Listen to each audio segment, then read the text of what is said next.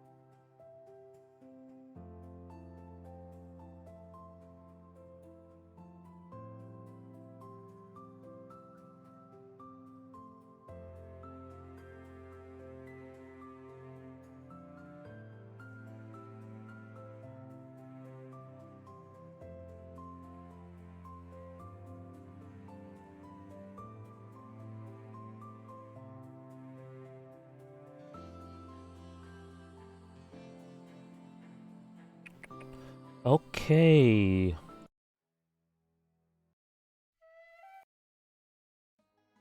Kubera, Roz, and AG stream back to back. I'm eating. How's it going, Shadow? Yeah, we, so Kubera is that series that everyone keeps telling me I should check out, but I haven't checked out. Glad you're enjoying it so much.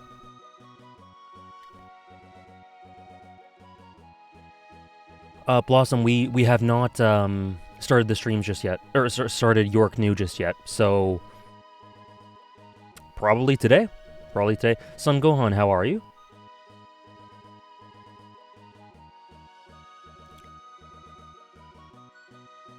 Shigeo Kageyama, how are you? Mabu. Okay, so, let's get started. I hope everyone's doing well today. Welcome in. Yeah, so Yorknew, just out of curiosity, just to get started, most people tend to have this in their top 2 or 3 arcs in the whole series. If you are, well, regardless of whether or not you've read the manga, where would you place it if you rank your arcs? If you don't, then no need to answer, but I'm just curious. It's my second favorite, personally. Yeah, I'm doing good too, Sarah, thanks. 2-2... Actually, hold on one second.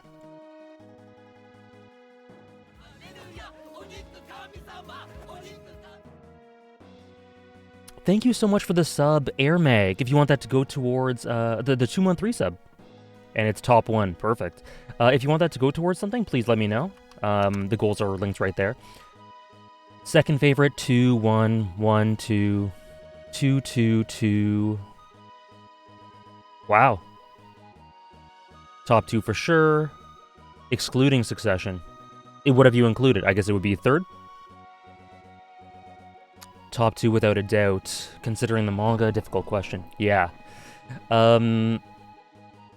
Yeah, so it's my second favorite, though 3 and 4 are a bit in flux, considering that I'm going to be re-watching and rereading, so we'll see how that goes. But Yorknew's an insanely popular arc. Basically, everyone thinks it's at least very good. Sometimes I enjoy more than Chimera Ant if I'm in the right mood. What's interesting is, after my first watch of Hunter x Hunter, Yorknew was my favorite arc. Then I watched it the second time, and I went, okay, yeah. Yorknew's a masterpiece, but Chimera Ant is first. Me too, Shadow. Me too.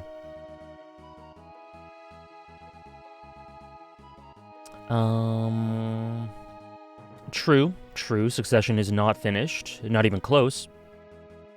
Yorknew's interesting for me because on my first watch it was definitely my favorite. However, after a couple of, wow, almost exactly like me, of rewatches, Chimera Ant just keeps getting better, and it's been #1 for a while. Yeah.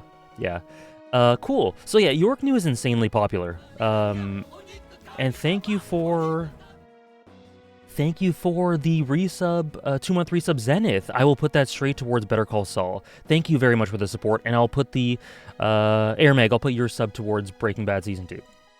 Thank you very much. And this will be for Breaking Bad Season 2. Perfect. Thanks very much, guys. The One Piece reward is gone. It should not be gone. Hold on. Channel points. Oh, that should not be gone. Whoops. I took off the wrong one.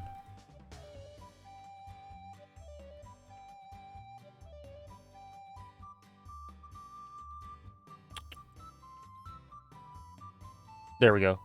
It should be back now. I disabled the wrong one. Can you check if it's back, guys? For me, how's it going, comrade? First time chatter. Nice to have you in. Welcome in. Succession is very interesting, but I don't think we'll ever see the end. Yeah, that's fair. I tend to agree. For me, it's just that the screen time taken up by a vast majority of you. Oh, yeah, okay. True. I got you, C5. Yeah, I feel that big time, BT. Redeeming One Piece. Thank you, Schwassam. So we'll definitely be reading One Piece on Sunday. And thank you for the follow, Geese. No, I haven't, comrade. This track is pure joy. Okay, it's back. Perfect. Thanks, guys. Super Martyr, how are you? Yes, I don't think Hunter x Hunter will finish. Okay, so yeah. Yorknew in general, obviously there's a huge shift. And thank you for the follow, Super Martyr. No, I haven't, Sarah. I have not. I'm just colder. I'm just cold today. I got my Hisoka shirt. Actually, the spider shirt. Cool, Geese. Glad you enjoy the content. I didn't even know there was a light novel. Or actually, I did, Sebastian, but no, I don't know. Sorry. So Yorknew's interesting because, you know, it comes in and there's a bunch of immense foreshadowing for it, for the type of arc it would be, for what the focus would be. And nonetheless, when I first watched it, I was like, damn, Togashi's really going all in on making this very different than what we've gotten so far. Because Hunter x Hunter's been, was organic and natural from the start in terms of perspective and the way that the plot was laid out. But, Yorknew totally gives you a new protagonist. And it's not like Kurapika was peripheral, but we'd been following Gon's journey. Killua joined in, but we'd been following Gon's journey primarily, and then we get a whole new protagonist, basically. It is Kurapika's story, and the story of the spiders.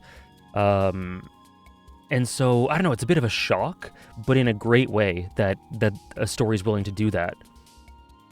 I've listed them. I've listed a ton of them. University.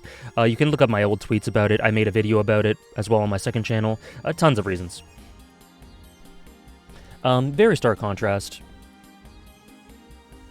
Cool. No worries, Imora. If you can't stay long, that's all right. Thanks for stopping by.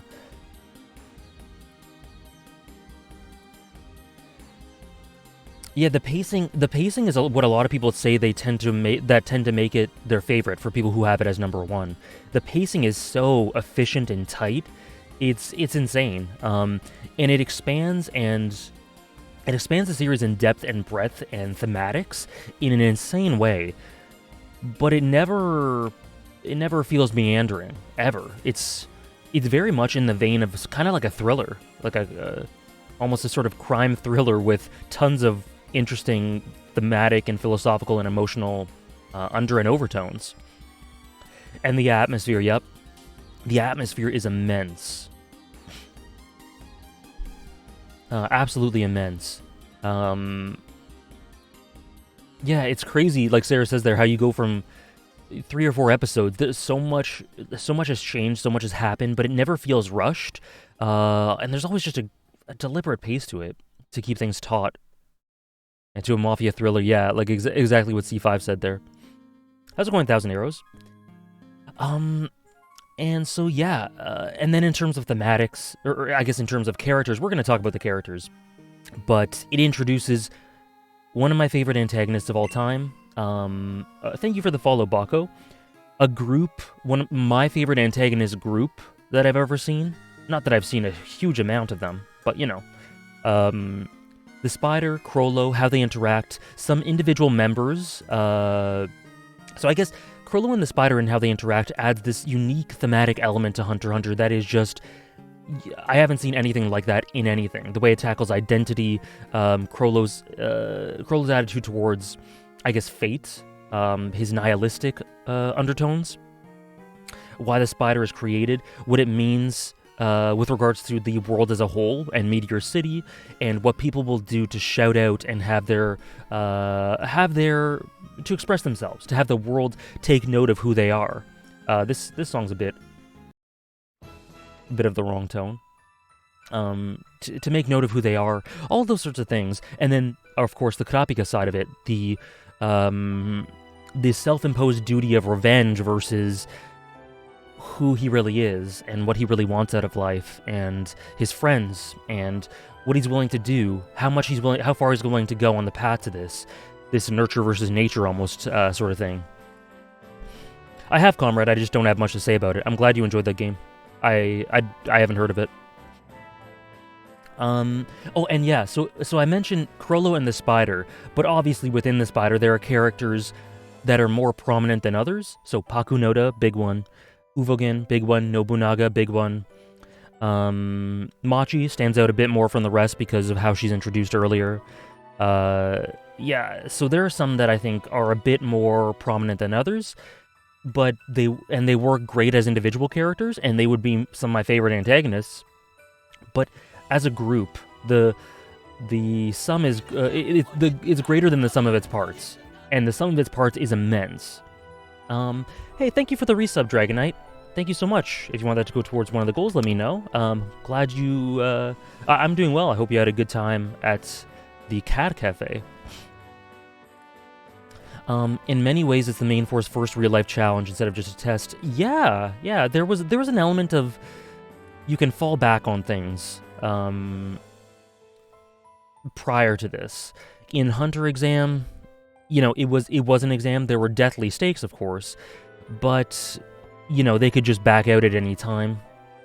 And it was the test atmosphere. A deadly test, but nonetheless a test. Saving Killua, there was no real risk of immense death, as heavy as that arc was, as much as we talked about it. And then Heaven's Arena was essentially brilliant, but a training arc. And Gon was there to test himself, and him and Killua were there to enhance their strength and gain experience and all of that. But they come up against some of the most infamous criminals in this world, and some of the most experienced killers. So that speaks for itself. The transition in tone and atmosphere from pre-Yorknew to Yorknew reminds me of how it feels to enter the real world after going through school, yeah. Oh, and the music, so like Geese kind of says, the music, it completely changed things. It's, Yorknew's honestly so consistently engaging and intriguing that I've honestly finished the whole arc in a day when I watched it. The themes, characters, fandom, Troupe, just consistently great. Yeah, it's so good, top to bottom.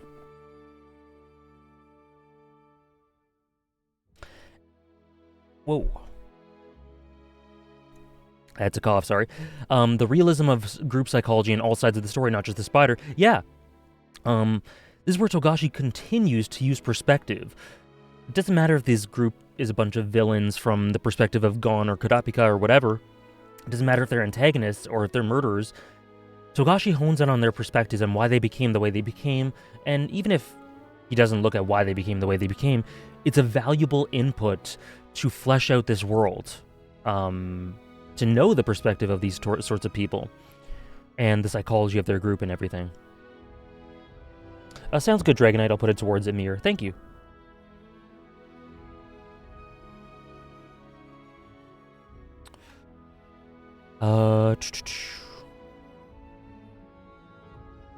Yeah.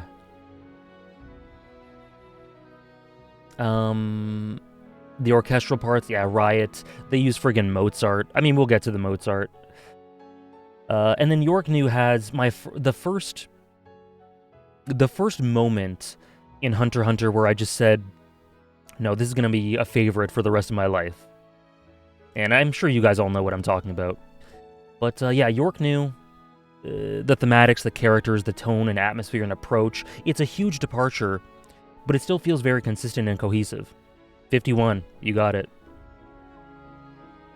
And yeah, the sound design in the 2011 anime in particular, because I haven't rewatched 99 in a bit more than a year, is really good. They do some great things with the rain, thunder, silence. In an episode we'll probably get to next week, but yeah, it's amazing. We already know, yeah.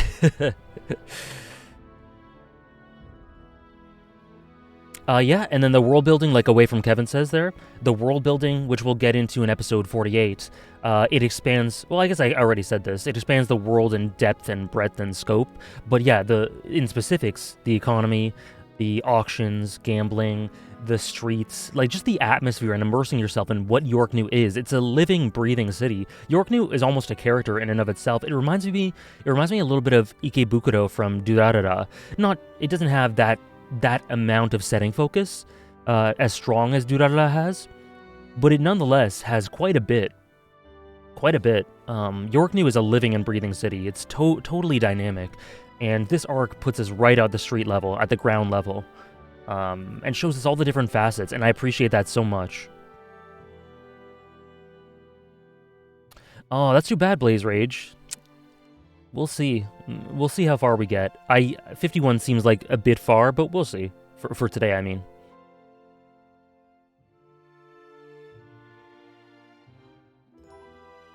Yorknew was when I realized, damn, this is really good. Other than my favorite character taking on the protagonist role, I really love Hisoka.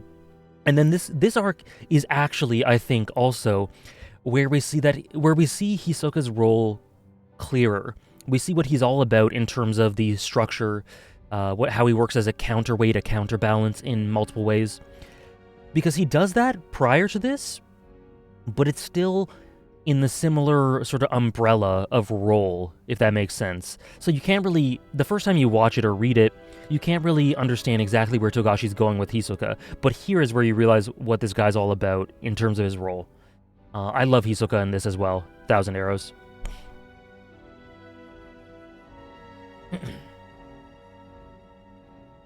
Yeah, that's a good point, Super Martyr. The prophecies as well, yep, we'll get into that. First arc taking its time to breathe and slow down. Interesting. I think most of them take their time to breathe and slow down personally. Except maybe Zoldyck family. Anyways, yeah, I think we can get into it. Definitely Troy Elric. Leorio is prominent, but probably the least prominent of the major characters, of the main four. So it's great to see him do what he does when he does get the spotlight. Another element I love about Yorknew is how we don't have the good organization versus evil organization premise here. It's several underground factions in conflict with the Troupe, no heroes, yeah, for sure. Like the ones who are antagonistic towards the Troupe, in another circumstances, or even in this circumstance, if you just look at them as people, you know, they're not good people, morally, and then, yeah, it's just a bunch of factions. Like, good doesn't even matter, is essentially what I'm trying to say. Morals don't really matter, it's just a bunch of people with some seedy backgrounds, some just doing what they want to do, just interacting in the most natural way. It's so interesting. It's like a powder keg. Nothing felt unnecessary. Yeah, there's no fat. There's no fat in Yorknew.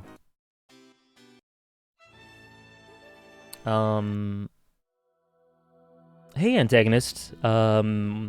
We just, the first 24 minutes, we've just been talking about Yorknew in general terms, and we're about to get into it chronologically in terms of the episodes. Hope you're doing well. Yeah, for sure, Banana Slammo.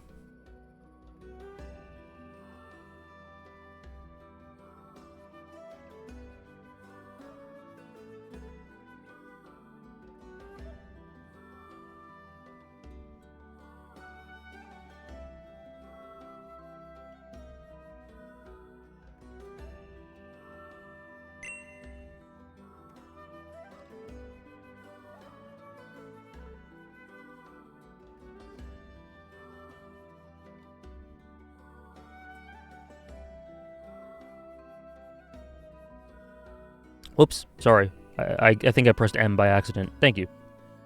I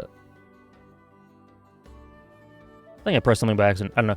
I don't know what you guys last heard, but anything you guys want to say about the arc as a whole before we get into the specifics and chronologically? Now's the time to do it before we get into that. And what was I saying? Oh yeah, I was reading Danio's message. The only part of Yorknew that I didn't really vibe with much was Zappile's episode. However, upon rewatch, it's honestly great. I think that, so that's among my least favorite episodes in Yorknew, but nonetheless, I think it's great as well. I think it's very important for a lot of reasons, and I can't wait till when we get to it so we can talk about those functions and reasons. Because it does quite a lot. It does quite a lot. It foreshadows a bit as well.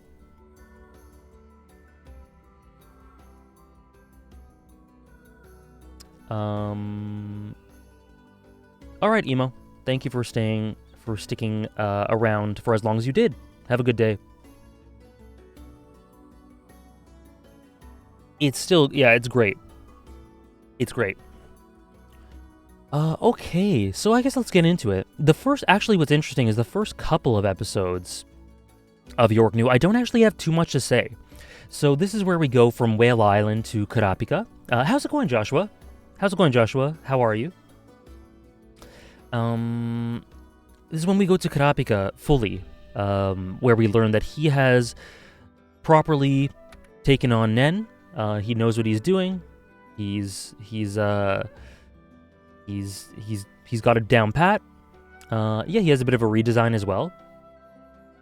I like how much deeper the arc showcases Kurapika's whole route. The seed planted in the Hunter exam with Kurapika's talk with Leorio when going up the stairs said it all, but now it goes deeper on that. Yeah, in general, in terms of characterization for Hunter x Hunter, for a lot of the characters, something that I think it does really well is, I guess, giving us a snapshot of characterization and role for these characters, and then filling in the gaps as we go along. We can understand who Gon is from the beginning, we can understand Kurapika, we can understand Leorio from episode 4 or 5, whenever it was, but filling in the gaps is where the real connection and richness comes from. Yorknew does that so well for Kurapika.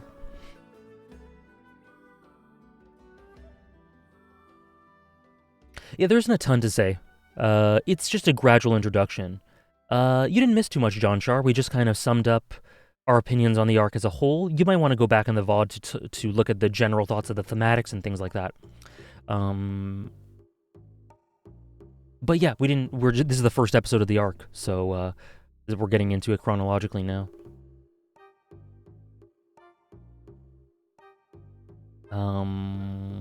Hey Elijah, glad you're here as well. He looks more somber and fresh-faced compared to when we saw him in the Hunter exam. He looks hardened, doesn't he? Like, look at this. Already, like, already, there is something different in his eyes. And that immediately hooks you in. Because we know why, we know where his conviction comes from, we know what his quest is. But it really makes you think, how far is he going to go? Like, this is different. The gravity of this is different. It feels weightier than anything else we've had so far, as it should, because Kurapika's quest for vengeance, it's heartbreaking. It's devastating because of how much it goes against who he is. Me too, Acklane. Also first-time viewer, welcome in. Or first-time chatter, excuse me. Isaiah, how are you? Kurapika knows he's a walking contradiction and a traitor to his ideals to get what he wants, and he still dives into it. He absolutely knows. Kurapika has a great amount of self-awareness, but he just doesn't care at the end of the day sometimes. Sometimes. Most of the time. Like, he knows this isn't him. He says it straight up to Uvo, to skip ahead a little bit. Like, this disgusts me. It makes him feel sick to his stomach, the things he has to do for this quest, but nonetheless, he has to do them. And it's all self-imposed. Yeah, it does feel like Kurapika pressed a mental switch in between. That's a great way to put it. He just went like, okay, it's time. Like, it's now or never. This is where the job begins.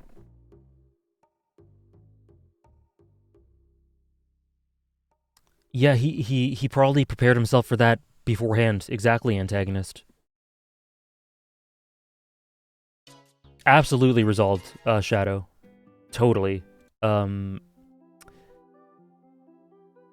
Oh, cool, Isaiah. Cool. Hope the stream helps you relax as well. Kurapika's resolve, for better or for worse, it's a double-edged sword, but is nearly unsurpassed throughout Hunter x Hunter. Oh, hopefully you'll get a chance to talk about him here, Elijah. He's your favorite? I didn't know that, Spirit Noodle. That's cool. I love when I see people who have Kurapika as their favorite. He's an amazing character. The way he isolates himself from connections is a clear difference from how he acted in the Hunter exam. For sure. They all agreed to meet up in Yorknew City. They all agreed to meet up. There's a cheerful tone around that. There's that infamous scene. September 1st, Yorknew City. But he has cut himself off here. He doesn't answer them. He doesn't meet up with them. This is his job, quote-unquote. And it's so hard, again, because it just goes so much against who he is. Kurapika would love to hang out with his friends, to just do whatever, and just have fun. But he can't. He can't, because of his self-imposed burdens, his self-imposed chains, if you will. Yeah, he just doesn't give a shit, exactly.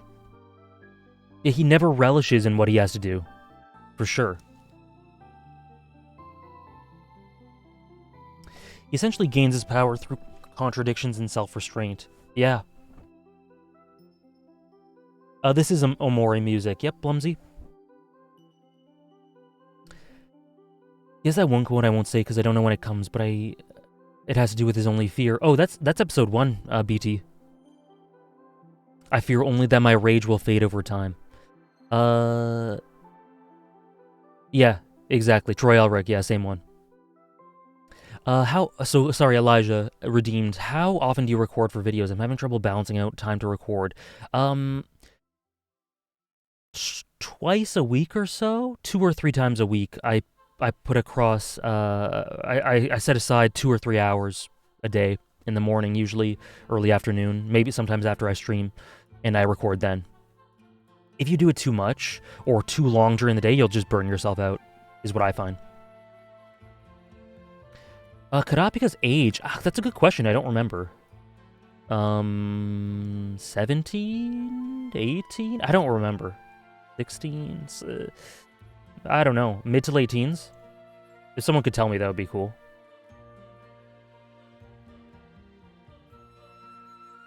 $17? Yeah.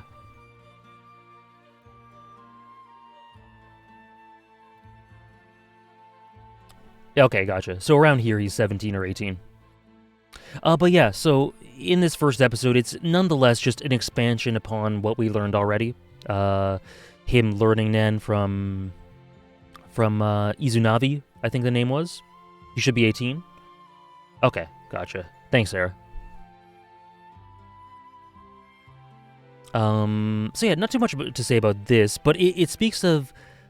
so we'll get into the important parts of his power that I really want to talk about later, but Yeah, and this is where also the lighting, something about the lighting in Yorknew is different. The shadowing, the dark tone that was introduced in Heaven's Arena gradually, but came to the fore more in Yorknew, like in full force in Yorknew. As someone who's taken to Kurapika's character right from the first episode, it is incredibly satisfying to see the story delve into him with such depth. Yeah, because he had been missing for a while, and that is... Actually, I won't say anything about that, but yeah. It really nails home that Togashi doesn't forget.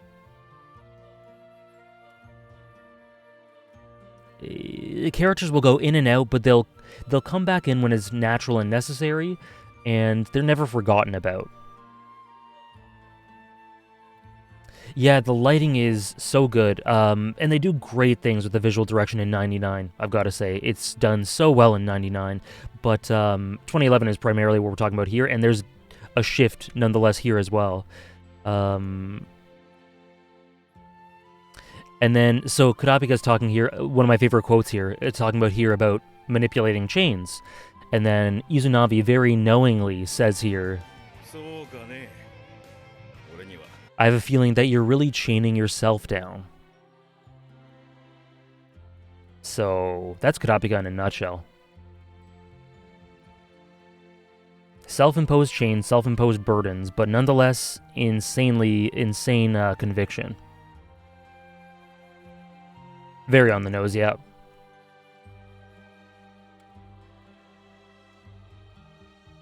That's a good point. Yeah, the flashbacks, like Sarah says there, the flashbacks really help to illustrate the difference in tone, visual tone, between the arcs. And it's gradual when we get here, you know, with some jumps here and there, but only when you're shown the flashbacks in that sort of detail do you really go, damn, like, there's been quite a bit of a change. And then, so yeah, Kurapika starts making his way out of the seedy underground. Yorknew City, the auction, the access to the underworld, which is the means he needs to carry out his goals. Some plot character details here. And then we see, again, this immense sadness in his eyes. A mix of sadness and resolve that's really sobering to me. And then we get the chains, and then we have one of the best girls. Little bit of a glimpse. What a fearsome heartbeat. Nobody ever trying to hear it in the moment. Yeah. I love Melody so much. She's so great. Kurapika's your favorite character. Very cool. That's a couple of people who've said that. I'd love to hear it. Oh yeah, Miyuki Sawashiro is insanely good. Insanely good. I've said this about a couple of characters throughout these stream series, but to me, Miyuki Sawashiro is Kurapika. I've said that about Hisoka, and I think I've said that about someone else. Maybe Gon. I don't know. I can't hear anyone except Miyuki Sawashiro when I think of Kurapika. Ooh, you got double noir, eh, Elijah? Reminds me a lot of Eren, in terms of that deep sadness as a result of the path and conviction. I guess you mean Diego Lucio?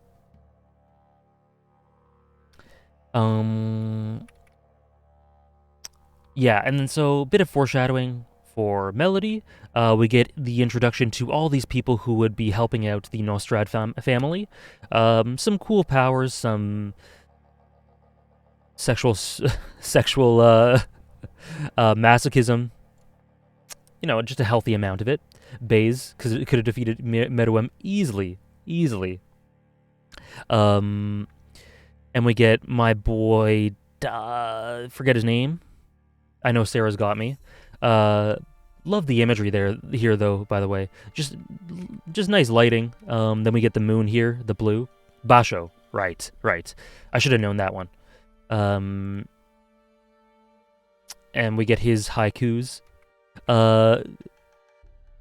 You know, none of these... Squalla, who ends up being more important. I like Squalla a decent bit. We'll talk about his journey or end, I guess you could say. And then, so we're introduced to them, and then we're brought to the test. I don't have much to say about this, to be honest. It's a test. It shows the extent to which Kurapika's how intelligent Kurapika is. We knew this already, but application to sort of more real world situations and application integrating his nen into it. It's kind of cool. His power's pretty hacks if used properly. Oh yeah, I haven't thought that much about it. Basho video end. Well, learning his name is the first step. Are you watching live 2 anime seasons next to? Do you mean on the Sunday reactions Let's Play?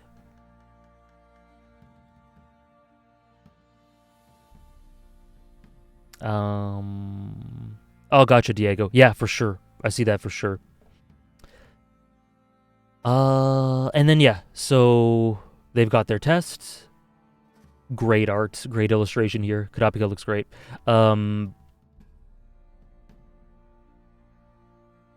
And yeah, he's resolved to worm his way in, get influence, become part of this Nostrad family guard, and then gain access to the Phantom Troupe.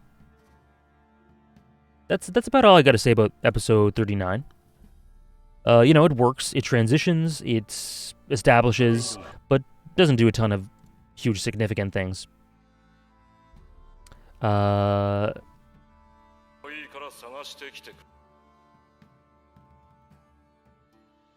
Replacement for... Yeah, so... I don't know. We'll see. Let's Play. It depends on what airs next season. It depends on what airs. I'm not going to force two series in there if I don't want to do reactions on 2 series. But hopefully there'll be at least 1. We've been following Gon and Killua, but at this point we don't know what Kurapika has gone through, which raises our anticipation... You are a plant. Raises our anticipation about his experiences and abilities. Yeah, it's just great. It's just cool to see him strutting his stuff. You know, it's just cool. To see him front and center, him applying his knowledge and abilities. I like how Kurapika voices that he not only resents and wants revenge on the Phantom Troupe, but also everyone that acquired his brethren's eyes. Yeah, it's a more widespread application of that revenge or duty. But nonetheless, there is, the Phantom Troupe are the focus, obviously. There's his power is fixated directly on those 13 members, but it's wider reaching than that. And there is an element of preserving the sanctity of the Kurta. It's not just revenge. That's what I like about it. It's balanced, and there's an element of, restoring order, restoring respect to the clan, which is very important, I think. Because if it was just, I need revenge, and nothing else, I think it would have been a bit too simplistic for me. But that extra layer adds a nice element of richness. I always hear Dio whenever Koyasu speaks. Yeah, I hear Zeke now. Or primarily Zeke. But yeah, Dowselane, I believe his name is. Very distinctive voice actor.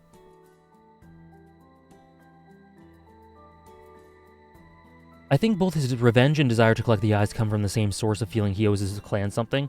Yeah. But I like that. I think I'd agree with that. That's the crux of it.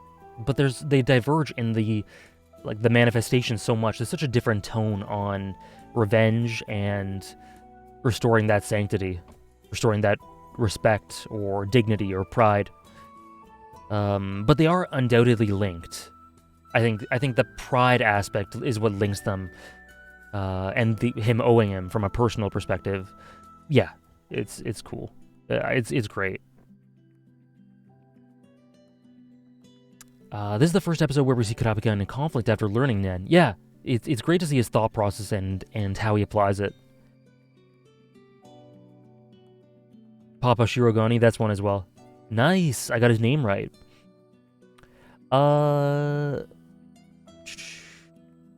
Is like the complete opposite of Netero as a character, to be honest. Interesting, I haven't thought of comparing and contrasting Kurapika and Netero too much, Elijah. I gotta think about that. Have you seen any of Totally Not Mark's videos on Hunter x Hunter? The only reason I ask is because he thinks the art style for 2011 is too simplified, and it takes away from scenes. I watched bits of that video series. I wasn't really a huge fan. I don't... Not that there was anything wrong, but I just went, okay, this is nice, but I didn't really feel the need to watch much more. I disagree. But I don't think he's actually watched the anime. I don't think Totally Mark actually watched the anime. I could be wrong. But someone could correct me on that if that's true. Thank you for the follow, Redless Hunter and Gilgamesh. Thank you.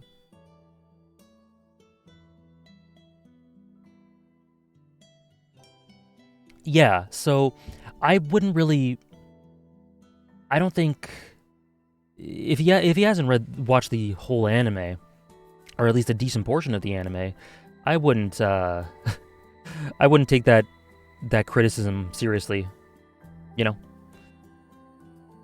Just certain scenes, yeah. I wouldn't pay much attention to that criticism personally.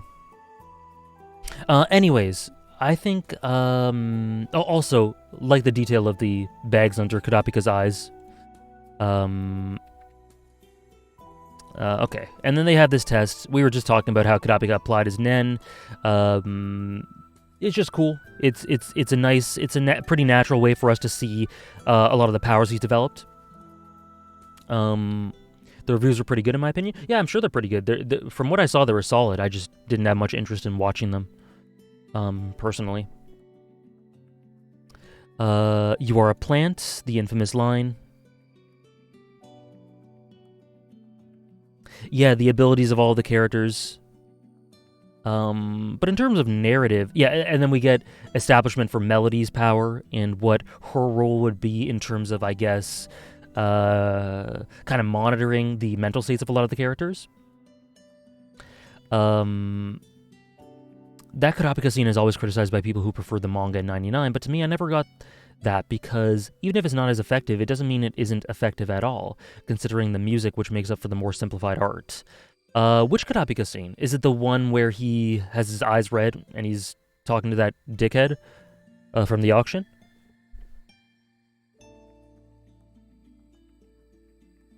That's the one my brain immediately went to. And the manga Baze didn't even manipulate the butler before the gunfire, she just made him a meat shield without the Nen. That's kind of cool. It's kind of cool that they added that. Okay, yeah. I get that, yeah. So, 1999 portrays Kurapika extremely viscerally, extremely disturbingly. There is an extreme nature to the darkness that they portray Kurapika in. It's very visceral, very effective. I have some shots, actually. There's this. There's some great imagery. Wait, actually, there we go. There's that. That sort of low res. I apologize, but there's this, one of my favorites. Some great shots, and then this one.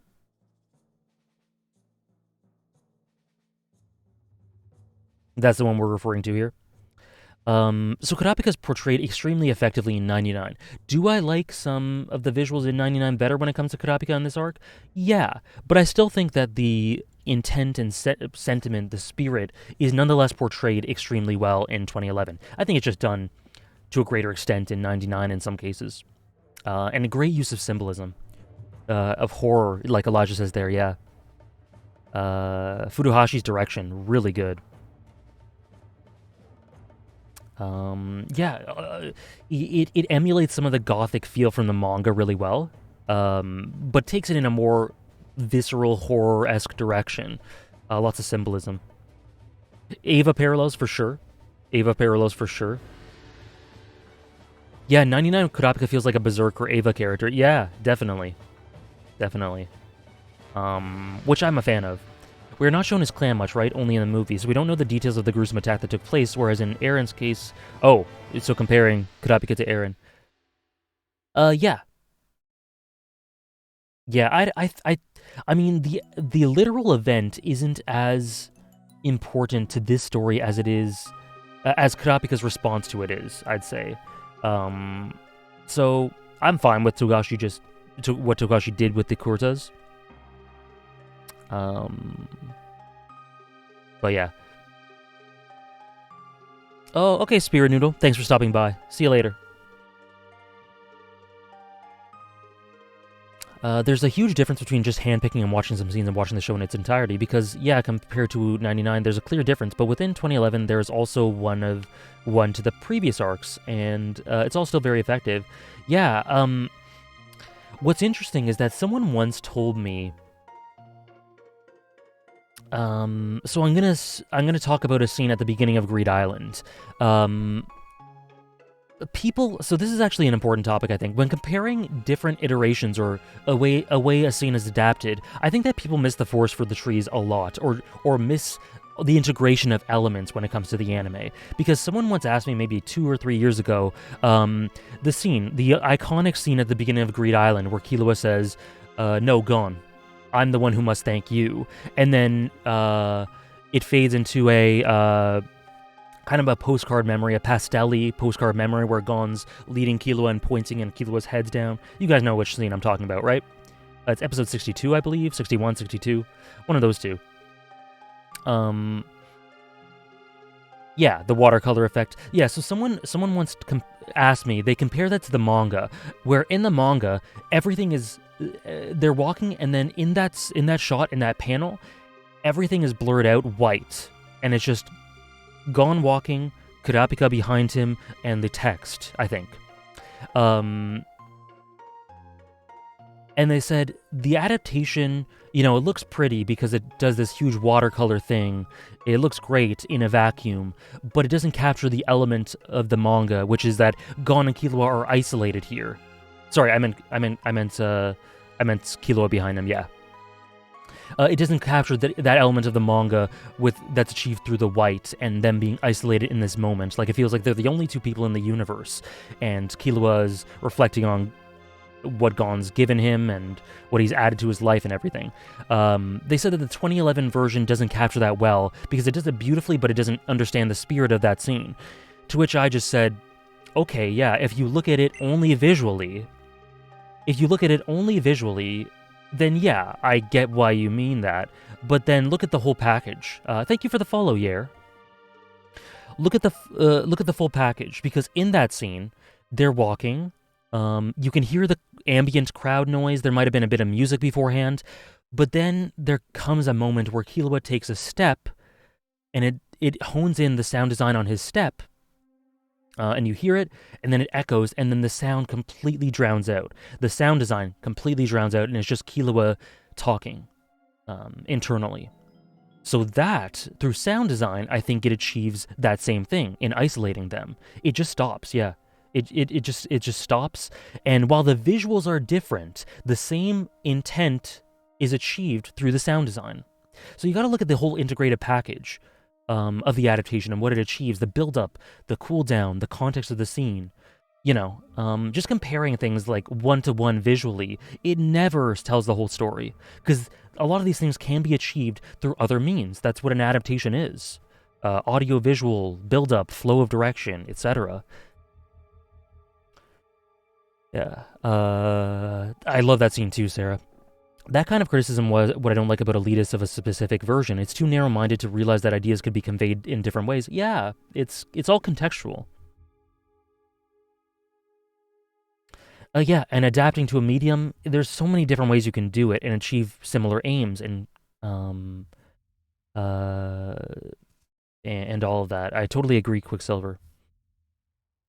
Oh, maybe Critty's talked about it as well. Blaze Rage. I don't know. I don't remember.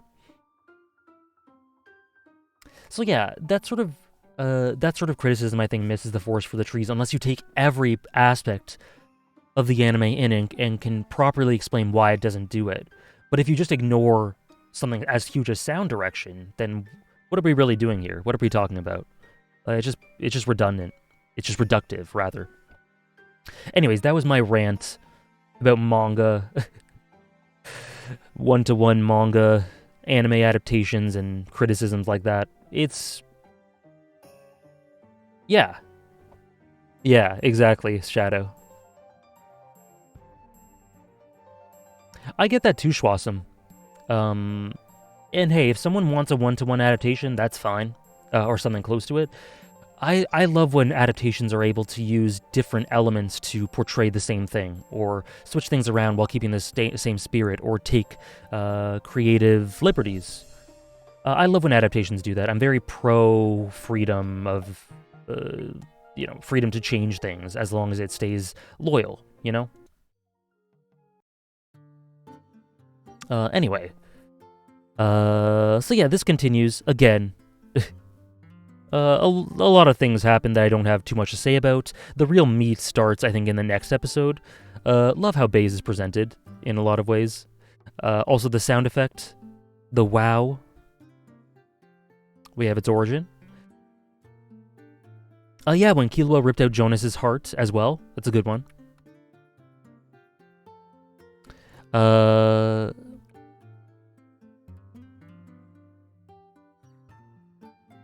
Yeah, I saw that before Antagonist. And, yeah, I don't have, again, I don't have, you gotta show the you are a plant part. I skipped past it. I skipped past it already. It's, you guys know what it is.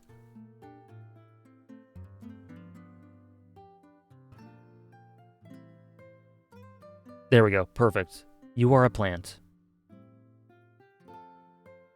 Seeing an anime go beyond is always amazing to see. If not for taking those creative liberties, we wouldn't have been able to see the beautiful paths transition in Two Brothers. True. Though a lot of that is very abstract, you kind of have to take creative liberties with stuff like that path stuff. And then, yeah, just a kind of a restatement of his resolve, you could say. And then, yeah, the eyes considered to be one of the 7 most beautiful objects in the world. Twisted. Squall's little scene in the previous episode before they meet is a nice anime original hint of his relationship with Eliza. Yeah, right before they get into the mansion, right? Into the test. Yeah, that's cool. That's cool. I didn't know that was an anime original. And then we get to the Greed Island stuff. These little notes from Killua, learning about Greed Island, Miluki doing his thing, and then Gon and Killua sailing to Yorknew to fulfill the promise they made. Also to get Greed Island. Killua's got his drip. Killua's got his insane drip. I love what we talked about. Maybe last stream, the stream before. I don't remember. But maybe the first stream, about how Killua's clothing changes, where everyone else has a defined wardrobe, I guess, at least from arc to arc. Killua's changes quite a bit to show his mental state and emotional wanderlust, I guess you could say, which is very cool. And then, yeah, they're going towards Yorknew. Great song for this, by the way. And then, so that's those 2 episodes are kind of establishing introductory episodes. For me, Yorknew in earnest starts in episode 41. Great sigh. The fact that Yorknew is the last time. Ooh, careful about future events, guys. Just be aware, because there are some anime-only people watching. Just be aware of that. But yes, I agree, Benny Zakura. I agree. Emotional wanderlust is a great way to put it. Yeah, I use that for a few fictional characters, and I think it applies to Killua quite a bit. Zoldyck.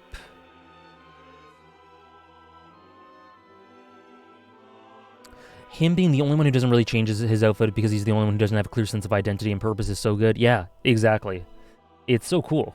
And it's like, I had rewatched it 3 or 4 times, the 2011 anime, before, and read the manga, before even taking note of that. That's something you might not even ever notice. The ED transitions in Yorknew are the best. They're great. The Yorknew ones, the Greed Island ones, the Chimera Ant ones, a lot of my favorites. I think those are my favorites. Well, that's 3. I guess I have to narrow it down. Yorknew's probably top 2.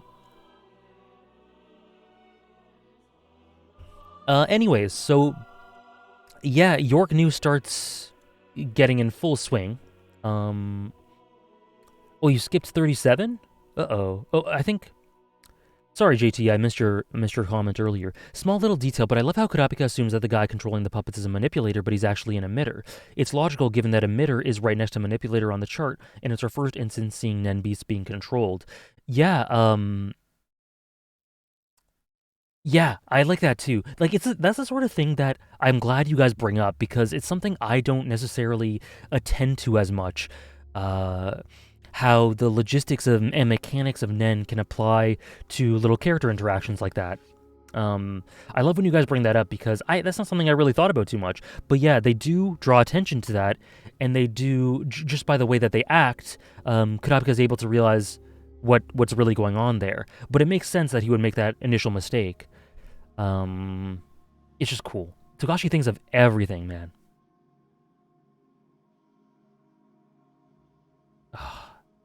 Make the character smart without being right. I love that too. Oh yeah, JTD, we talked about that last stream, but yeah, 37 is legit peak fiction. It's so good. Me too, Dragonite. I love Reason. And then it's amazing. But then we get Gon and Killua dipping their toes in, learning a bit more about Greed Island. Something I love here. They project themselves into this tutorial sort of thing or bits of information. I'm waiting for the Fade Zero stream because it'll just be me dumping knowledge on it. Oh, I don't know if we're gonna do a Fade Zero stream, Elijah, but if we do, I will look forward to it. Depends on the demand, I guess. So sorry, I'm dying. That's twice I choked on my spit. Sorry. But yeah, I love this because they're in this hologram projected world. Thank you guys. And then so he pours the drink for Gon. I love this. This is so charming.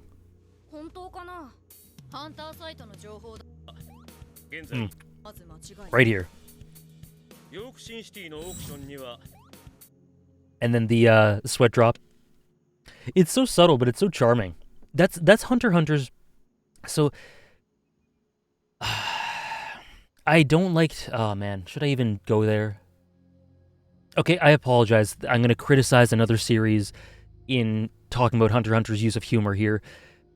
But Hunter x Hunter applies humor in such natural and subtle and non-immersion breaking ways, which is why I compare the humor here, like something here, very low-key, very subtle, but very, or not very subtle, but very low-key, and it happens and you move on. The music doesn't shift, it doesn't go chibi or anything. I compare the humor here to Fullmetal Alchemist Brotherhood, for instance, the adaptation, and it's just like, this is how you do it. This is how you do it in a way that's funny, charming, in character, doesn't break immersion, and it just keeps things flowing, you know? It's small, it happens, it's cute, and then we just go. You know? Yeah, Fullmetal Alchemist. Sorry, I just... That's one of my biggest problems with Fullmetal Alchemist Brotherhood's adaptation. I haven't read the manga, but it just breaks immersion with humor way too often for me. It just goes too over the top, or whatever, something like that. But Hunter x Hunter does it so perfectly, and for some reason, I always think of this scene when I think of humor done well. Done funny, smart, clever. It happens, it's just a few seconds, and it's done. We move on. I don't remember Fullmetal Alchemist Brotherhood having poor humor. I'm glad you disagree, because it was quite a detractor for me. It was the biggest detractor for me. Demon Slayer does it as well. Demon Slayer does it worse, for sure.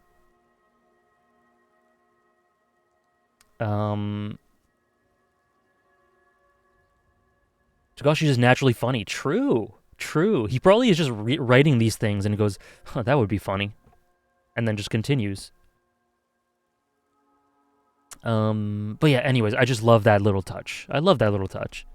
Also, later in the arc, if we skip ahead to episode 50? Thank you for the follow, Infinite Bankai. We skip ahead to episode 50, where Gon and Killua are taken hostage by the Troupe, and they go into their hideout. And then they see Hisoka, and then Killua's like, "Oh, good, he likes Gon. He'll bail him out." And then Gon just goes, "Ah!" Because he recognizes Hisoka, and Hisoka gets a little sweat drop, and Killua goes, "Idiot!" Like that's just so natural, and it doesn't. It's funny. It makes you laugh out loud, but it doesn't break the immersion of the scene. It's in character. It doesn't go too over the top. You know, it's just it's so charming. Thank you for the hydrate, Infinite Bankai. Thank you for the 3-month resub, Fate Steel Taylor. Thank you very much, Tay. We're not quite at that point yet. But we will get there. We'll get to the car. How's it going, Tay? Hey, Holy Potato. Yeah, that's a great. That's another example of why where the humor, I think, is just so on point. Honestly, I think it's the best arc. Yeah, Yorknew is amazing. Yorknew's amazing. A lot of people have it as their at least top 2. Cool. Glad to be your background noise, Tay. Yeah, maybe when you rewatch, hopefully when you rewatch Mandem, you won't agree with me, but hey, maybe you'll learn, you will agree with me, and your enjoyment will be lowered as a result. I hope it doesn't happen. I find the scene a little bit silly. I think that 2011 wanted to foreshadow Greed Island with a virtual world teleport, but since we find out later that Greed Island is in the real world, the hunter's getting Nen teleported. I guess that's a bit of a spoiler. Getting Nen teleported while using the hunter site is weird Nen-wise. Why? I mean, it's very consistent with Nen. It's not something that isn't possible. It's a computer program, essentially. What's weird about that? I'm curious. Chimera would have had...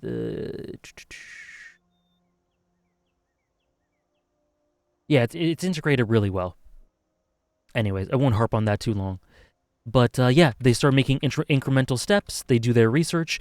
This is some nice world building. It gets you to know about the nature of... Thank you for the hydrate, Super Martyr. The nature of Yorknew and the sort of things that people have to do to get what they want, to hunt for what they want.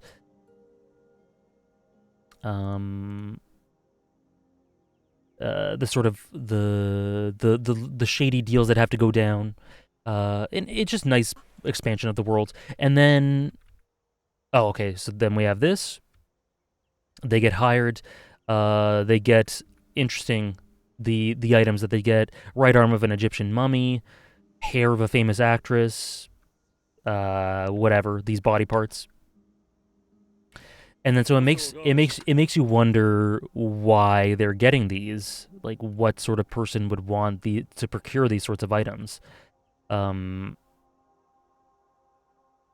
Which I like, because it's a sort of precursor to Neon, who is not necessarily what you would expect.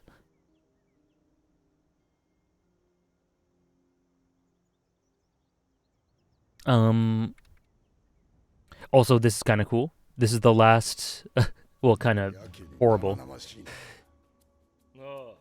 That's an actual human being. He was once a fellow bodyguard, but he fumbled. He ignored his advice, and now he's set there as an example.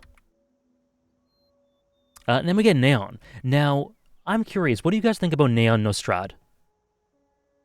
As a character, her role in the arc, what she does in terms of I guess you could say, the fortunes, her characterization. I'm curious about what you guys think about Neon.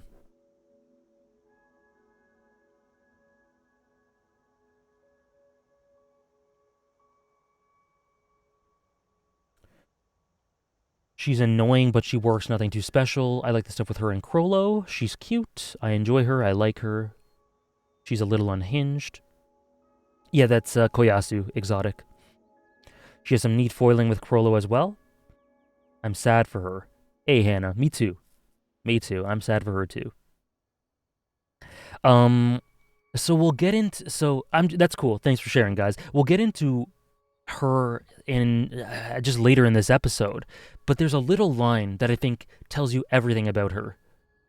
Tells you everything about her, and I think it's really effective, efficient character work that gives you a bit of a sympathetic tinge on her, and like Hannah says, does make you feel a bit sad for her. Wouldn't say she's likable, but her ability is certainly something. Very traumatized individual. That's a good way to put it. Yeah, me too, Sebastian. Me too. Her relationship with her father is extremely sad. They like Yorknew is so amazing because you have the spider, you have Kurapika, you have Crollo, Hisoka, what's going on with him, Gon, Killua, Leorio, their roles, and then just a minor thread in the background is Neon and her father, and that is deceptively well developed. Both of their characters are deceptively really rich and well fleshed out. Um, Neon's really good in my opinion. She's a really good minor character. Carries out a lot of functions, but is deeply sympathetic in some ways, and you can understand the reason that she's become the way she's become by little bits, little bits. No worries, don't worry at all, Gilgamesh. Any contributions are fine. Thank you for being a part, and interacting. Me too, trolling demons.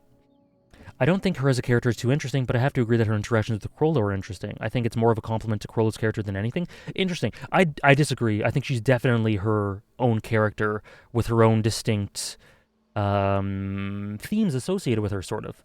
We'll get into that in a second. Bit of a psychopath, but the show is full of those, I guess. Spoiled rich brat, but you can't help but feel a little bit of sympathy for her due to her situation. Yeah, she does have more nuance than I think most people give her credit for. This has been said many times, but I love how these characters feel rooted in real world ideas. Yeah, there's a specific idea. Well, there are offshoots of the ideas associated with Neon that kind of apply to Killua. Killua is the first one that comes to mind. The Zoldyck family as a whole is what comes to mind. But she has her own spin on it for sure, and her own identity. I think just calling her spoiled simplifies her way too much. She's spoiled because that's how she's been manipulated by her father, and she's been brought up to be this way. Yeah. How's it going, Roman Joestar? We'll get to that line. That really indicates a lot of those things. So yeah, there's no...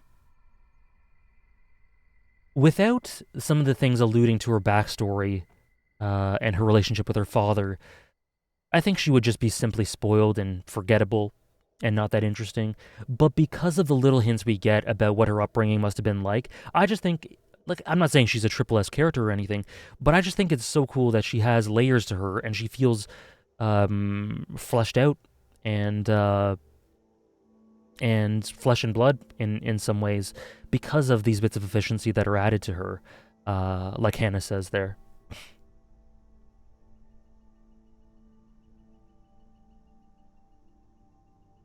Neon light.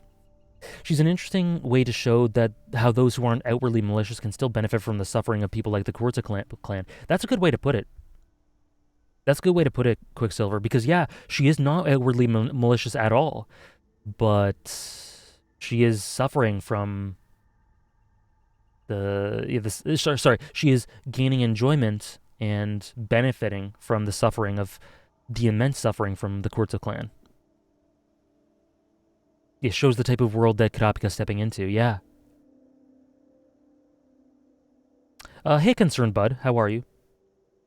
Yes, I do, Rolling Lead. I do, absolutely. We talked about it in the last stream, at the beginning of the last stream, so you can check that out if you're interested. But yeah, I basically do. Okay, and then we get the proper introduction to the boys and girls. Jotaro, you've been here a long time. You know what's up with the gloves. Don't try to tell me you don't know what the gloves are for. Do you have an age for her? Yeah, the atmosphere, the song, so well done. We have Paku coming in, some nice bits of exposition, natural. natural bits of exposition, some of the Phantom Troupe here. Glad you like them. Well, just scroll up a little bit, JT, and you'll see. Gathering of Heroes is the episode title Gathering of Heroes is awesome because, like I mentioned earlier, there are no heroes in this arc. Yeah, there are no heroes anywhere.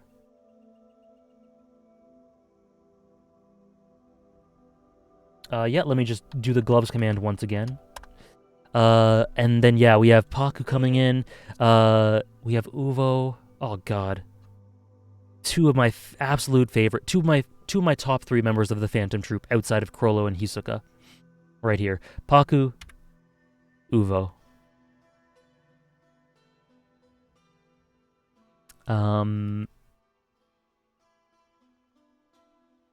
Paku's so great.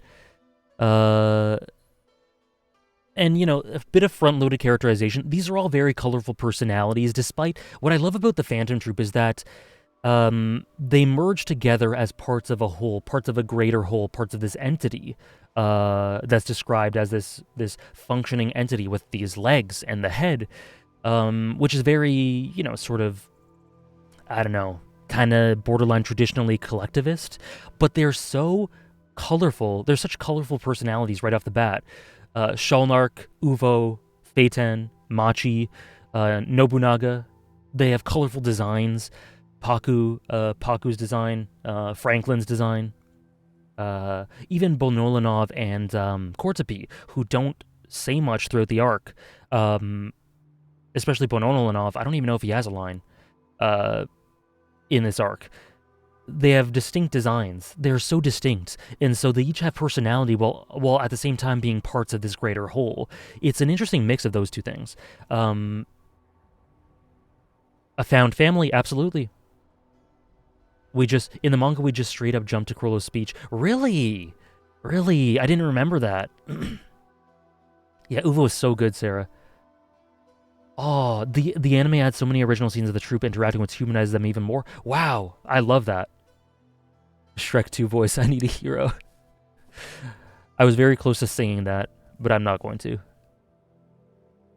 That's great. I love that the anime adds this, because it is these little touches of characterization and interactions are everything when it comes to, like you said, humanizing them. Paku's an interesting character. On the surface, she seems incredibly gross and bitter. The more you go through it, the more that surface level opinion is shattered.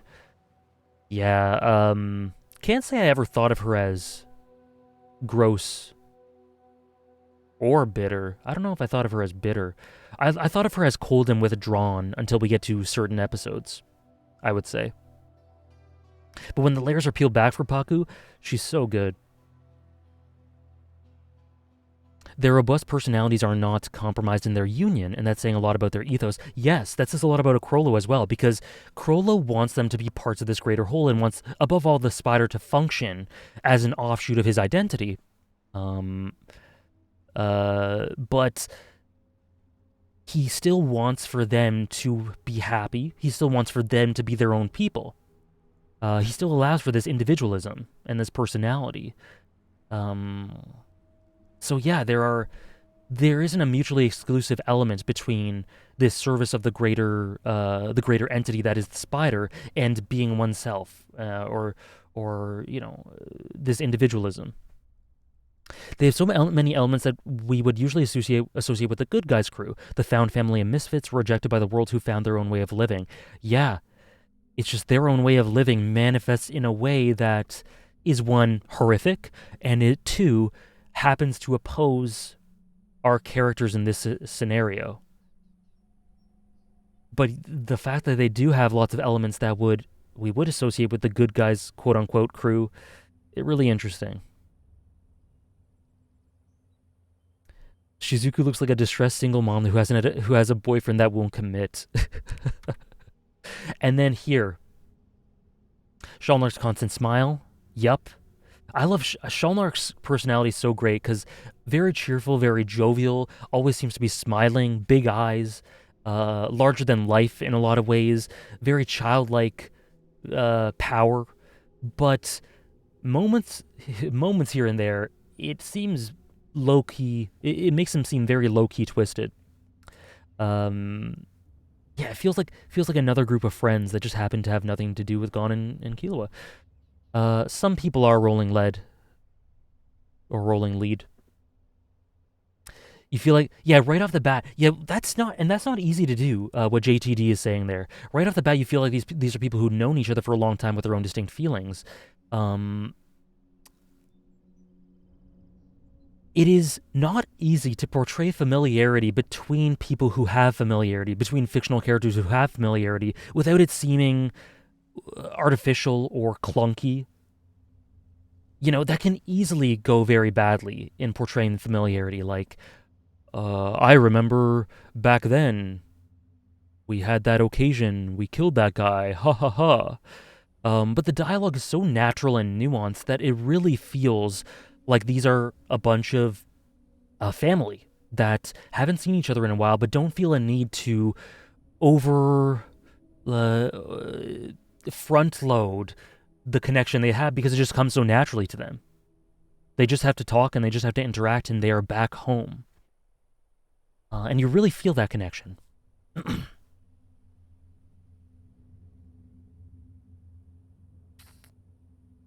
And then we have Krollo here, shrouded in darkness.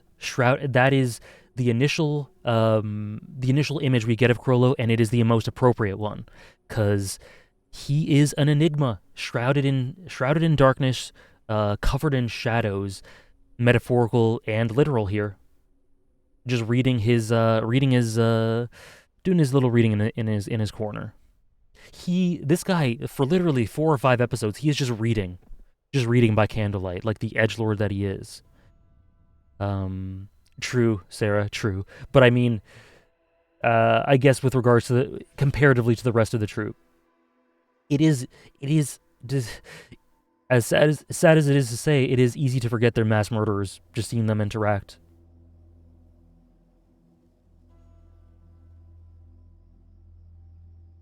I totally agree, JTD.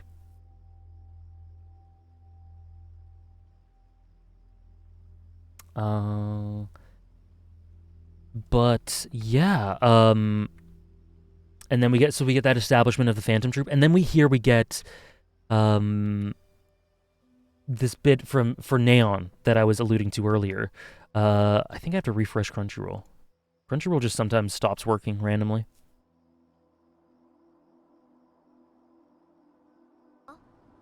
So we get an allusion to what her power is, her fortune telling. She's a bit miffed about her workload being increased, and then she talks about what her dad is doing. What is Light Nostrad doing? He had to attend a meeting. And then she calls him, and then she says to him, 1 second, and look at Dowselaine, just eyes downcast, eyes closed, excuse me. This is a common thing. She doesn't want to do her job. She reaches out to her father, and what does he do? In just a second. If you break another promise, I'll quit. And then, yay, I get another piece of treasure. So, through just this interaction, we have her not wanting to do this job, not wanting to have her powers used as a tool. I like the sky as well. The sky is very cloudy, sets the atmosphere, sets the tone. Very ominous, I agree. So, just in this interaction, we have her being told she has to do these fortunes, being used as a tool here, being used as a commodity, a semi-materialistic value, and her saying, I don't want to do this. It's work. I don't want to have to do this. I'm sick of it. And then her calling her dad, Dowselaine, who is essentially her caretaker at this point, her primary caretaker, in the place of her father, just closes his eyes as if this has been done a million times before. She calls her dad. Okay, fine, I'll do it. All right. She hangs up. Yay, I get another piece of treasure. Her dad is so used to just buying her off with things. He has clearly been doing this for a long time. He's a man of means as a replacement for genuine love. And so this interaction in and of itself, she does have poo on her keys as a reference to Yu Yu Hakusho. Yeah, she does. there's a familiarity in this interaction that feels like it's part of a routine, and then so you can see why she becomes the way she becomes. She, Dowsel does his job. She has these people attending to her, but she is there's a gaping black hole in her life when it comes to connection or a genuine father figure, mother figure as well, it seems. And so she pours herself into these materialistic things, which has evolved into these very questionable body parts. She's become a body part collector, an almost a very twisted fixation on them, pouring herself into them and wanting to collect them. As what I look at as a compensatory reaction to pour herself into something because she has nothing to pour herself into in terms of a connection. Maybe the only true interaction she had in life was with Crollo. I think she's had true interactions with people like Dowsel, the people that the people that attend to her. I'm sure she's had genuine conversations, but that's not a replacement for the type of nourishment, emotional nourishment, that nurturing that a child needs. But yeah, so I think that relationship is deeply sad. And I think there are things like this scattered throughout the arc, great bits of characterization that add nuance to Neon, that I think makes her really interesting and sad. She's his golden goose, absolutely. Like JTD says there. I think Kurapika says something to that effect as well. Togashi's really saying a lot with these individuals exiled to the fringes of society with the Phantom Troupe. Oh yeah, that element of the Phantom Troupe, people exiled to the fringes of society, people forgotten, cast aside, downcast, whatever, stepped on, and how they react and how that causes a lot of this is a constant theme throughout Hunter x Hunter. Constant. I won't spoil explicitly, but you think of Gyro. You think of... I can't get into it right now, but yeah. Anyways, she also probably sees collections as proof of how much her father values her. I'm still useful to him if he's willing to get me X. Yeah, because that is how she conceptualizes worth. That's how she's been taught to conceptualize worth. That's a great point. Her and Eliza seem close. Yeah, absolutely. So I think she's had genuine interactions, just nothing enough to replace what should have been there. Parental figures, because there is a boundary between that relationship, her and Eliza. There's that professional boundary, kind of similar to, not as great, not as huge a boundary as this, but kind of similar, reminiscent of the Kanari Killua boundary, Yeah, she leans into the material aspect of the father-daughter relationship just because she doesn't have any other form of connection to latch onto. Yeah, and it just manifests in this. I think it's deeply sad.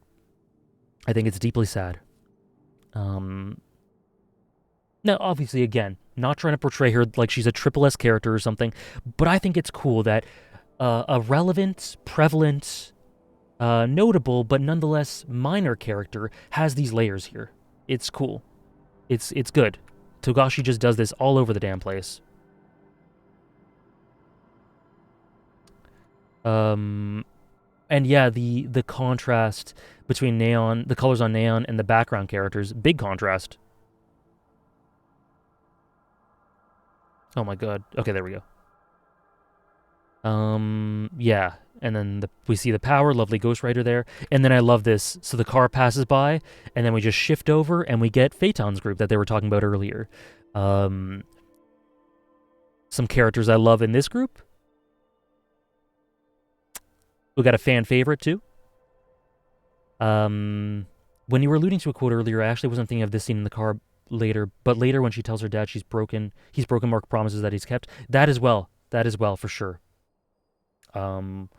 That's a big one.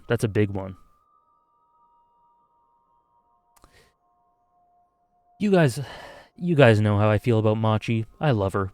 That said, I do think Nobunaga is the best character out of these, personally. And Phaeton's the most popular, I would say. Poor Franklin, just chilling in the back.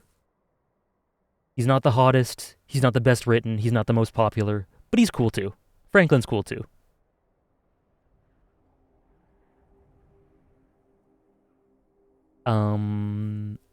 And this scene's really good for increasing, again, humanizing them extremely well. Was this in the manga, Shadow? I imagine this must have been in the manga. Oh no, you said it went straight to Crollo's speech, so this wasn't in the manga, right?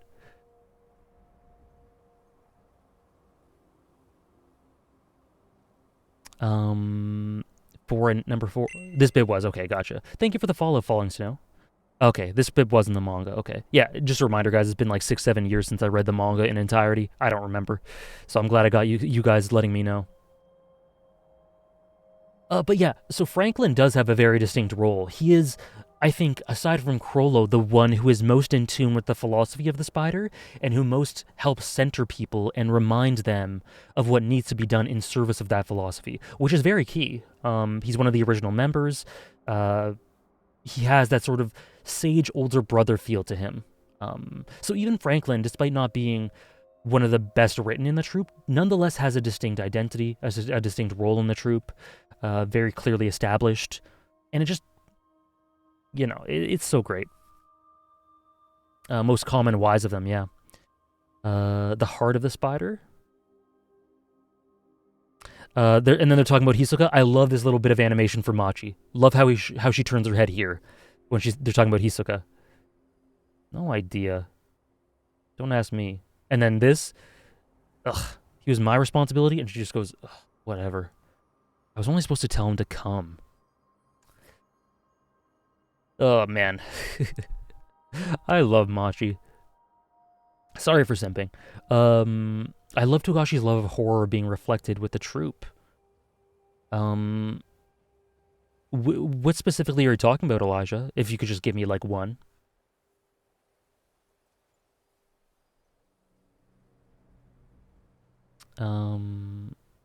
Yeah, his convo about what is the worst scenario said it all. Yeah, very calm, level-headed, portraying that philosophy. Yeah, I love the sass. I love the sass so much.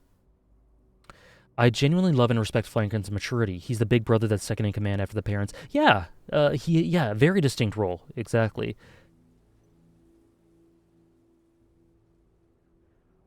Oh yeah, and then we have this. Phaeton sort of defending Crollo's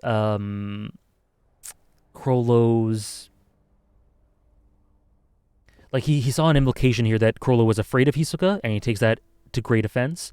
But then eventually this fight erupts. But it's known to be a petty. It's portrayed as a petty squabble here. And so it begins. Ignore them. So there's a casual nature to this, right? This is something that clearly happens a lot. There are these little squabbles. What's notable is that later in the arc, to jump ahead a little bit, it's said that fighting between members is forbidden. So this is not considered to be fighting. Fighting is like the threshold for fighting is like death to the death fighting, which is interesting. So anyways, why is the chief calling us together? We're thieves. We got something to steal. Some more stuff with Neon, and then we see Light for the first time. And it just makes you think. Like, all this stuff just makes you think. If she throws her tantrum, we won't be able to stop her. Essentially just talking about her in terms of her use.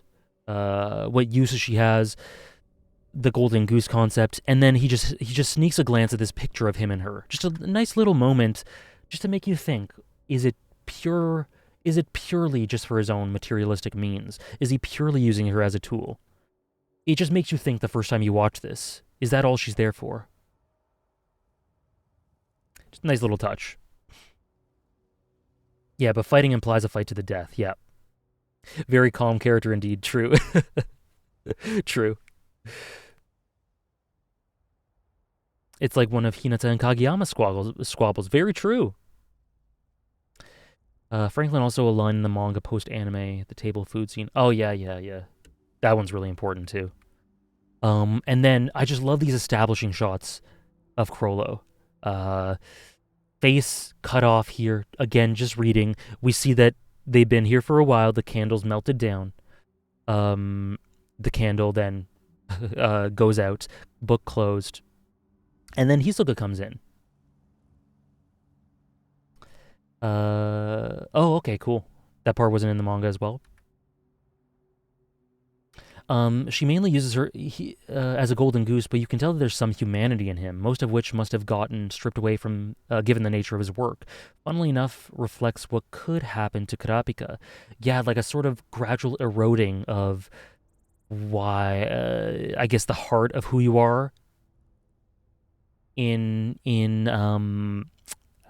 response or as a result of doing what you feel you need to do. Yeah, I love Crollo making sure he's got an atmosphere with the number of candles he's brought. He's got a whole pack of them in the back. Uvogin being the one who's pissed off is consistent with Nobunaga saying he's strict about being on time. Yeah, very true. Because, you could just chalk that off as Uvo being hot-headed, being the hot-headed one, the enhancer. But, yeah, Nobunaga did say that, which is cool. Just thought put into every element. Machi giving him the side eye. I love it. I love it. She's so sassy. The Bible, yeah. Really interesting to see these uber powerful psychopaths display such staunch loyalty to one guy here and throughout the story. Really makes me wonder about the Troupe's origins. He was kind of hoisted up as the leader, so he has a decent amount of charisma. Have you went over the 2v1 fight? There's a lot of stuff people missed. No, that's episode 52, and we're on 41. We're still very early. An hour and a half, and we've been talking about 3 episodes, and Yorknew as a whole. We spent about half an hour on Yorknew as a whole. But oh my goodness. How long is this series going to take? And then Crollo, do you think Uvo is strict about being on time because he can't wait to unleash his inner beast? There's probably an element of that to it. Maybe it's just a throwaway character trait. Maybe that's it as well. But I think JT, you're probably onto something, because he really, once they get together, that's when he really goes, like, he is chomping at the bit to let loose. In this scene, right? I can't let Chimera Ant take 2 months to discuss. I can't. It would wear me down to nothing. But we'll take our time. And then, yeah, so we have Crollo, again, very ominous, very edgy, my king. And then Hisoka. That's, non-verbally, that's all we really need here. What are we stealing this time? Again, face shrouded. And then, again, I like the bits of storyboarding here. Portraying the different interesting character features. Thank you for the 10 bits, Jag Helsing. Thank you for the 10 bits.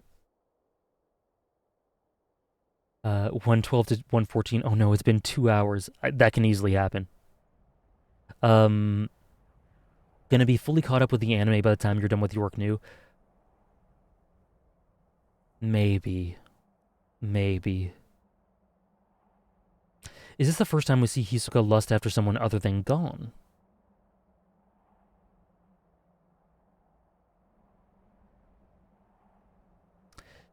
It might be. I think it might be. I can't recall.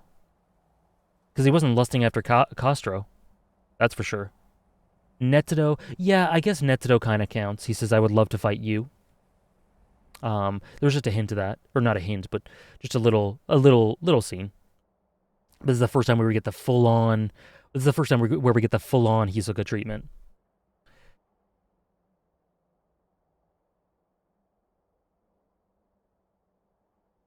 And then... So we have Crollo... Yeah, true, Sarah, true. Kurapika and Leorio in the Hunter exam a little? Yeah. So I guess to the extent for which he lusts after Gon, this is the first time we have something to that extent. But there are little bits of other ones as well. And then we see the face. He comes out of the shadows, and that's when he proclaims, we're taking everything that's up for auction.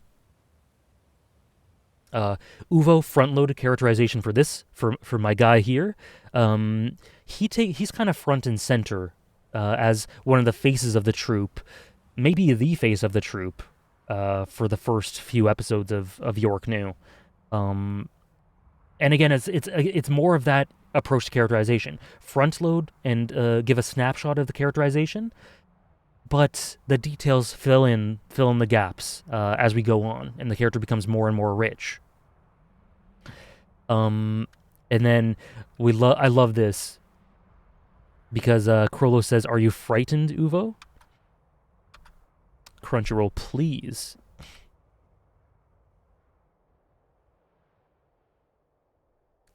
Chrollo's design's easily one of my favorites as well.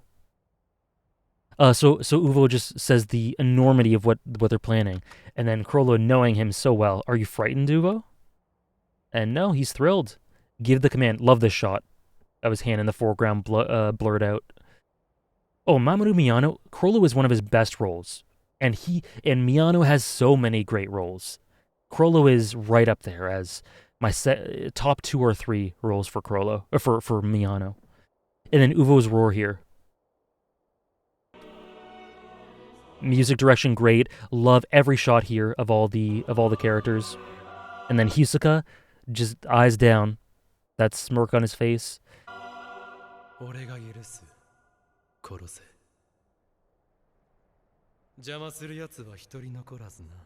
And then the music.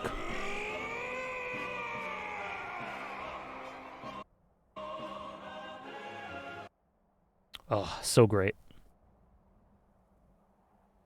You would be the protagonist normally if this was the good guys crew. Yeah, the enhancer, the very classical shonen protagonist. Very true.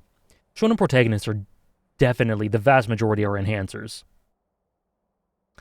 What's your favorite Miyano role? I love him as Light. I don't think I have I love him as Light. Maybe Okabe would be my favorite.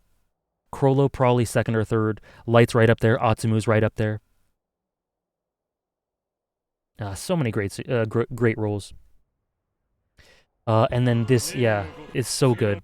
And then it transitions directly to the items that they need to get. We get the eyeballs of the Kurta, the slight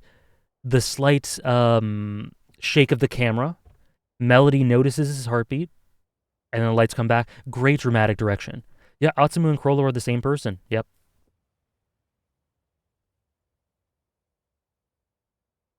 And then he puts it up front here. The Phantom Troupe are definitely coming. Love the shot here. The sun rises. The dawn begins of Yorknew. This is, like I said, the first 2 episodes were kind of the build-up. This is where Yorknew starts in earnest, in my opinion. This scene already shows quite a bit about Chrollo's character that we know. Yeah, that bits of promoting their individualism that we were talking about earlier, the need to steal, the need to, take everything, so to speak. The presentation of him, the tone of voice from Miyano, very mysterious, low key, but like it's a sort of voice from Miyano it's very soft. It's almost a whisper to Chrollo, but there is so much weight to it that it's not hard to hear, but you strain your ear to hear anyway. You're hooked onto his every word.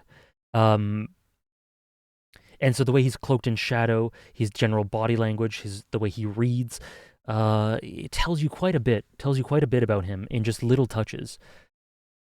Which is really interesting because even though Chrollo is the leader and the specialist who has subtle charisma, Uvo is the one who feels like he's really keeping the group together. His likable charisma is very similar to Gon's, and how he gets people to stick by him. Yeah.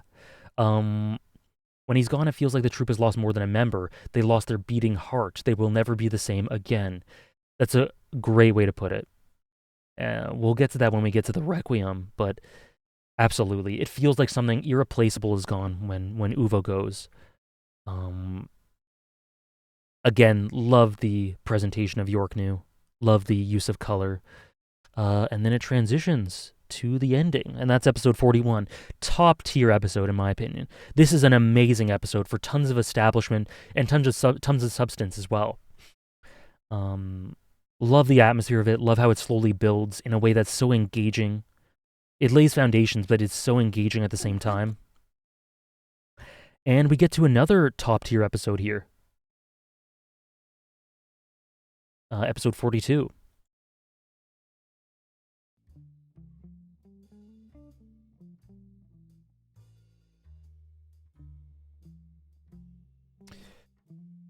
Yeah, this episode 42 is great. And yeah, we see Leorio here. Uvo passing feels like when a group's comedic dude dies, you feel it. It's like, and as much as you feel Uvo's presence in the troupe when he's there and screaming and roaring and expressing himself, it's crazy because you feel his absence more than his presence, and yet you feel his presence so much. These spoilers are fine, Kyroven. When we're discussing an arc, it's under the assumption that everyone's watched that arc or read that arc. So anything within Yorknew's fair game.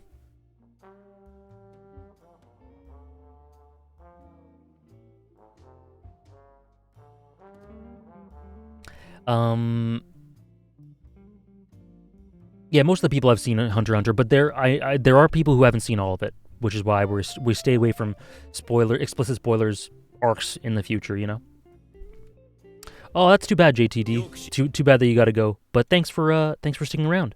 Thanks for contributing. And then so the beginning of episode 42, again, a lot of establishment, just establishing shots of the auctions, the markets. It's a celebration, essentially, of capitalism. But no, there's a very established culture of Yorknew that's portrayed so effectively throughout little scenes like this. They try to get a phone, and then who helps them stop from getting swindled? The silence will be the loudest thing for the troupe. Yeah, absolutely. It is peak, Roman Joestar. It's absolutely peak. And then, yeah, so they're trying to buy a phone. They're looking at Killua. He's looking a bit quizzical, a little furtive. And then Leorio is there to save the day.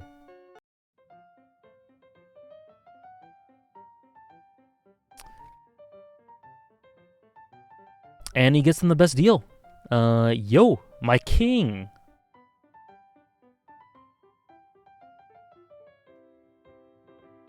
I love him so much. So he recommends them the best one, function over the ones with the best functions, and then he's able to swindle it down and bargain and barter. Leorio's whole haggling scene was cut, but no biggie, right? I love Killua's face there. And that they're like his swindling or his bartering gained him applause. I've never seen people applaud like that. Very funny. The serious dealing only starts when the seller tells you to leave. So Leorio works here because he has a bit of worldliness. He understands how things work here. So he works here as a bit of a gradual transition into the culture of Yorknew really well. Yeah, the impressed people in the background, very cute. Hey, Spirit Noodle, welcome back.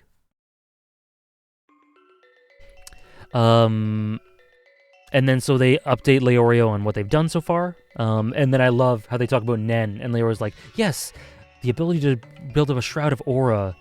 Yeah, that's just 10. That's one of the principles. Oh shit, there's more to it? Killua has great faces throughout Yorknew. Thank you for the follow, Jag Helsing. Thank you. Thank you for the follow. Yeah, so we were talking about before how Killua's quite street smart, in some ways that Gon isn't, but Leorio is street smart in some ways that neither of them are, which is cool.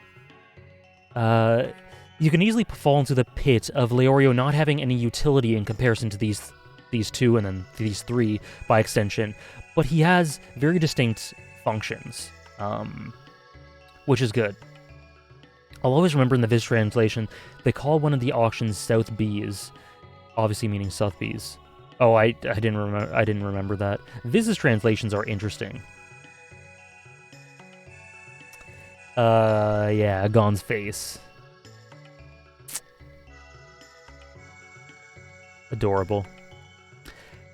Okay, and then they catch him up on Greed Island, what they're trying to do, and then and then Killua reflects on the fact that Leorio is a simple fool. And then they try to come up with ways. We get a bit of Milky losing his shit. He leaves his house for the first time since he was 10 to get his hands on Greed Island. They learn a bit more about auctions and terminology and things like that. I thought they were going to go into the next part of the scene, which I really love, which is how they swindle all the people with the arm wrestling. It's so fun. It's so fun. Simple and stupid. Leorio was probably Enhancer. Yeah. Miluki, relatable king. I haven't left my house since I was 10. And then so we have Baze, this dude, and maybe this guy that go to the auction, go inside. The rest of them will be Tokino, thank you. Tokino, whatever. Will be positioned around the outside, taking watch.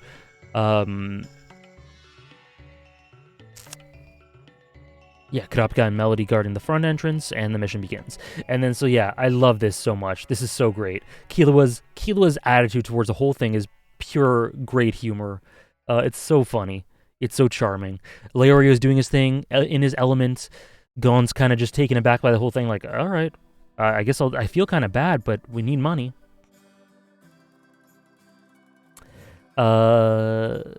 Probably GX, but I think his upbringing kind of made that a bit impossible. The lighting's really good too. The direction of this episode in general really sticks out. The lighting here, this tinge. And then so yeah, so just look at Leorio. Look at the boy. Look at the boy.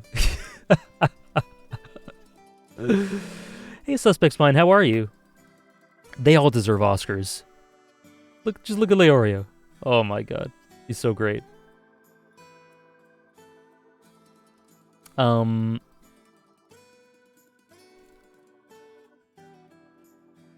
it's a hit. And then I love the acting here from Gon. Let me just show a bit of his voice acting.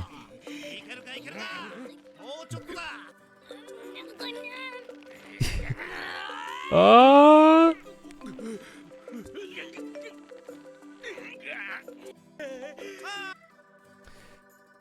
Oh, what an actor.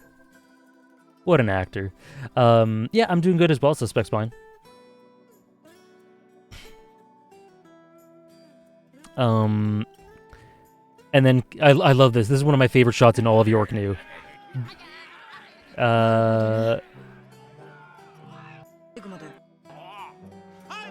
Right here. Leorio in the back there. Gon has beaten this guy. Killua's face. This is art.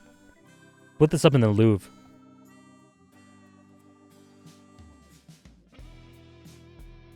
It's just great. It's very charming. It's a gradual introduction into the continuous introduction into the culture of Yorknew and the sort of things needed to get your hands on something like Greed Island, the sort of things that people do, but very comedically. It's a very light tone. It keeps things light. It keeps things charming and funny. It's again great natural use of humor that's effective to contrast the deeply dark nature of what's going on with the spider and Kurapika, the heavy ominous stuff there. Better than On Takamaki? True. On's great, but that acting is not her strong suit. Every time I hear Leorio, I get sad because of his voice actor. Oh yeah. No one would ever be able to replace Fujiwara. Yeah, squeezing into the frame. Yeah. And then Gon. He's sweating. It looks like he's tired from the outside, but I'm freaking out in a cold sweat. At the idea of making money so easily. And then this is cool. This is so cool.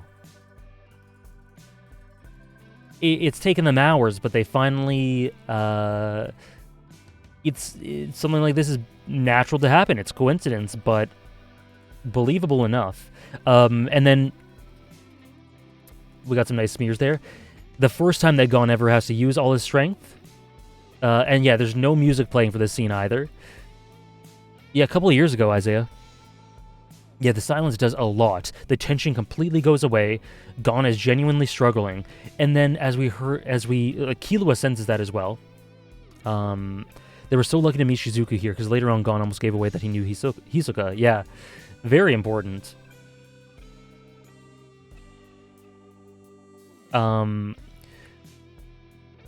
So that alone, that Gon has to try here to just narrowly beat her, shows that she's strong. Shows that she's strong. But then we get here that Franklin saying, "Why didn't you use your stronger hand?" Or I think Phaeton says this. Thank you for the follow, Carlitos Finster. So Phaeton says, "Why didn't you use your stronger hand?" Which shows that she probably would have beat him. She probably would have beat him if she used her stronger hand. And she goes, but then she goes, "Oh yeah, he put out his he just put out his right hand, so I just did the same thing." So it keys you into Shizuku's characterization in a nice way. Also shows you the scale of the strength of the Phantom Troupe, and this is just cute. This is just kind of cute. He puts his hand on her head like that.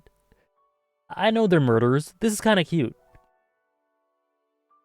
And then her face here. I'd like to face him again. I'd like to challenge him again.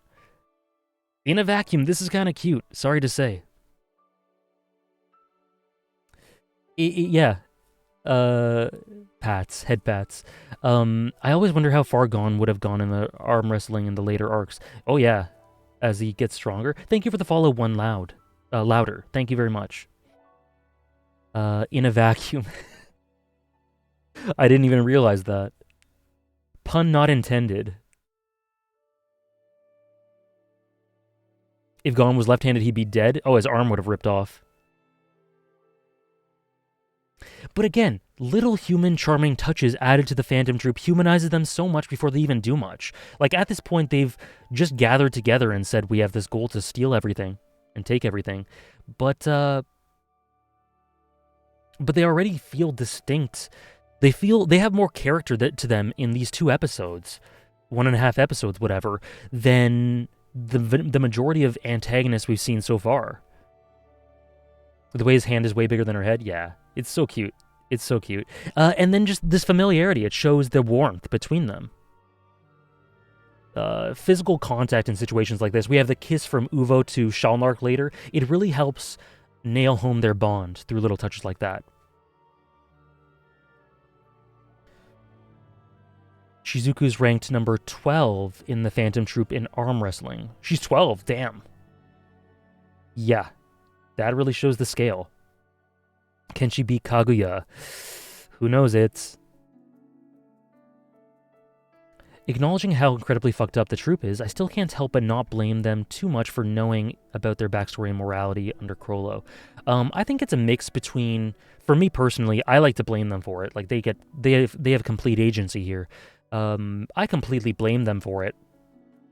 But that doesn't mean that I don't have sympathy for the reason they became this way, you know? It's both. It's both. And neither is mutually exclusive. Okay, and the operation begins. And we have this very completely silent scene here. Just the music here. They're understandable, but I don't think they're too sympathetic. They're understandable, but I don't think they're too sympathetic. I disagree personally. But then again, I've dug more deep into the origin and mentalities of the Phantom Troupe than the vast, almost anyone on Earth. So maybe it's the more you think about them and the more you reflect on them, the more sympathetic they'd be.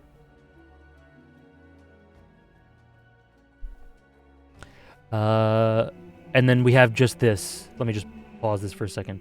Just this music going on. I have to skip through it a bit, unfortunately. Can't play the whole thing. But then we have Hisoka just ominously sitting here at the corner of the window. Storyboarding consistently great. The shadowing, the light pouring in. Eyes shift over. He sees Crollo. The candle flickering. And then we go back to the eye. We can almost see the hunger there. They're definitely to blame, but at the same time, they know that and don't run away from it. They just don't care at all. And it's not hard to it's hard not to sympathize with their side when you realize that the world didn't give them many choices. That's essentially the core of why I sympathize. Their upbringing, Meteor City, this it's hard to not sympathize with a situation like that. Obviously, that doesn't justify anything. Doesn't justify anything. But I do feel bad for the fact for what brought them to this. You know. The world didn't give them many choices. That's a great way to put it. Thank you for giving the whole ranking there, antagonist. That's the whole arm wrestling ranking. And then it goes deeper there. We see the rest of the troupe. Bit of a allusion to Paku's powers here. Bonolanov just chilling. Kurapika just chilling. Thank you for the hydrate. I'll hydrate in a second. Thing's just drinking a Heineken, a beer. Things is an interesting character. I think he comes into his own right towards the end of this arc, and then after that, he gets substantiated a bit more. I think he's one of the more prominent characters in the Phantom Troupe as well, but we don't see it until a bit later than the other ones. And then just look at this shit disturber. Look at this guy. Oh, and Sebastian, yeah, I'd be interested in hearing it, if you're not typing it out already. Great little scene. Thinks is the most side character-looking antagonist I've ever seen. And then like this with regards to her tantrums, yes, she's spoiled, but looking at her, eyes full of tears with regards to how her dad would say, I'll buy you this, yeah, I'll buy you this, now do this for me. The tears in her eyes, in combination with that, it brings up a little bit of sympathy with me. Maybe I'm just a softie, but I do really like the little touches with Neon's character. Finks is Sarahcore. I love that. Finks is great. The contrast of how kind of adorable she is to what she collects is a little disturbing. Duality. Oh yeah, me too, Exotic. That's another great the scene on the phone with, yeah, we had to break a few of their limbs. Okay, then we're done here. Hang up. I was kidding. I was joking. That is another use of brilliant comedy. That's way later in this arc, of course, but yeah. Who in the troupe has the most interesting ability? The most interesting ability? You know, I have a bit of a... Well, okay, I really like Machi's because... Bear with me. I know it's Machi, but I really love Machi's because the strings, their application and how they can bind things together and heal, as well as, you know, string people up and kill them and use for violence, really speaks to her to her character in her very deadly cutthroat nature, as well as the way she's deeply caring at the same time. She's one of the most caring Phantom Troupe members. To skip ahead a tiny bit, right at the beginning of Greed Island, we see her, just a few seconds long scene of her right in front of Paku's grave, just sitting there, just grieving silently for her lost sister. I think Machi has consistently been one of the most compassionate and caring Phantom Troupe members in terms of the connections. Low-key, kind of in a tsundere sort of way. So I think the Nen really exemplifies that really well, through it being healing and deadly at the same time. So I just thought I'd bring up Machi's. Kind of interesting. I think Sean Lark's is very twisted and cool. But I'm actually going to do a slight spoiler for Greed Island and give a bit of a subversive answer. Obviously, this is not including Crollo, because Crollo I think is the coolest in terms of characterization. You know, stealing abilities of others for someone who has no distinct identity of themselves. That is just so cool, so cool. But Crollo aside, minor spoilers. Mute for the next 10 seconds if you don't want a Greed Island spoiler. Kaluto. I think Kaluto's is really interesting. But we will get into that when we get into Greed Island. I don't want to talk too much about that now. Also, yeah, Bonolanov, really cool. Really cool. We'll get into that in Chimera Ant, but that's just another very nice little bit of world building for the hell of it for Bonolanov. Father relationships, I have so many feelings towards, but I love Neon so much. Neon's great. Neon's great.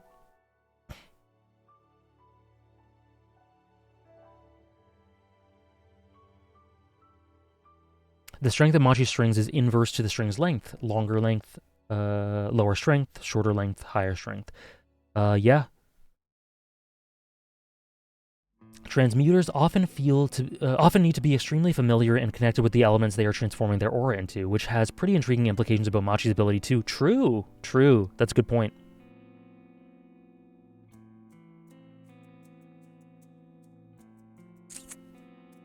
Yeah, me too, Exotic. So cool. Sarah's happy that I said Kaluso.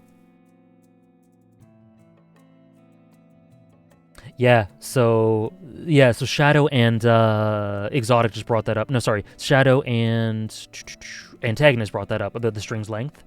My bad, Toss J. I did forget that. How could I ever forget? When they're long, they can be snapped easily, but when they're short, they're as strong as steel, which reflects how Machi has very little regard for anyone outside of the troupe. Yeah, so closer to her. Very cool. Very cool. But yes. Totally agree, Sarah. We'll talk about that when we get to Greed Island. Or actually, Chimera Ant, when we get to Chimera Ant. So it's quite a bit in the future, but we'll talk about that. It's a deeply sad, deeply profound ability, in my opinion. Okay. Damn, this song's playing, which means I'm gonna have to edit my YouTube VOD. That's alright. And then I love this scene. I adore this scene so much. We have Melody and Kurapika, just both looking on. And then Melody has a bit of a side glance here. And then we get into Kurapika's motivations. And then Melody's very unassuming, doesn't asks, but doesn't get too much into it, doesn't try to interfere with anything. And I love that the immediate implication here is that's because Melody is respectful and doesn't want to pry and is just tactful, which is true to an extent. But it's also, I love how she straight up says, "You judging by your heartbeat, you just kill me if I told someone about this." So, hey, practical. And then we have this about Kurapika talking about his contact lenses. Very cool. And let's see if the music starts playing here yet. Okay, no, the music isn't playing here yet. But I love this shot showing the isolation of Kurapika and the grand expanse of the sky. Very, very cool. Your heartbeat was calm but frigid. So he was prepared to kill. I love how Melody has such familiarity with these sounds that she can tell by a heartbeat just what a person's oh, I forgot to hydrate 7 minutes ago, Diego Lucio. Oops.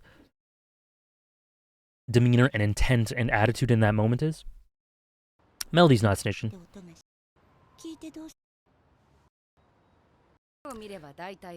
And then for the first time in quite a bit, we have a very warm smile from Kurapika.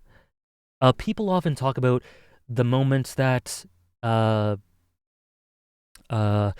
and Killua are being children and just make him laugh. As the first time he smiles in this arc, I might have said that before, but no, this is a genuine smile. Genuine smile to me.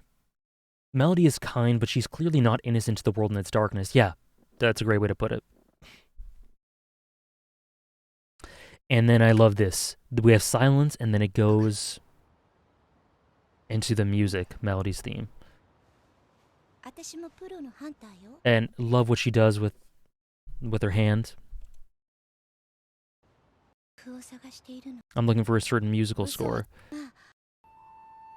Her theme starts playing. To me, it's a deeply dark, but at the same time, a deeply calming scene. We need the Melody video. That is a goal.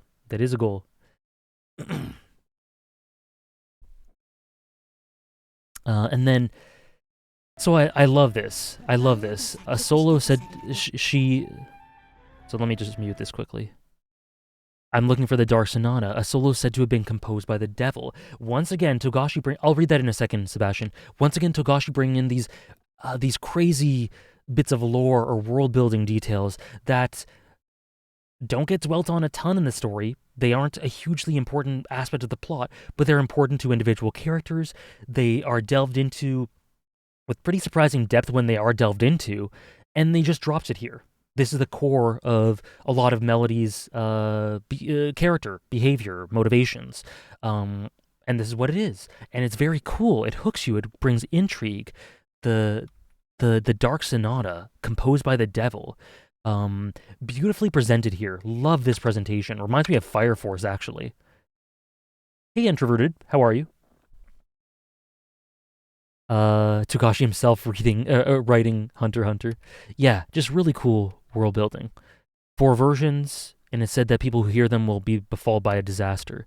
I've heard the flute version. That's why I become like this. My friend who played the piece died, their entire body like this. We were drunk and giddy. My body was destroyed, but I gained this ability in return. I don't want anyone to end up like me. Very heartfelt. Hey, Vehement, how are you? It'll be more efficient to work from the underworld to get access to that. So, love the introduction to Melody's character. We got bits of her characterization before, but that's just really great extra world building details, more richness for the world, an element of, I don't know, the more ominous darkness to Yorknew. Really cool. Bits of lore that aren't super important to the plot, but still interesting to learn. Exactly. Togashi just drops them. He just drops them. And I love it. I love it. They don't get dwelt on later, but they don't need to sometimes. I'd love to see more of Melody and that, but, you know, it is what it is. I hoped one devil would know another, one of my favorite quotes. That's a great quote. Oh, okay, let me read what Sebastian said. 1 second.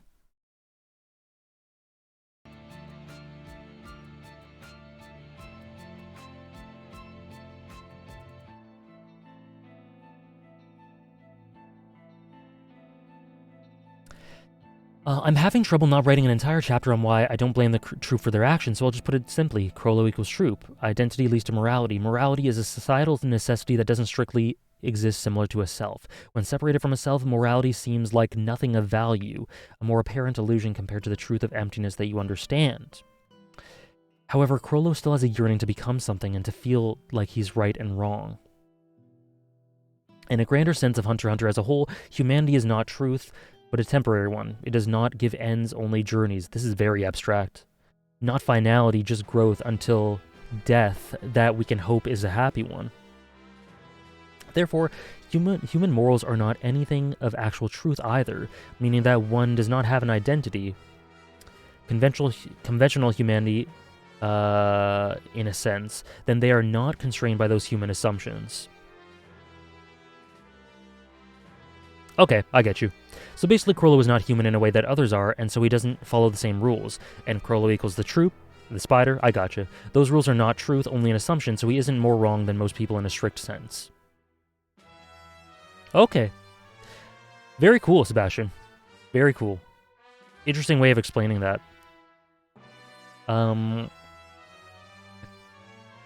guess in bare bones that is a hot take, but the way you expressed that didn't seem like a hot take to me. Because it was very, very dialectical and very understanding and empathetic of the Troupe situation. Yeah, that was really cool. That was really cool. Thanks for sharing. That's great. And then so the end of this. Oh yeah, that's basically the end. Just more ominous shots of Crollo. I tell you, this guy has just been reading this whole arc, the whole beginning of the arc.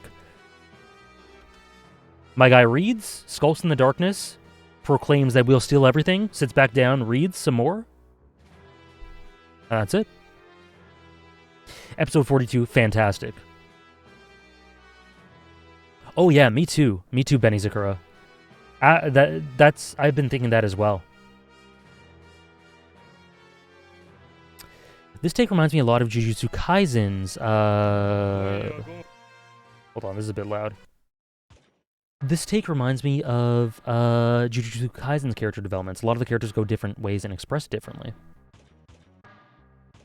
When we're talking about something as granular is not the right word.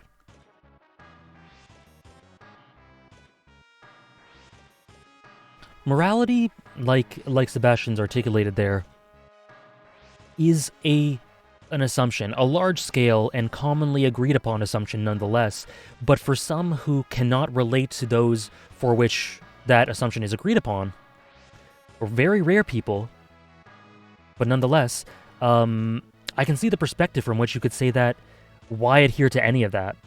Why adhere to any of that when that is your only way of screaming out to the world and expressing yourself and expressing existence and identity and purpose in if that's the only way you've grown to learn how to be able to do that.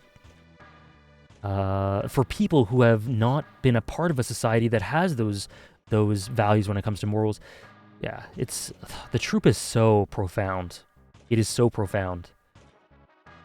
I find it funny that Yorknew City as a whole is what I would consider to be the most generalizable, the most widespread appeal. But it's also the one for which, along with Chimera Ant, the more you think about it, the deeper it is. It's so cool. What if someone has no personality instead of many? Yeah. Sensui, right? Right, Time Lord? There are lots of parallels between Sensui and Crollo. But love how it's flipped like that, yeah. This is about the only series where I don't need things to be dropped like that to be expounded upon or paid off later on. They serve their purpose and they get more depth. And if they get more depth, it'd be a plus, but I don't feel like it's lacking something by not getting more for with most other things, yeah. His ass is not reading. The Bible. We definitely would not be able to accept them in any form of society resembling what we have now, and would have to treat them as evil according to our moralities, but at a core level, this is more akin to two groups of people not getting along well than one being inherently good or evil. Yeah. When you transcend those sorts of, again, assumptions, I guess you could say, that's a bit of a simplistic way to call it, but you guys know what I mean. You got to use different words than evil or good when you put into perspective those sorts of things. Anyways, we're at episode 43. The auction is starting in earnest. They've begun their assignments. Neon is taking a snooze. Poor girl. Our soon-to-be dead Nostrad family guards have taken their positions. Mafia leaders, I like that you see lots of different cultures clearly gathered all here. Their honors on the line, which is very cool. They could send an agent, but they need to be there because their honors on their line. They need to show their pride in how they conduct themselves in this sort of auction. Is the Troupe your favorite villain group in anime? No doubt, for sure. I mean, the Royal Guard, if you consider that to be one, I guess, and Meruem, I guess, would be... I don't really consider... I think they're... So I guess the Troupe and the Royal Guard, I don't know. If you consider them to be one, then they'd be right up there as well. But yeah. Love 43. The arc's been very dark so far due to the tonally and built-up atmosphere, but 43 is the first episode that makes you realize how high the stakes are compared to the previous ones due to the content. Yeah, this is where it actually lifts off, right?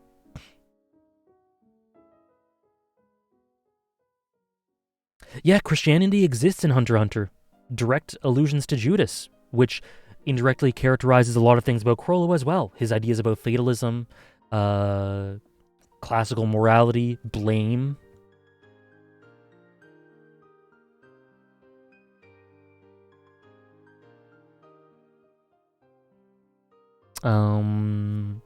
So yeah, that's a cool little bit of world building. And then we have Phaeton's evil. Well, we just said not evil, but the evil little smirk here. I'm skipping the formalities.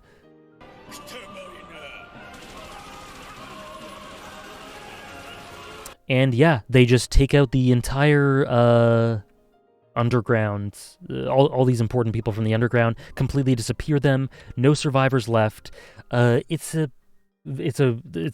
well-oiled operation. You know, they know what they're doing. They know their roles. Shizuku killing base here is a great scene. Love the music direction.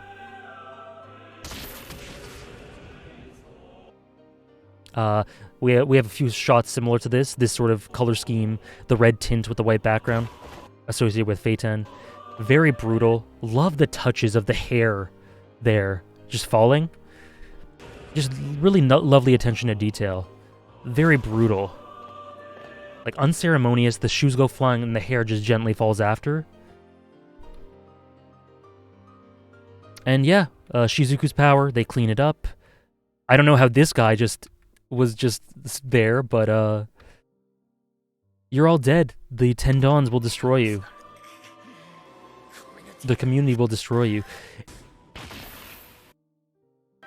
And then Phaeton's heard enough.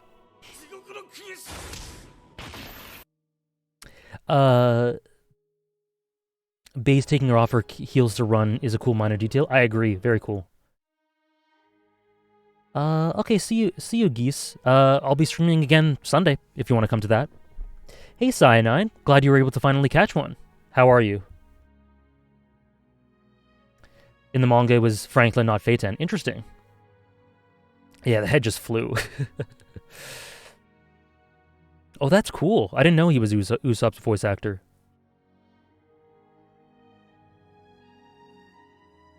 Only in anime could someone have a sucky vacuum for a superpower. Hey, Nen.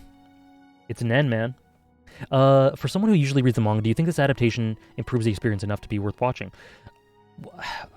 I hesitate to use the word improve, because in some ways it definitely improves it, but it's also just a different take, a different take and a quality take, which in and of itself I think is worth diving into, you know? So yeah, if you like seeing different takes on the source material, if you like seeing good adaptations, for sure. How can I submit sub batches? You can't. But you can DM me on Twitter if you want to do that. Anime Dude, thanks for following. If you want to do that, I might use them one day. So if you want to show them to me, you can DM me on Twitter about that, not Mishka. It did look similar to one of Killua's assassination techniques. It is very brutal. Yeah. The subtext behind Shizuku's Nen ability, I'd have to think about that a bit more, Sebastian. I haven't really thought about Shizuku's Nen ability too much. Aside from... yeah, I'll get back to that. Maybe later in the stream or maybe next stream. I'll try to think about that in the background.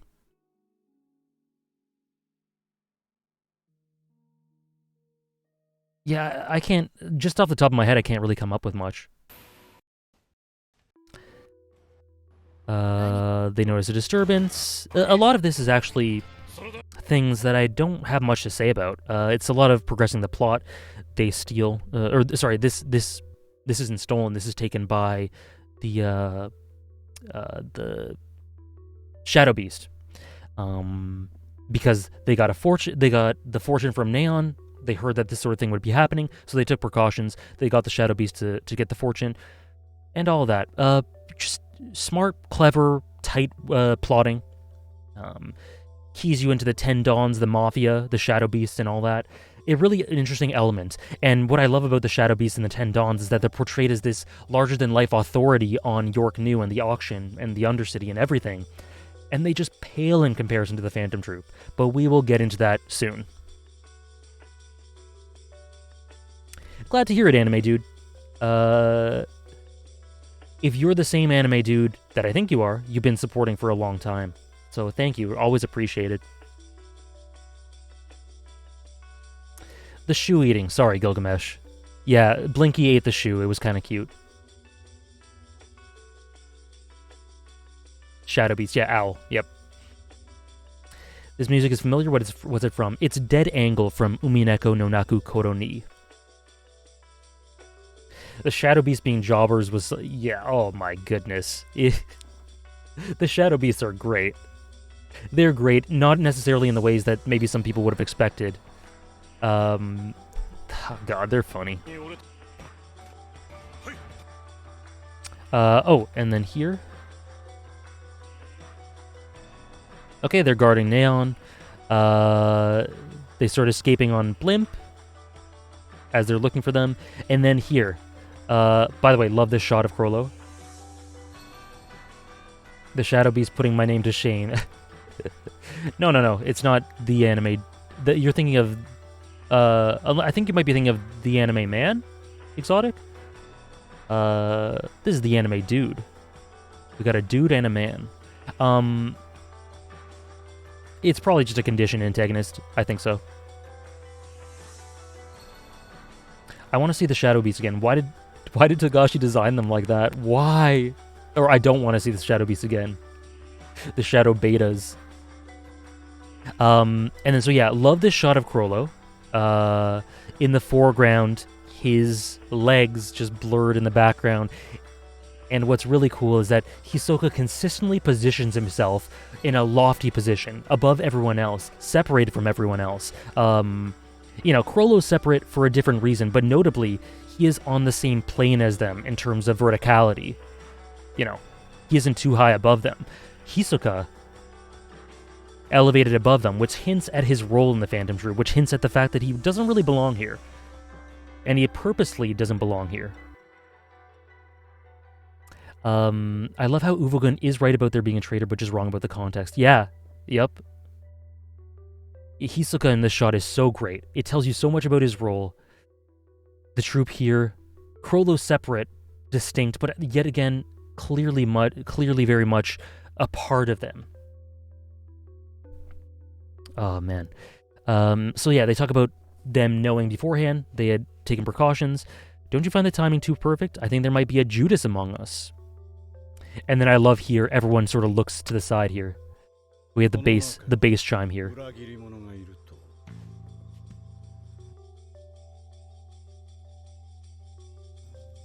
So Crollo says, what's interesting here is Crollo says there are no traitors. Crollo has immense faith that there are no traitors among the Spider. None. He won't even question it. Now, is that because we know that there is a traitor, like was mentioned a minute ago. Is that because of him being duped? Or is that because of him being aware of Hisoka's nature, and nonetheless not viewing it as traitorous because it's playing into that individualism?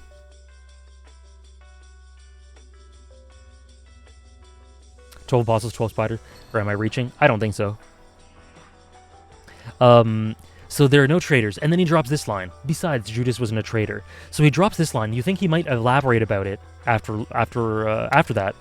But then he goes to a different idea. So he just drops this. Besides, Judas wasn't a traitor. It is said that Judas sold out Jesus for 30 pieces of silver. But what would the troupe... He goes on to say, what would the troupe want? What would us in the troupe want materialistically? We don't care about glory from the Mafia. What could we get from the Mafia that we value? Merits. What would we gain? Money? Glory? Prestige? Yeah, none of us cares about any of those things. So he says Judas wasn't a traitor. And then on an offshoot of that, Judas sold Jesus out for materialistic gains. What would anyone have to gain from selling us out? No one in the troupe could gain anything that the Mafia could provide. So, I think I have faith,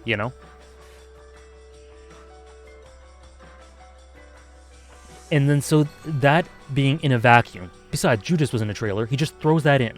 And that's why you can get so many interpretations from that. Why wasn't Judas a traitor? It could play into that. I've described before how it could play into that fatalistic element, the lack of agency that Crollo potentially thinks that humans have, because they're all just puppets on strings to the whims of fate. There are also a lot of other things you can glean from that line. It's really cool. If Hisoka is an aspect of Chrollo's psychology, then Chrollo posits Hisoka's desires as his own, and through his realizing that he doesn't wish for the death of the Troupe, he realizes that he has something that he is. Again, that indirect characterization. And it's through his realizing that he doesn't wish for the death of the Troupe that he realizes that he has something that yeah. That's what I tend to buy into, Sebastian. That's what I tend to buy into. Hey, Pedrolito. Yeah, lack of agency. Yeah. It's a great moment for Chrollo. That Judas line, I'm so glad it's in there, because it's just, again, it's just dropped, and it's in isolation. It's not expanded upon, except indirectly in other bits of the Chrollo's characterization throughout the arc. But he just says that. Judas isn't a traitor. Anyways. And then this line about, do you think any of us cares about what the Mafia could give us? Really speaks of the Troupe's motivations. Why they do this. They do it for expression. They do it to express that they live, that they exist, in a world that had tried to shut that down. In a world that stifled them and didn't allow them to speak out and carve their place in the world, to show their identity. So this is how they interact with the world, louder than ever, so they are forced to hear them. And then, so with that in mind, that's such a profound, distinct, specific goal for why they do what they do, aside from, like, some of the characters have sadistic needs, like Phaeton, for example, but by and large. And then, so why would we want that? But I love how, while Chrollo's talking about this sort of thing, what would a traitor want? What could he possibly want? It shows us Hisoka just smiling to himself. What could a traitor possibly want? We know what Hisoka wants.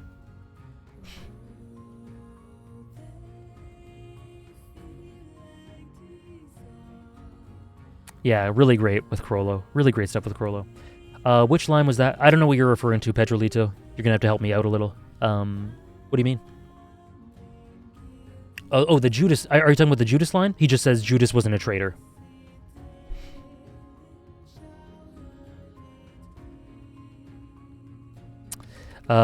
And then, so yeah, they go, that's true. That's true. And then, love this shot too.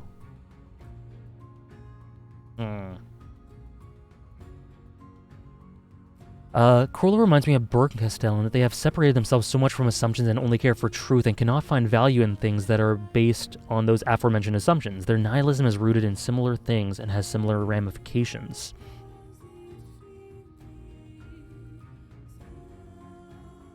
I'd have to think about that one. Can't say I've compared Chrollo and Bernkastel.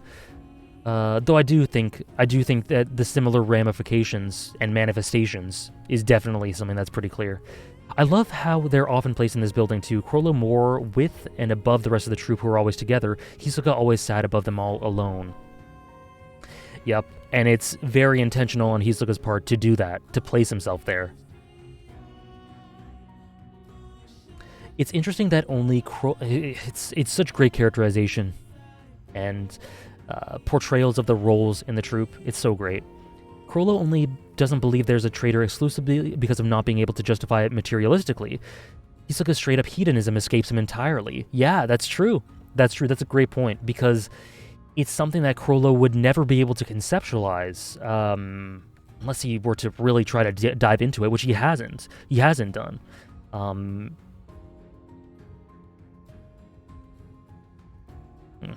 So interesting.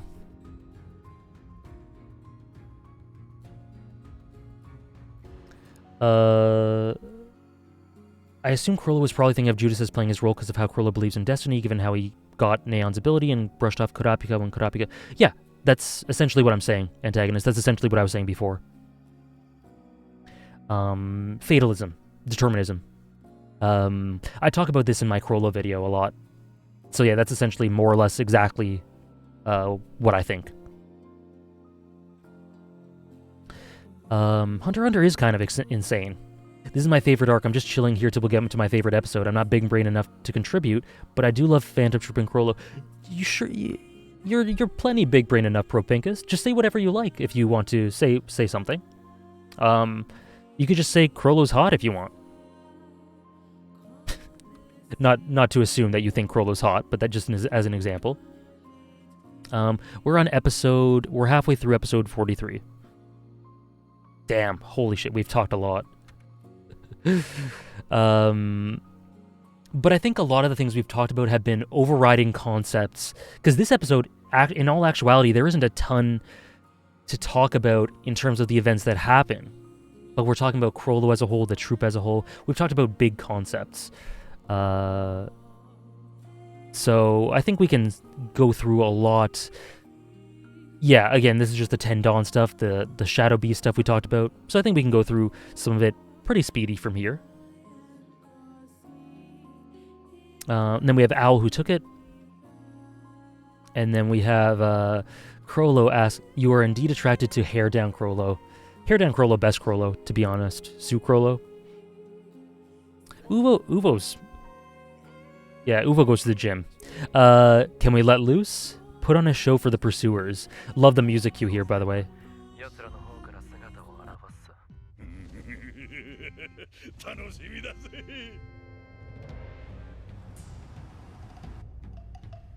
I love this track. It's very thrilling. Sometimes I forget who Uvo is a human being. Oh, yeah. Okay, and then, so yeah, they're pursuing them. They're headed to the desert.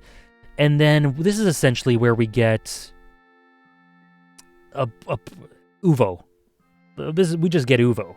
We get who Uvo is.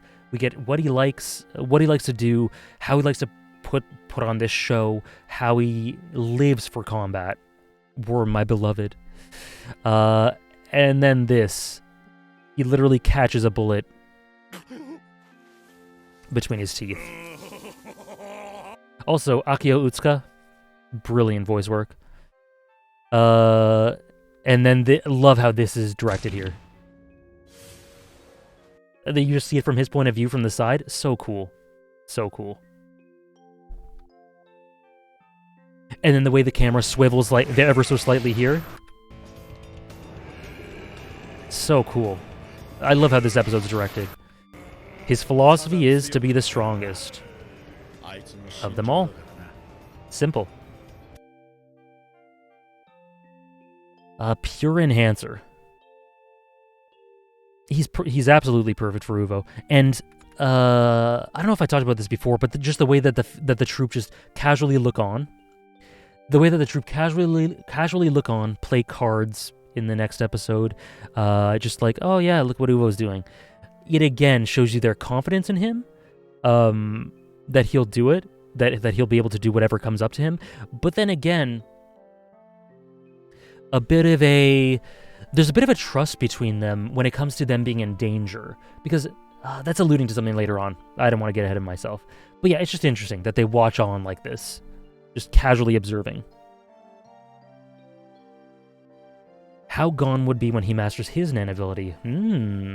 Yeah, I love them playing cards. It's so cool. Honestly, it's just been so long since I watched Hunter x Hunter. I've forgotten so many details, but the Phantom Troupe arc is so good. Yeah, it's so great. And then someone, he just throws the rifle back, kills the guy. Uvo just absolutely brutal, like Shadow just said.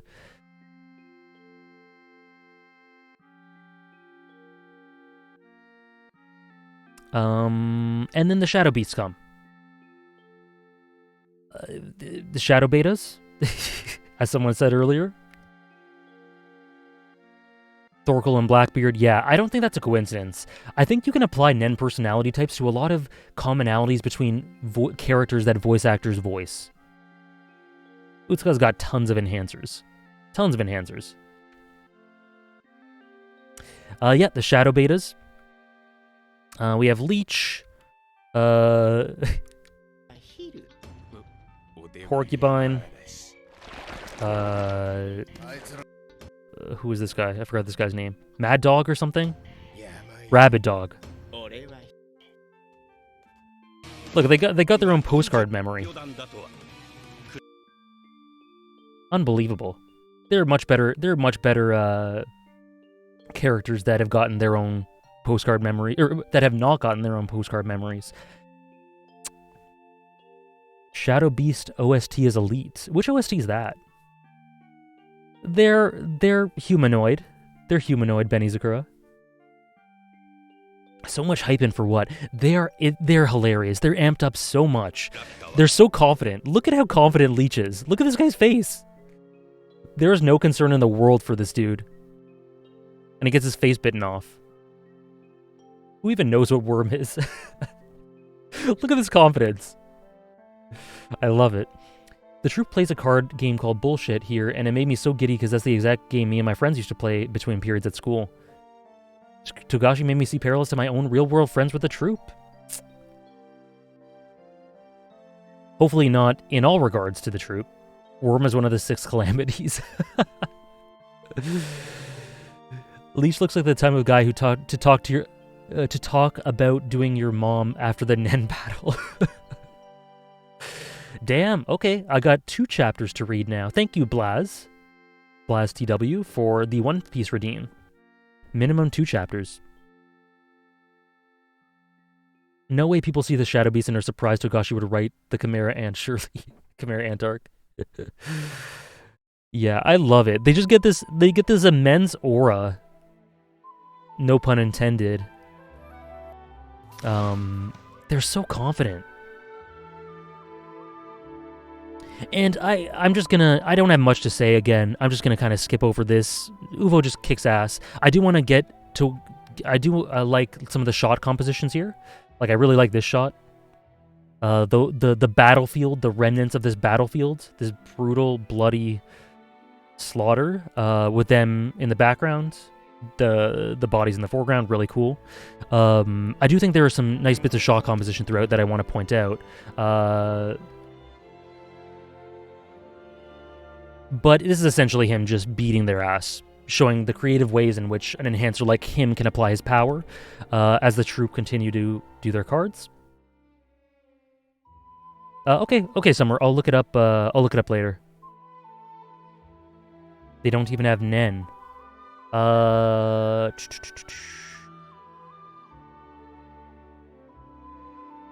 They don't even have Nen, right? I think they do. I think some of the ways that they manipulate their body, that at least Porcupine manipulates his body, has to do with Nen. Yeah, the colors are great. There's this great shot from the distance where we see Uvo doing his Big Bang thing. That's like pinkish. It looks great. They got folded so easily. Notice how they're playing cards 9, 10. Then Uvo's frame came in, which is number 11. Oh, that's cool. That's cool. I didn't notice that, Kevin. Exotic, yeah, this is a great moment. It's great to show Uvo the scale of what to expect from the Phantom Troupe and people like Uvo. Machi did say that a rabid dog would have killed Uvo if he used a lethal poison instead of a paralyzing one, so it's not like they're fodder. I guess given a different situation, they wouldn't have been fodder. But they're fodder here. They're like high class fodder or something. Their primary function is to portray themselves as strong and then be killed, then be ruthlessly destroyed. Saddest scene in the anime is when Worm dies. Yeah, Leech does look like Miluki. Thank you for the follow, Treb.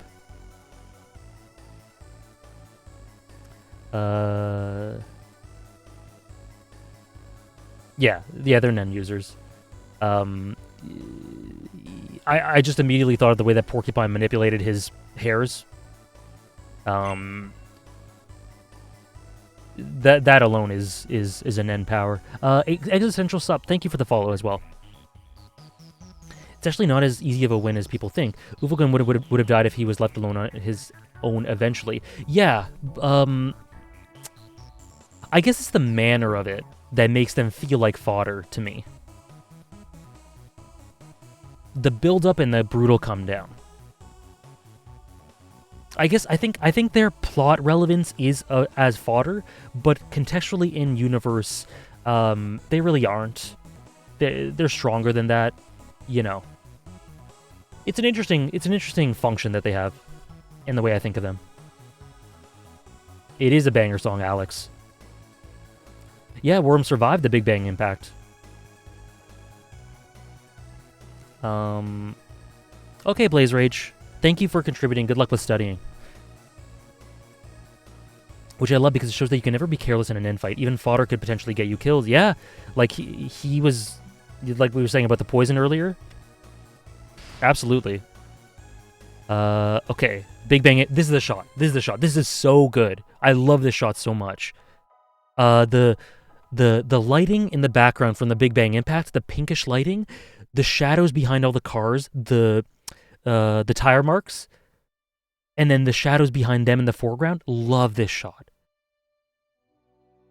Okay, thank you, Not Mishka. Thank you very much. I'll take a look at them after. I adore this shot so much.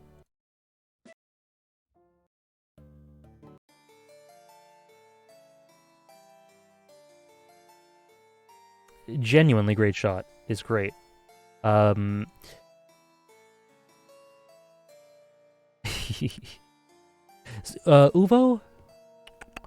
prefers to have someone to protect. He'd rather put himself in danger than to purposefully or needlessly put his comrades in danger. Not that he sees them as incapable. He's stronger when fighting for someone else. Yes, that's true. Yep. I love that bit of detail that contextualizes a lot of the things he does here. Like, he's obviously doing this because he loves to have fun through fighting and killing and whatever, but there's also that element to it as well. He sees himself as and wants to be the strongest, which is a desire derived from his protective nature. You integrate that with the way in which he protected the Troupe through not giving powers away to Kurapika. It's all completely integrative and cohesive. Completely. With his care for them. It's all cohesive. It all springs from that. God, Hunter x Hunter is so good. Hunter x Hunter is so good. It's also the fact that Uvo also single-handedly takes out all of them. Like, it's obvious, but even so, his outrageous levels of strength are what makes the scene so iconic. Yeah. Like what Morel says later, yeah. The moment you start thinking about strength, pure strength, you've lost an end fight. I have no idea, Summer. Sorry. I'm not the person to ask when it comes to power scaling questions. But I don't know. I'm hopelessly inept when it comes to that. Yeah, I think I agree with that, Qsith. Uvo would have fought them more carefully if he knew he didn't have Phantom Troupe as backup. Anyways, I love this shot. It's amazing.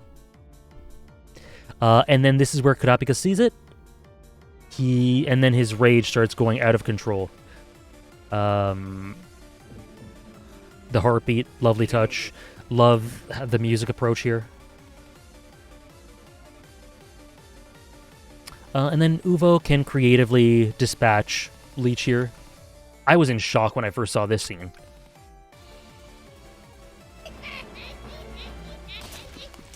Just straight up. Straight up eats him. Was way bigger than it should have been.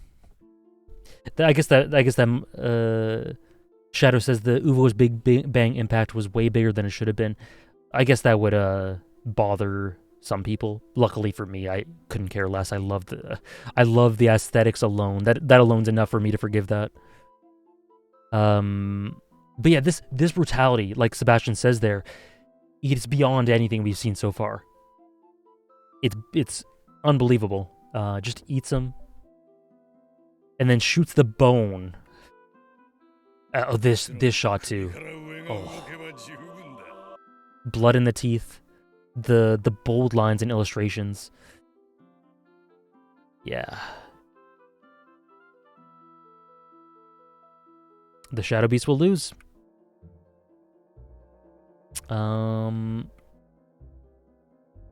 Uvo's Nen abilities are pretty straightforward, like most enhancer abilities, but I love it so much. Also, the name Big Bang Impact is also a banger. Yeah. Also a bit of a Persona 5 parallel as well. I just thought of that just now. And then I love this shot too. He screams. I love the cards, how the cards are flapped all over the place. Hands over ears. I love this. I don't know, I just love how that's presented.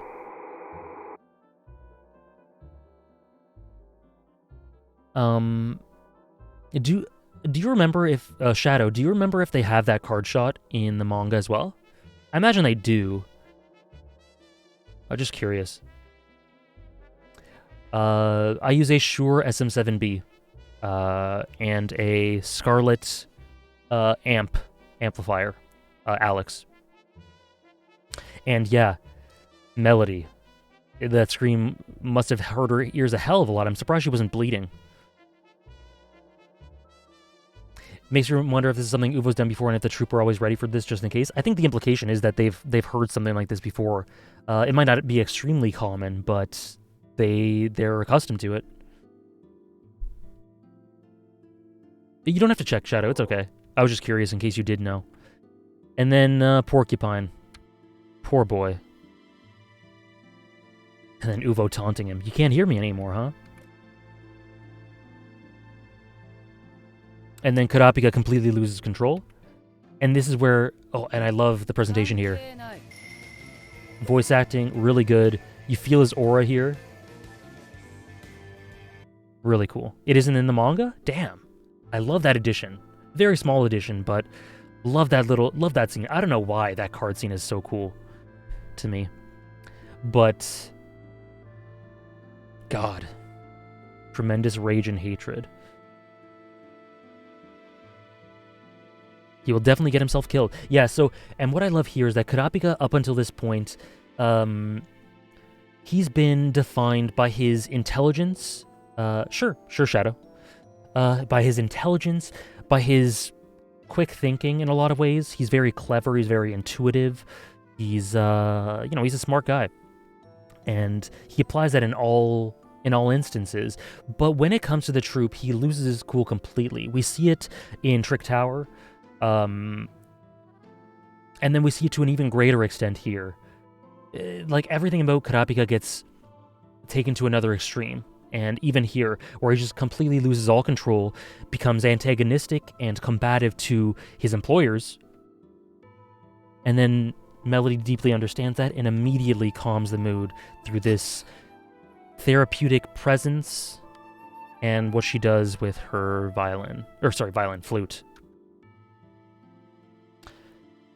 Yes, I love that too, Shadow. I love that too, because he does use that. He uses that exactly. They are very similar, Gon and Uvo. It's not a coincidence that later in this arc, Nobunaga just refers to... the Nobunaga-Uvo friendship is sort of paralleled through the dynamic between Gon and Killua. He sees himself in them. It's not just because he's an enhancer. It's not just because of that. There are quite a few similarities between Gon and Uvo.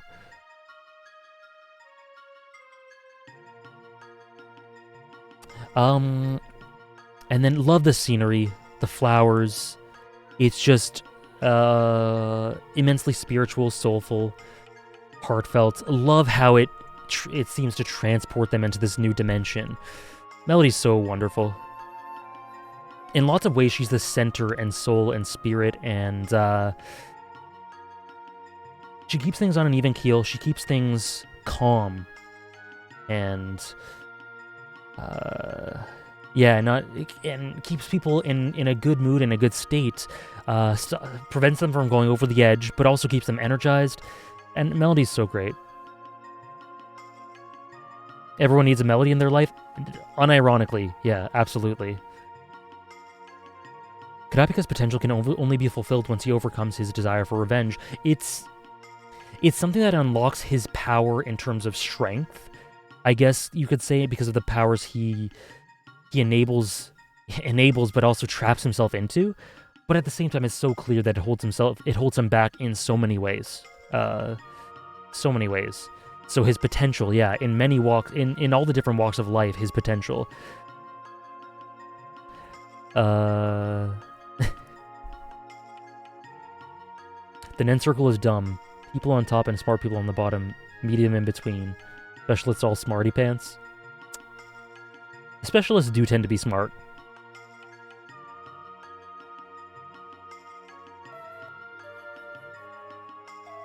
And something, I love the voice direction for Melody as well.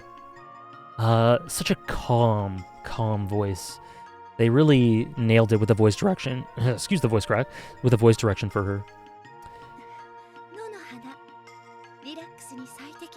Relax. Has everyone calmed down?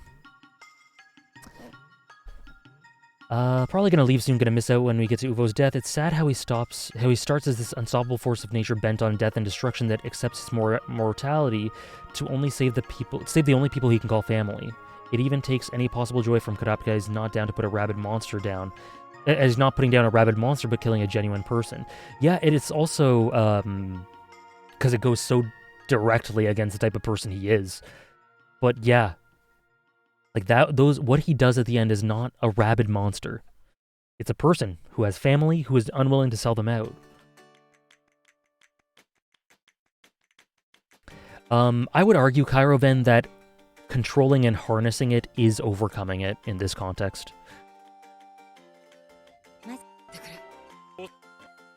And then they decide to let him go, to do his own thing, with him centered more. With him calmer. Yeah, and so this is what we were talking about before, about this being pretty damn lethal. Without the help of the Troupe, he would have been in deep shit. I love your video format. May I take reference of it for video I'm planning? What do you mean, Summer? I'm not sure exactly what you were referring to. Do you mean take inspiration from the way I write my videos for your videos? In which case, yeah, of course, that's fine. Yeah, Shelnark and Uvo.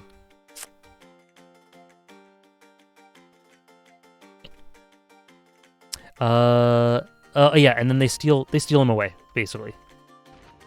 Yep, Kurapika steals him away. Machi attaches a needle, so she can track. And I love Shelnark's reaction to this. All of them are pretty unconcerned. They're like, this is our chance to finish the remaining Shadow Beasts. All right, cool. Their brother's just been kidnapped. And they don't seem overly concerned. I love how this little interaction... I love this little interaction before Uvo is captured. Yeah. I also love them smiling down upon him here. Don't get too greedy. Yeah, with the beer. Yeah. It's just more humanizing, more great interactions. As long as you don't take them directly from what I'm doing, Summer P, inspiration's fine. The way they're pretty calm about it makes me kind of sad that they have no idea how badly this will lead. Yeah, like they're calm because they see, okay, this is a minor bump in the road that we'll obviously overcome. Oh, and then we have Worm. Yeah, Worm survived somehow.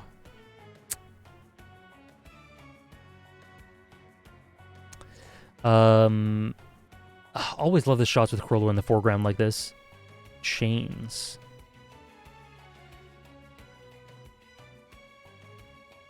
And then Uvo's... Like, we know he learns the nature of Kurapika's chains. He's put enough Nen in these chains to keep a Master Enhancer in check. Like, we learn about the true nature of the resolve here. This power can only be used on the spiders, a power to capture and restrain the Phantom Troupe. So we've discussed this already, but this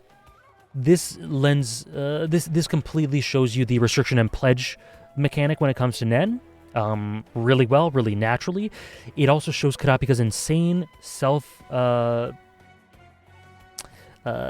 self-chaining, self-perpetuating resolve that chains himself down, makes it an obligation, and it's so specific and so rigid that it really keys you into his mindset and what he's doing to himself, and that he's gonna die. His heart stops if he's gonna die on the spot if he uses it on someone other than the spider. That's the resolve of his conviction. The stronger his resolve, the stronger his Nen. And yeah, love this shot. Thank you for the follow, Haley. Sorry, I missed a few bits of chat. Worm dies right after calling for backup, though. Deserved. I prefer not to say, Summer P. I prefer not to say if that's okay. Only character better than Worm as an antagonist is Buggy the Clown. True. I don't think Worm tanked Big Bang Impact directly and survived it. He probably used his diving ability to escape. Yeah, something like that. It doesn't really make sense to me that he got a direct serving of it and was able to just survive like that. I think it's something like that.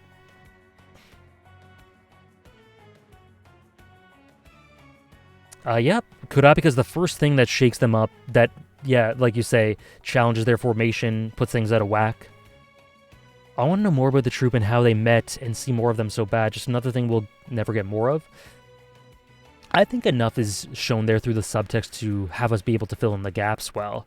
But that would be cool. That would be cool, yeah.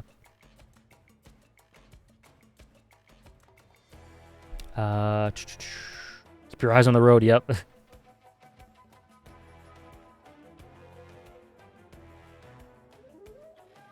The Shadow Beast, I don't actually remember if I thought the Shadow Beast would be a big deal at first or not.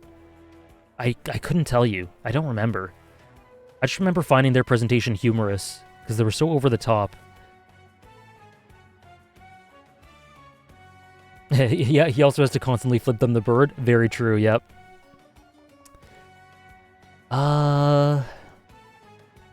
Okay. And then I most of this episode, I think, is very plot-focused as well. There's something on his left thigh. Oh, yeah. Right. Then they see that Machi was tracking them. We're on episode 45, by the way.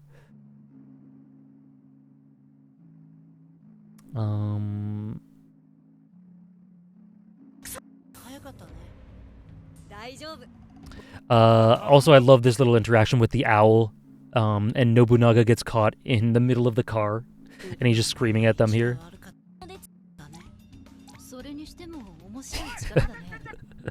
Nobunaga's often the butt of jokes, which I find funny. It's pretty endearing aspect to his character.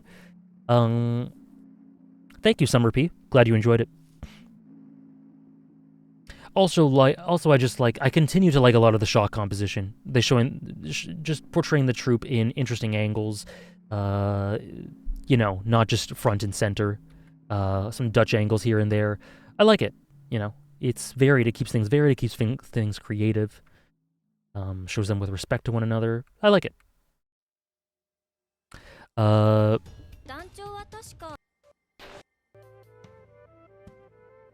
More Shadow Beasts. Get in line. Get in line, fellas. And then they capture Owl. They capture Uvo. Not much to say here. They let Uvo out. In total, this is the 5th or 6th rewatch. Treb, but I've watched individual arcs in isolation many times. Many more times than that. Riding in the middle sucks for real when carpooling. Also very humanizing because the villains are not above being stuck in a silly situation like that. Yeah, again, more humanization. Without taking away their status and presence. It's not too much. Like, it's always naturally integrated. It's never too much. It never breaks immersion. It never does something contradictory to the role of that scene or character. Random Shadow Beast saying the Phantom Troupe looks weak. Killua, the stronger someone is, the better they are at hiding that strength. It just goes back to that idea of confidence, right? If you really have to show to the earth how strong you are, and you don't just show it, you don't just portray it, oftentimes, you're not actually that strong. You're compensating for something. When did Krollo steal Owl's ability? Off-screen in the interlude between when he was captured and the fight. Still being pissed at Machi? Yeah. I didn't know that was anime only. God, I love hearing the little bits of which are anime only. Also, like showing off the enhanced skin by stabbing him and it just breaking, using his nen. Very cool. Compensating for something. Also, this shot. Kurapika looking cold as hell.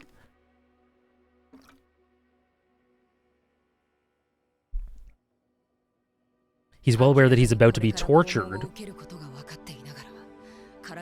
but the aura around his body remains firm, as does his resolve. Again, he was completely willing to withstand whatever, and he wasn't going to give anything up ever. We see this in 47, but there's a precursor to it here. That iron body is built on a rock-solid spirit. That's Uvo. That's Uvo.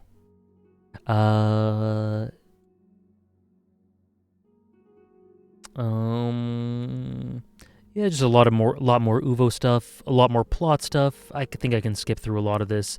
I like how a lot of this is portrayed, a lot of the angles used. Yeah, a great setup for his fist hurting when he punches him. Yep. Bit of an interesting, almost fish angle lens on Melody there. And then Kurapika. Yeah, Kurapika here. Again, that rage. I like how everyone is asking Uvo about the merchandise in the scene while Kurapika asks about the guest and punches him for carelessly killing them.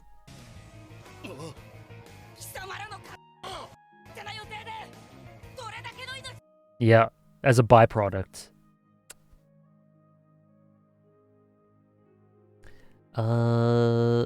Okay, and then... Yeah, and then we have Phaeton, who tortures the guy and ends up being disappointed that he gave in so quickly.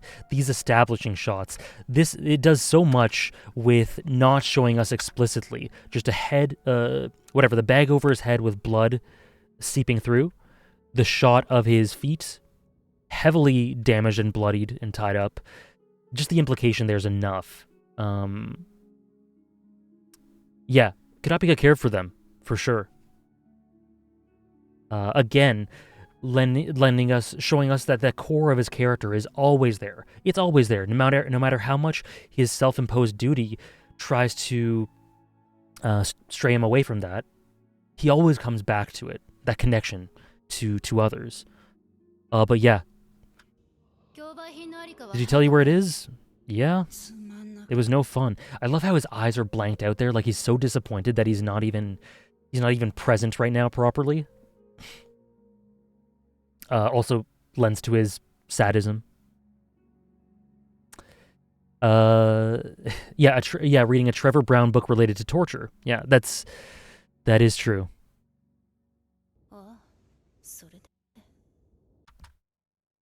I barely gotten started, but he gave in.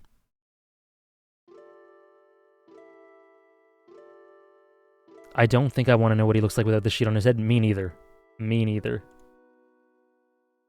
And then, again, another candle. Chrollo's got his whole set. Again, Yorknew does so much with establishing shots. Let me just show this. Love it. Nice little touch as the drip comes down from the candle. Quite a detailed shot of Chrollo's face there. Again, the flickering of the candle. Paku doing her nails. Hisoka has something to do. Up to some mischief, Hisoka. And again, which again lends you to shows the idea that Chrollo is open to Hisoka's quote-unquote mischief. He's open to it. He's open to this individualism. And he encourages it in some cases. Always. Yeah, I love End of Time, Sebastian. It's one of my favorite Chrono Trigger tracks. And I love what Hisoka says in response here. But of course. And then Kurapika, in an attempt to calm down, Melody's theme is playing. Love it. I'm up to no good for real. Hisoka and Chrollo's relationship is one of the most interesting, I think. I think it's amazing. And then Melody's presence causes him to check himself, take a deep breath here. Love it. Thank you for the follow, ATT Diz. Thank you for the follow. And another Kurapika smile. Very true. Very true. He has smiled multiple times now before that scene. Both to do with Melody. And that is genuine. I don't care what anyone says. That is so genuine. Oh, that's an important line for the Melody the potential melody video, the only times outside of Gon, Killua, Leorio that Kurapika smiles is when he's feeling calmed down by melody. How's it going, Santi? I gotta remember that. I hope I don't forget. Best friends. Let us meet at the agreed upon place. And then okay, so they gather their information. Shadow Beast completely wiped out. The Phantom Troops have got their tendrils in. Shalnark doing his thing to get Uvo back. And then we have Kurapika. Love the way this looks. Love the way all of this looks. This abandoned, haunted, rotted amusement park. What a horrific location. Elijah, I don't think you're here anymore, but this taps into some of that horror I think you were talking about. It's hard to watch the Hunter x Hunter streams, just because of availability, I guess you mean? This song is Lasaria Woodland from Xenoblade Chronicles 2, Benny Sakura. But yeah, everything's rotted. And what I love is that we have a clown here. Like a clown, the face of this rotted amusement park. Kind of almost a metaphor of Hisoka. Not his actual role in the story as much as how other people perceive him. To be this clown on this magician, this clown on the outside, completely rotted and defiled inside. I don't know. Just spitballing. But I love the art design here. Very deep blue, everything rusted, everything broken down.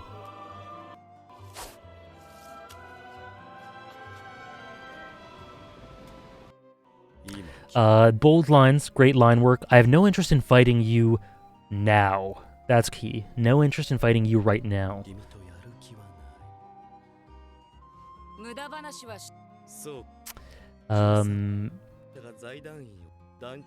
And then we get natural place for this exposition, for him to say the boss selects the replacement, as he explains it to Kurapika as part of their deal. They've primarily focused on killing and stealing. He replaced the man who was number 4, which is an interesting element to the troupe. That you beat someone, and you replace their member immediately, assuming they're willing, I guess. Almost meritocratic in a way. Hisoka's like a rotten amusement park himself, exists for entertainment, but far from anything happy and innocent. Absolutely. Absolutely. Thank you for the follow, Kenshiro Monkey. So that he could fight the boss because he's strong. And then Hisoka gets a bit caught up in a second. Turns me on. Love Kurapika's response to that.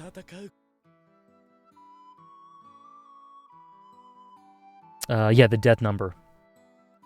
Kurapika joins Phantom Troop in Uvo's place? Yeah, just more bits about the troop, how they operate, telling them abilities. And then R.I.P. Dalzo Lane. Love this bit. You clean up nicely.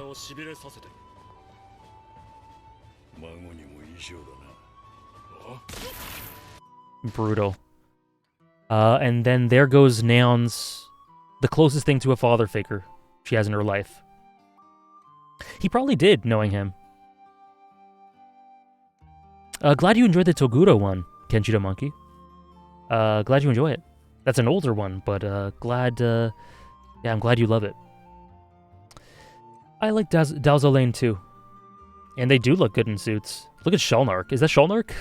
Look at the guy. Oh, you can't see him. Hold on. Right here.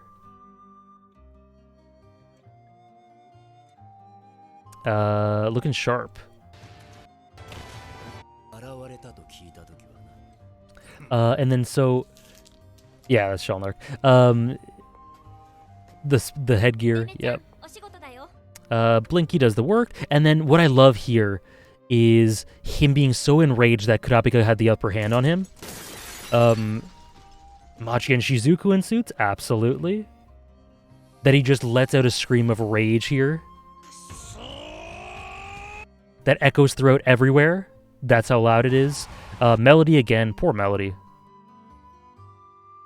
How do you think the troop would react if Kurapika requested to join after killing Uvo? How would they react? I think that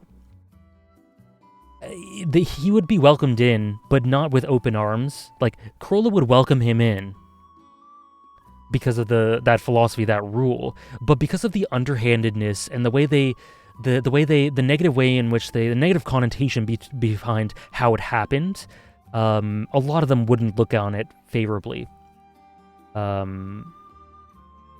Yeah, like Shadow's saying there, it would spark a huge controversy in the troop.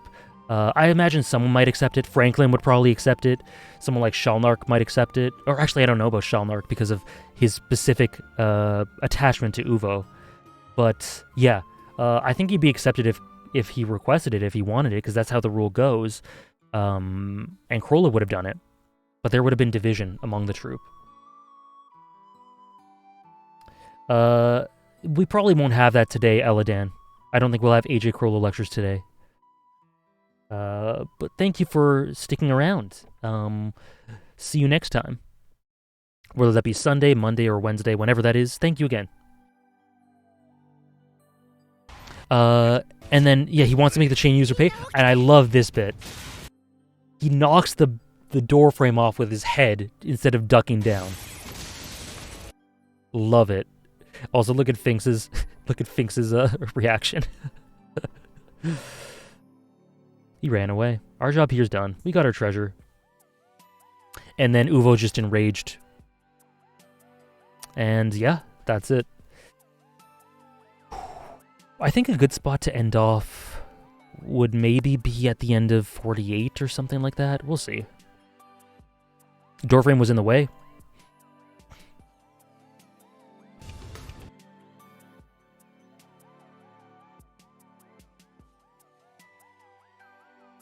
His weight and stature and strength are always so well portrayed, you can really feel the impact. Absolutely. That's something I love about the anime, the 2011 anime adaptation. It does so much with the physicality of these characters and how they're portrayed and how that lends to characterization. It never forgets their characterization through that impact, you know?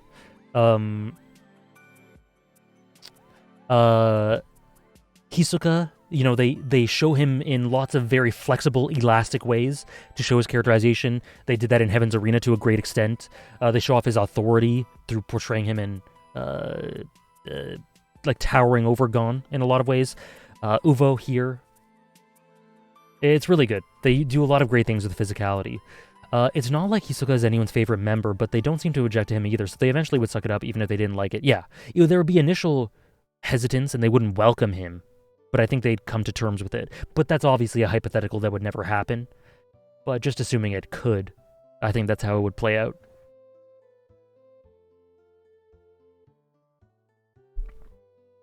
Oh, I think, again, I'm not a power scaler, I don't know, but I have a feeling Hisoka would be able to beat many of the troop members.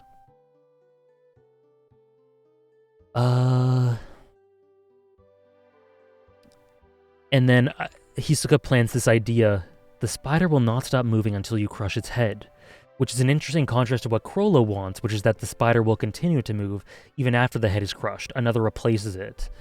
Shows their contrasting views on the philosophy of the spider and how it can persist. Kite moment. His bungee gum counters most of their abilities, so I would assume so. Yeah. Kite moment. Oh, yeah. That is a kite moment. And then they establish this give and take relationship. Well, kind of. Non-verbally.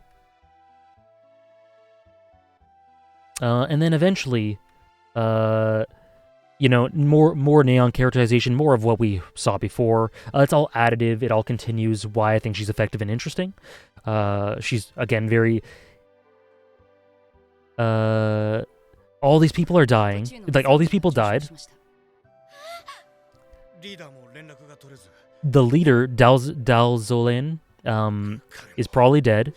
No way. What about the mummy? She is someone who's become incapable of forming genuine bonds. The closest thing she has, I think, is Dalzolin. Maybe Eliza. And in reaction to him dying, It's just, oh no. Anyways, what about this other stuff I wanted? What do you think would be the next best head of the spider? The next best head of the spider. The natural one would be Franklin for carrying out Crollo's will, but he doesn't exude charisma in the same way Crollo does, but nonetheless, people listen to him. So in terms of the philosophy of the spider, I'd say Franklin. Nobunaga's too impulsive. Trying to think. Yeah, probably. I love how they all just give up the leadership position to Kurapika. Yeah. When's the Crollo crying scene? That's episode 51. Oh no. Anyway, yeah. So yeah, this is more Neon stuff. Again, shows her broken, and look at Kurapika's surprise at that. Squall is surprised at that. She is a broken person. Phaeton, I don't know. Phaeton's a bit too, I don't know. He doesn't strike me as a leader as much as a... He's a prominent member, but I think he's a bit too silent, I think. And his ideas on the philosophy of the spider are leaned a bit too much in the direction in the camp of Finks, etc. For him to be neutral enough to portray it. Like a One Piece character, yeah. Paku, I think, would probably be a good leader, even though she ends up going against that in the end, but those were very extreme examples. Anyway. So yeah, Kurapika ends up being the, Phaeton probably isn't smart enough either. Franklin just seems like the natural one that comes to mind, but yeah. Anyways, Kurapika becomes the leader. He gets shot up the totem pole, and he gets the spot he desired very, very quickly.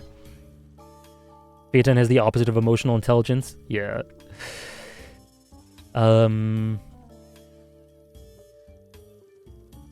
Okay, and he takes her like a fish to water. Uvo starts getting his beer.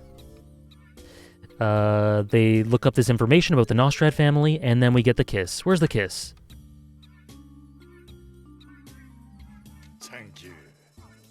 Court to be best leader. Aww. I believe Hisoka knows the abilities of Uvo, Shizuku, Machi, Franklin, Paku, Shalnark, and Crollo from the manga. So that would definitely lend to him being great in combat. Love this. Love this. Very cute. What was that for? Okay, and then Uvo's off for vengeance. Love this shot with the moon in the background. Very different color than it will be in the next episode. Their information's on the website, so that's very bad. It could give away their position. Uvo collects information. And then we get back to Gon, Kurapika, and Killua for the first time in like 5 episodes or something. Shalnark's face after Uvo leaves. Aw, yeah. Wait, hold on, let me just see if I can get to it. Yeah, actually, yeah, I didn't dwell on that. I should have.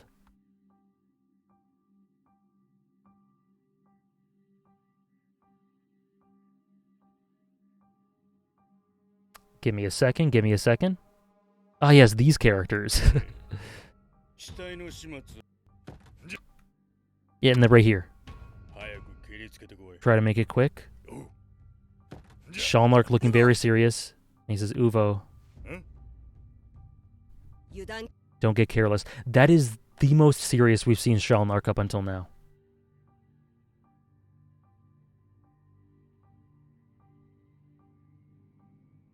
Not in that way, Santi, but we've discussed some of the similarities between them, for sure. I get that as well. I get that impression as well, Sebastian, but it's like, who else is there? I think anyone who would go into the head spider role, there would be some sort of drawback. Nobunaga would be able to make decisions, but he'd be a bit too impulsive.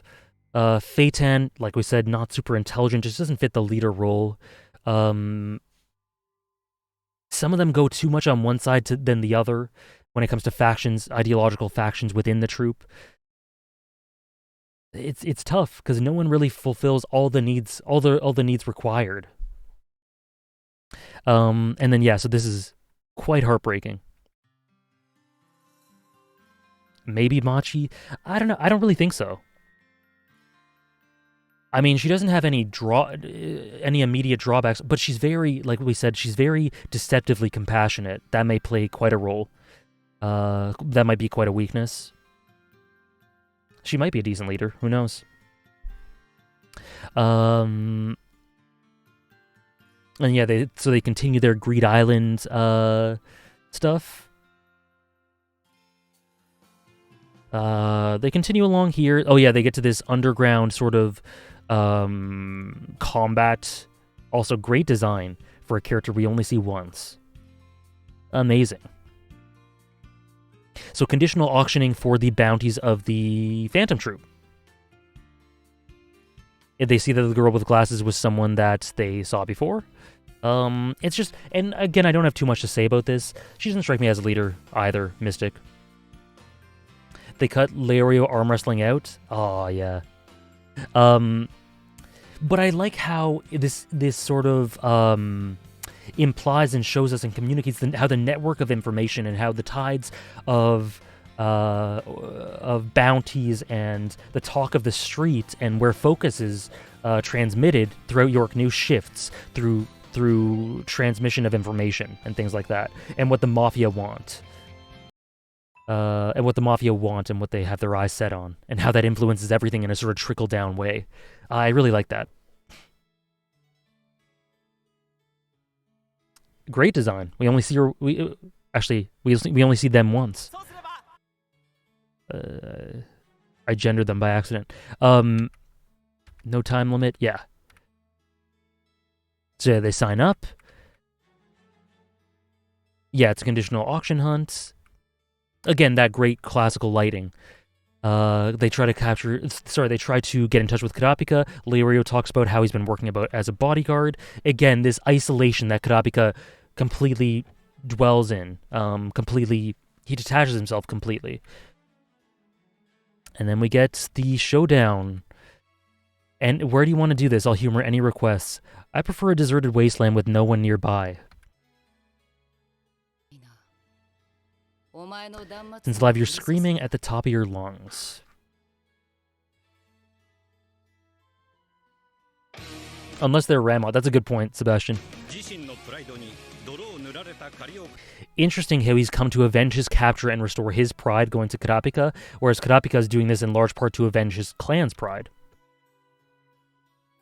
Epic. Yeah, this ending shot here, really good. Iconic. Yeah, Gon calling Kurapika and him not picking up and just continuing relentlessly towards this end. His own goal. At this moment, he's only got one direction. He's tunnel visioned completely.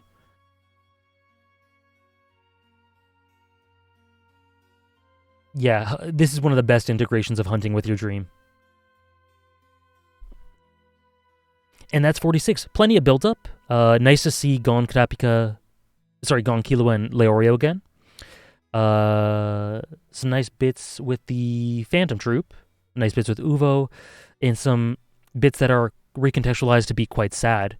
But this is essentially a bit of a transitionary episode that's really effective. And then we get to episode 47. Easy triple S for me. Easy triple S for me. This is another one that's great in 1999. I say one nice thing about a character/story. I'd love to hear some thoughts you have on the story and themes of Technolize. Well, it's just one nice thing, so I won't dive into it a ton, Falling Snow. But one thing that I really love is the use of direction to portray this uneasiness, like visual direction. Use of Dutch angles, use of focusing on the sort of decay of the environment of the setting, to really transmit this feeling of hopelessness that then gets contrasted later on through some other themes and characters and the ending impact of the story. But I love the way it uses the environments and direction to establish that sort of tone. Yeah, that's one of the main things I take away from it. Also, Oshii, whoever the antagonist is really good character. Kurapika, do be like that friend who never answers your calls. Oh, I don't know, Son Gohan. What do you think would happen if Gon and Killua interfered in the fight with Uvo? I think that would end up in a scenario where Kurapika is very directly, bluntly forced to pick between his who he is at heart and his duty. And in that way, if they interfered, I think he'd be very, very angry, but I think it might lead to a scenario in which he would ultimately relent in that circumstance, relent from his quote-unquote duty. Because in many situations, that's what he ends up choosing. Crollo clocks that as well. He's not able to put his friends aside for his revenge. I don't know, but it's lots of hypotheticals. And then we get a single focused and dedicated episode to their fight, which is so perfectly paced, not too rushed and not too dragged out. It's amazing. It's amazing. Episode 45, top 5 episodes. It's not in my top 5, but it's triple S, and it's definitely in the top 15, 12 to 15 or so. That's lowballing it, by the way. It could easily be higher than that. We have arrived. I think it's even better in 1999, but so is everything. Agree to disagree on that one. Big time. I think almost everything's... I won't get into it. That's a nasty topic to get into. That walk/ride to their fighting location must have been awkward. Oh yeah, I'm glad they didn't show that. This episode is perfect from start to finish. Masterful directing, amazing fight and dialogue. I can watch it over and over, evokes so many emotions. There are tons of great shots, and I love how this is the first thing we see. The blood moon, the red moon. Yeah, 2011 does that a lot. It rearranges things to make it singular focused episodes to great effect. I love that. Because 160 wouldn't be the same if it was divided up, you know? Yeah, I love that. I love that it does that.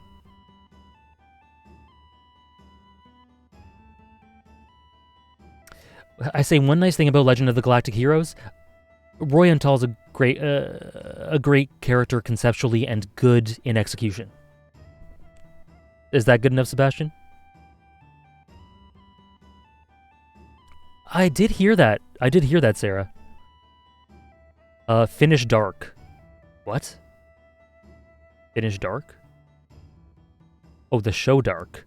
No. The blood moon rises yet again. Be careful, Link. The one part I prefer in 99 compared to 2011 here is the scene where Kurapika kills Uvo. I do think... Okay, so I guess it's inevitable when it comes to this scene. So just for once, I'll compare a little bit 1999 to 2011. I do think that the music direction is better in this fight in 99. I do think the music is more... I think it captures the tone and desperation of this a bit better. That's the last thing I'll compare.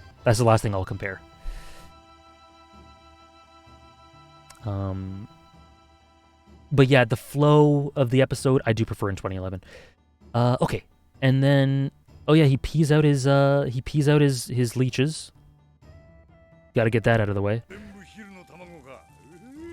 Oh yeah, the sound effects in 2011 are unbelievable. And then this... Love this look in his eye. Again, it's very slightly... Like, he's composing himself, he's resolving himself, there's conviction there, but there's undoubtedly a hint of sadness in that expression. The softness in expressions in this series, I'm telling you guys, I could gush about the expressions forever.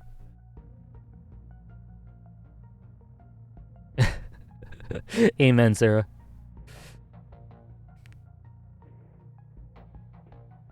And the peak Kurapika fit. And I like how Uvo can sense a special intent behind his nen. He doesn't know the half of it. Here's the fit. Here it is.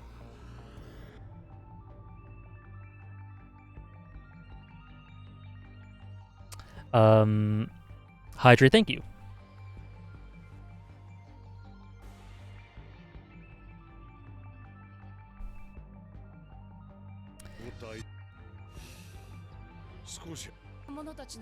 And he says he remembers the people who have made an impression on him that he kills. Great shot here again. This episode's full of great shots. I'm going to be pausing a few times. 5 years ago, and then just the horrendous, horrific imagery here. Let me move the camera. You can see people stuck on branches like that. Like, it's crazy. It's horrific. And then on both sides. Strung up on strings, we have Machi's influence right there. Like, good God.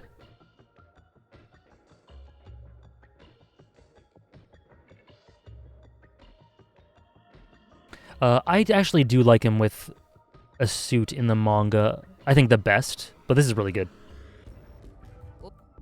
Also, love this shot. The chains in the foreground in focus, Uvo in out of focus in the background, and then comes into focus. The direction's just so good. The demonic suffering faces in the lower half. Yep. Oh man. And then here. This is another great shot. Love that. Love it.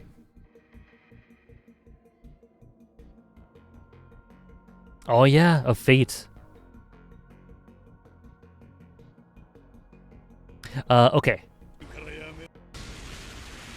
And it's smoothly animated throughout, like that goes without saying. It's very well presented. And Uvo says, I love denying those who come in search of revenge more than anything else. And this is just so smooth.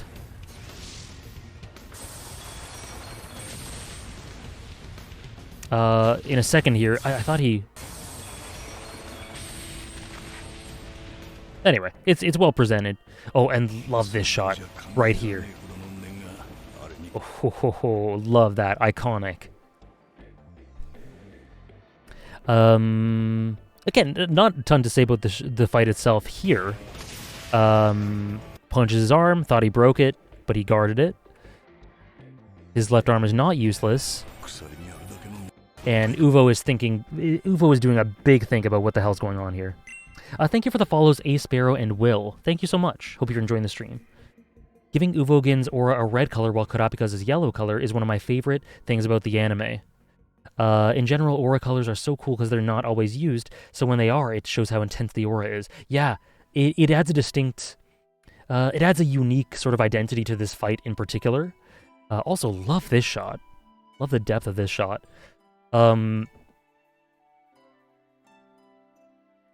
Yeah, so it shows the intensity, it gives a unique visual element to the fight, it helps it distinguish itself. That was a shot that a lot of people put in their favorite character mosaics. I don't blame them for it. I like that we discovered the extent of Kurapika's powers alongside Uvo. Me too, Quicksilver, if only. Kurapika starts taunting him.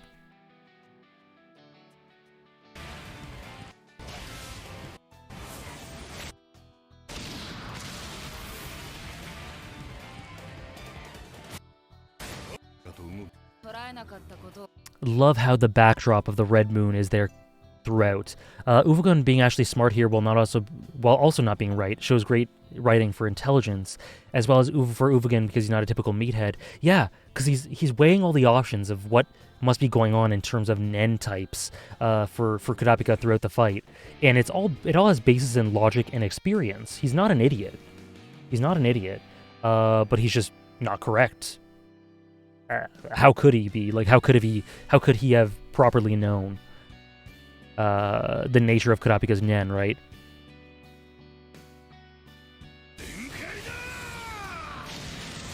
Also love how his red aura is consistent with the Big Bang impact.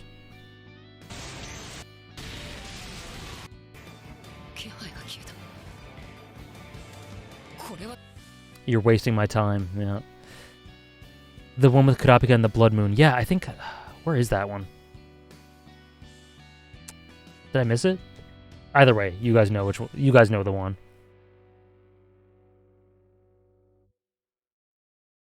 And then he actually crushes his arm. Also, I love this. I really like this shot too. It's just cool. I love the superimposing.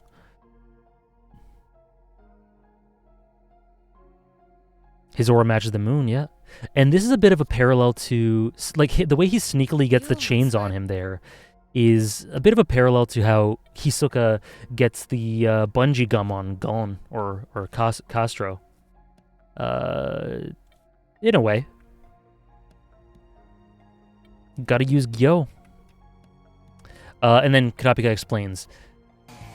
And then once he sees the Scarlet Eyes, as Gon does. Oh yeah, Uvo did use the same tactic as Gon, where he darts around in the midst of this chaos and dust and rocks and everything. Yeah.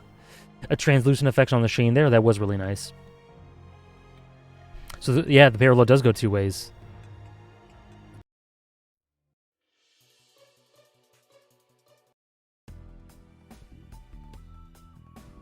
Love this shot. Actually, this is one of my thumbnails. This is the basis of one of my thumbnails. And he remembers the Kurta. They were pretty strong. And for Uvo to say that, they must have left quite an impression.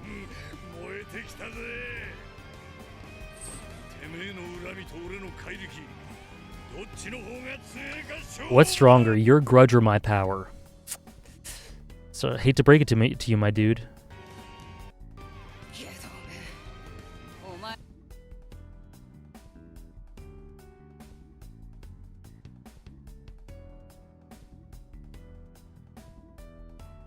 And then he drops it. My eyes turn scarlet when my eyes turn scarlet, I become a specialist. Kind of broken, but. And then I love this flashback. He remembers them only when he sees the eyes. To him, they weren't people. There were nothing memorable about them as individuals, only the treasure they held and the power it gave them. Yeah, nothing distinct about that except their eyes. That's a great point. Their eyes and the fact that they were pretty strong. They must have fought to the death, the absolute death. They must have put up a good fight, but in the end, I mean, we saw the horrific imagery. It's the more you think about the Kurta massacre, it's like the more weight and emotion you can get out of it. Thank you for the follow, Warners. Thank you for the follow. Hope you're enjoying the stream. And I love this stream. The flashback to Uzunavi. It's a nice break, a tonal refresher, a bit of respite, a break in the flow of the fight. It's kind of calming and therapeutic, but like there's a twisted element to this because Kurapika is resolving to do something that would chain him down literally and metaphorically to something that is so against who he is. So it's a kind of twisted calm here. It's a twisted serenity. Just the ambient sound design of just the birds, the wind, the trees. It is, Werners, absolutely. It's an amazing arc.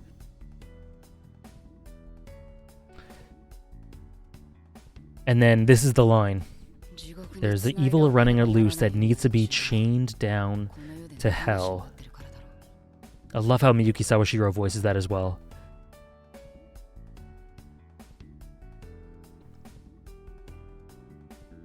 And again, the bags under his eyes. But nonetheless, again, that conviction. And I get the feeling that you're chaining yourself. What would you know? And then, love the way a lot of this is framed. The gap, showing the gap in communication and motivation and understanding. Or not in understanding as much as, like, Kurapika understands what he's saying and he's self-aware of it. He just doesn't care. And here we have a gap between someone who values one thing more than the other, in complete contrast to what Izunavi values.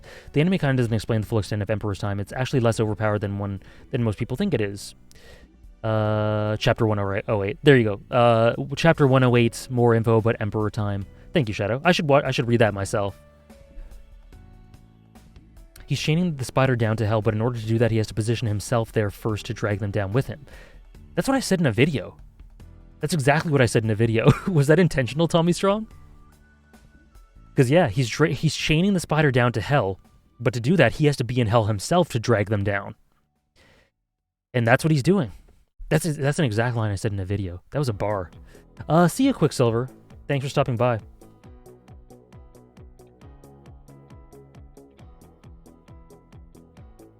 Gotta skip this song. Anyway. Maybe subconsciously? Cool. And then, yeah, a more overt explanation of restriction and pledge. We know this already. Nen is additive, but yeah, restrictions, rules can be multiplicative. A prisoner to his revenge, exactly. See you, Quicksilver. Oh, I already said bye. See you again. One little thing I've always liked about Kurapika is how his edginess contrasts with his soft appearance. Yeah, it contrasts with, like, his appearance is very... A lot of his expressions and appearances are very honest to the type of person he is. They're very raw and indicative of that. And so, yeah, that edginess, again, shows that contrast between what he feels he needs to do and the person he actually is. He couldn't be more opposite from the things he is chaining himself to doing. Mentor guy, yep, Izunavi. Yeah. And then we see the spider. Nice illustration. Yeah, use it solely for your objective. I'll stake my life on it. Yeah. And then so we have that whole explanation. And this shot. Oh my god. I love this shot so much. The chain in the focus, the cross in the focus. Kurapika blurred in the background, but still the red eyes poking out there. So stark. Oh my god. I love it. I don't know Tommy Strong. I have no idea. People ask me all the time about what type of Nen power I would have. I don't know. I never think about that sort of thing. I'm sorry to be boring, but I gotta be honest, I've never really thought about that. Oh, you have severe arachnophobia? This arc must be tough in instances then, Sarah. Love this shot. This is one of the best shots of the episode. Yep, same color as his arm. Yep. I really like that spiders are usually something that most people fear and avoid, but Kurapika is someone that even the spider fears. Yep. He heals himself. Oh, and then this. Oh, this shot too. Oh my, so many bangers right here. In motion is even better.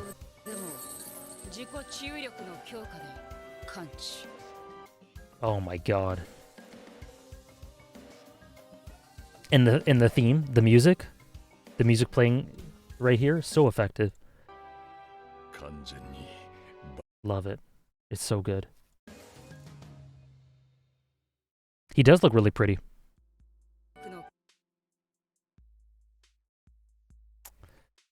Yeah, and then we get a bit of an insight into Kurapika's mindset. He saw that he liked to fight alone for other people. And that he trusted that his strength would prevail. So this Uvogin is just the perfect storm of elements to test out Kurapika's judgment chain, and all of his tactics to see, because if they work on the pure strength of Uvo, the strongest in the troupe, then they will work on everyone else. Also, he's okay with being isolated. He's very headstrong, prefers to fight one-on-one. So it's just the perfect way to test this, but also kind of crazy that this was a test for the rest of the members. Something that could have easily killed him.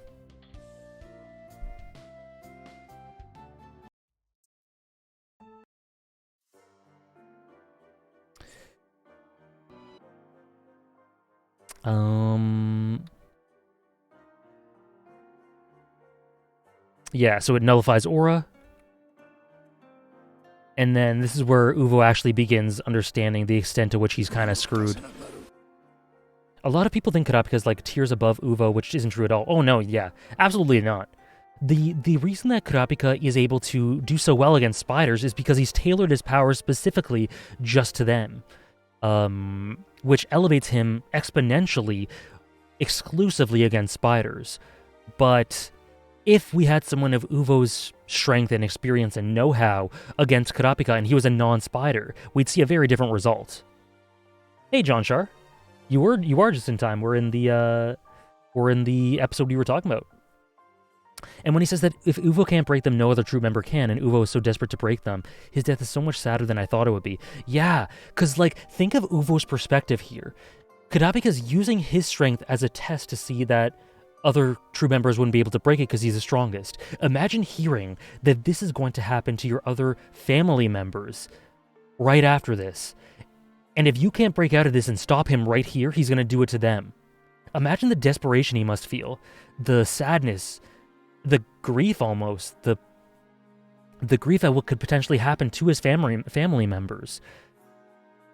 Like, put yourself in his position and imagine what he must be thinking there. That is horrific. That is horrific to hear.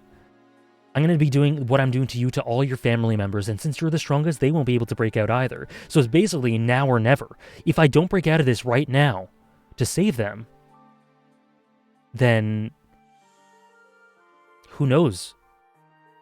They could all end up like me. And he struggles and struggles and can't break out of it. So imagine the misery he must be feeling there. It's insane. Hey, Wolfman, how are you? No worries, you're always on time for the Ace Attorney ones, so you gotta sleep in every now and then, or whatever you're doing.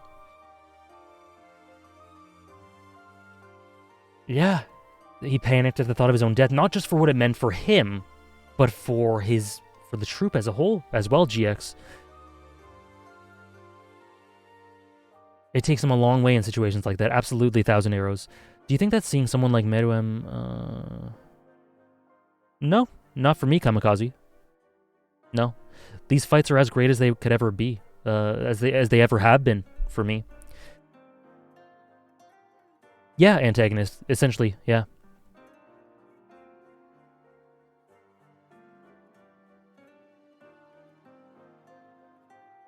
Okay. And yeah, his demeanor, his expression, as he realizes this, completely changes. Deep concern.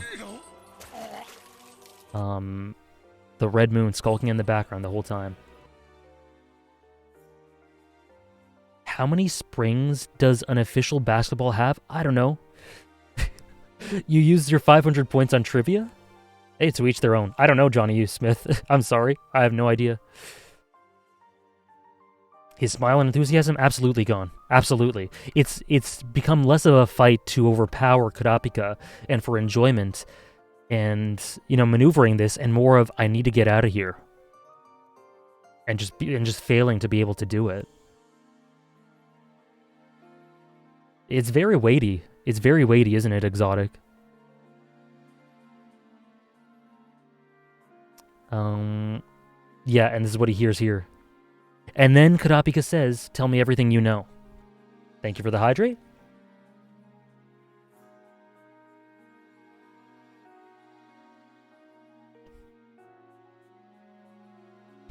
And then he says, essentially sell out your family. Tell me what you know.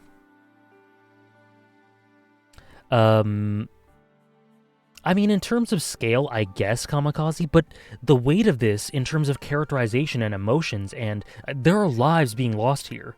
So I don't know how, like, I can't relate to the feeling of this feeling trivial at all. The stakes never stop being extremely high.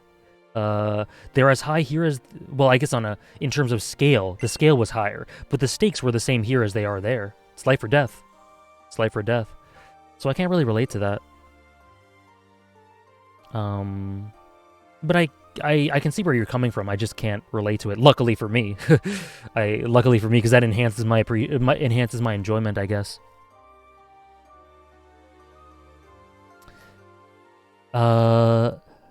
Kurapika was going to use it on Uvo's family, just as Uvo used it on his family. Yeah.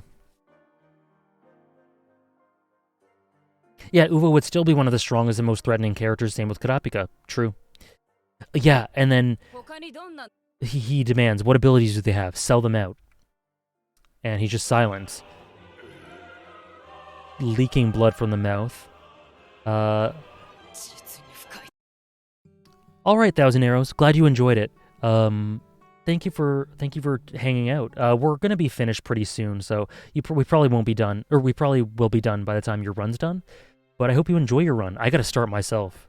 It's warmer now in Canada, so I gotta start running on my own. And then here, great shot. Stained by blood. It makes me sick. Yeah, the blood tier. It makes me sick. This goes, like I've talked about this, I won't harp on it again, but it goes against everything Kurapika is to do this. Hand stained by blood. The smell of blood. It throws everything into disarray. How can you do these things and feel nothing at all? Courage, loyalty, resolve. Yeah, Uvo shows incredibly praiseworthy traits here. That's incredibly praiseworthy. And that's why, like, you watch this for the first time and you go, this, not even just for Kurapika's mental state, because this is clearly bad for Kurapika, but even setting that aside, it just doesn't feel triumphant in any sense because of the nature of it. Yeah, he can't get any satisfaction. It doesn't feel like winning. Yeah, all of that.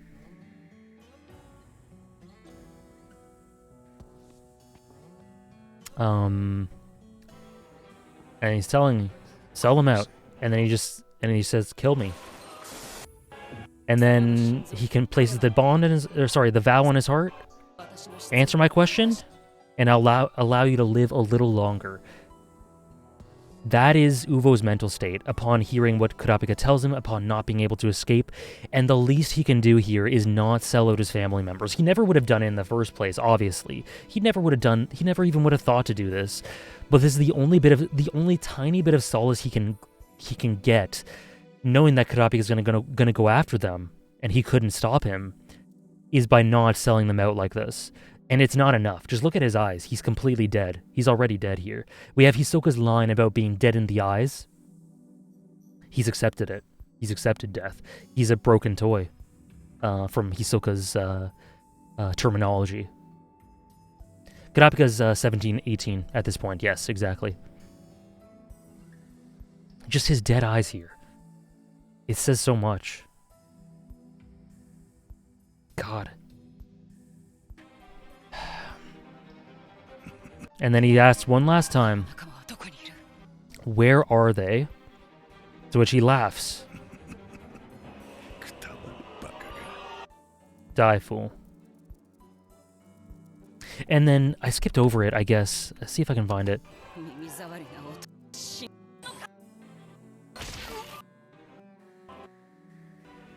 The first time he says... Yeah, right here. Tell me everything you know. And then right here, the animation here on the mouth. Oh, wait, no, he didn't. That wasn't it. I can't find it. Anyways. Oh, right there, right there. Right there. What abilities do they have? And then right here. Amazing.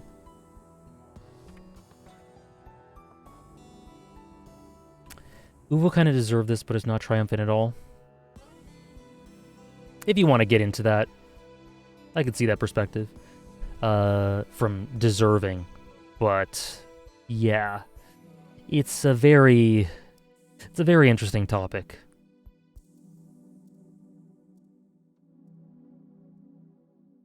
Go to hell does fit a bit better.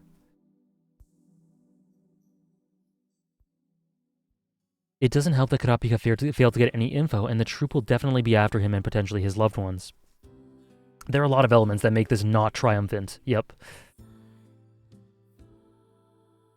Uvo calling Kurapika a fool, understanding how even in his desperation, he won't get anything from him or the Troupe members. I do like that.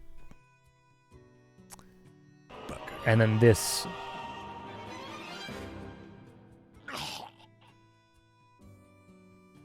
No words for that direction. Sound completely drowns out. Only focus on the blood, on the eyes. And then this shot right here. It's wonderful that his eyes are blanked out here. The implication is more than enough. It makes him more powerful, not seeing his eyes there. It does say a lot of him. He does give Uvo a bit of a burial. You know, there are multiple factors to that and reasons why he would do that, but it is a bit of a sign of respect. I'm sure deep down, he begrudgingly was probably impressed and didn't expect Uvo to be so... to hold so strong to not giving them up, you know? Amazing. This scene is without doubt, one of the best scenes in the entire show. In anime, for me. The cut to black is genius. It is genius.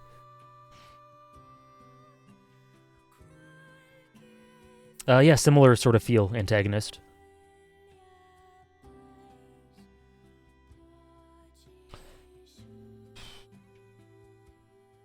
God. And then he kind of snaps out of it here. And I love that. His eyes return, and he's immediately staggers. It takes so much out of him. He spent too much time in that state. I think it's mostly respect, and I feel like he'd do that even if Uvo weren't respectable, just for his own views of murder and how to treat the dead. Yeah. Yeah, also, leave no evidence. Like, just leaving his body out there, it's not very smart. He brought the shovel before the fight, too, didn't conjure it. This is more about the intent and confidence. Did he bring it before? What, I thought he could easily have conjured it. I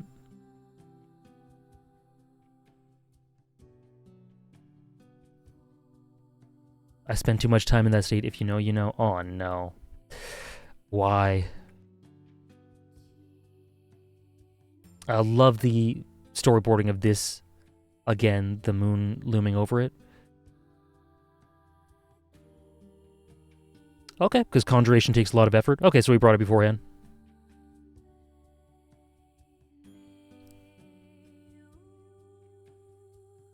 And a lot was taken out of him. Yeah.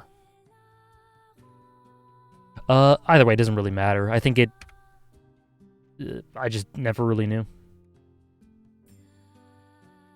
And then, yeah. And the look in his eyes is as telling as anything else we've seen.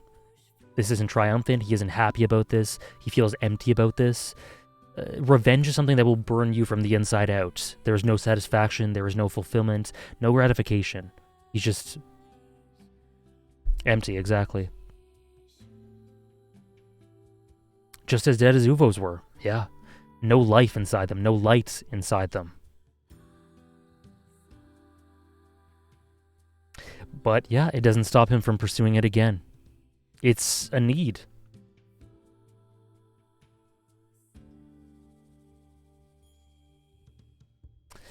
And that's the last we see of Uvo. R.I.P. Love this shot too. Oh my god. This is actually one of my favorite shots. The coloring on this, the slightly elevated mound that is Uvo. Kurapika blurred in the back, continuing his quest. And then they decide here that Uvo is probably in danger. Those are bad matches. Those abilities are bad matches for Uvo. Shalnark feeling the guilt. If he fails to return by dawn, then we have a change in plans, right? Yeah, there will be a change in plans. And I love this as well.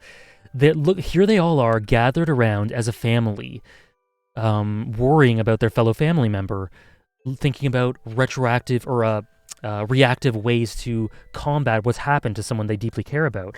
They are all, notably, Chrollo's held himself in a bit of a lofty status, but they've been together, the same sort of energy. Chrollo here is on their level.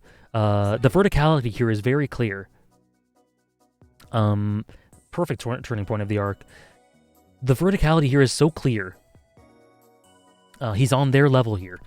And then who do we have here above everyone else once more? Completely different energy. And opening his eyes right here. That is perfect. That is how you end that episode.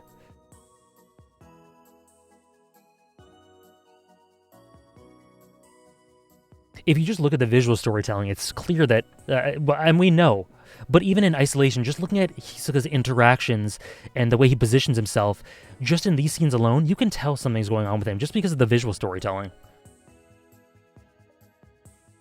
So great. And then, yeah, so this is the basically, it is the turning point of the arc. But I do think I can go through at least one more. Because I don't actually have much to say about this. I think we can get through this episode pretty quickly. Just a couple of interesting points about Zapile and the world building, and Togashi's approach to, again, the storytelling, which we've talked about before. This is the last episode for today. Either last or second last, probably. But yeah, episode 47, 10 out of 10, masterpiece. One of the most formative anime episodes I've ever seen, because I watched this early on, within the first year that I started watching anime, and it was one of those ones that reminded me of what this medium is capable of. It is so good. It is so good. True transcendent in a sense, yeah. I'm sure you've talked about this before, but how sympathetic do you think we're supposed to be? Yeah, we talked about this, I hate to say refer to earlier on, but we had quite a long conversation about this earlier, Pro-Pinkist. The show obviously plays around a lot with the idea that even villains care about each other while hurting people, but while the prominent... yeah, I'm not going to say that just because of potential spoilers.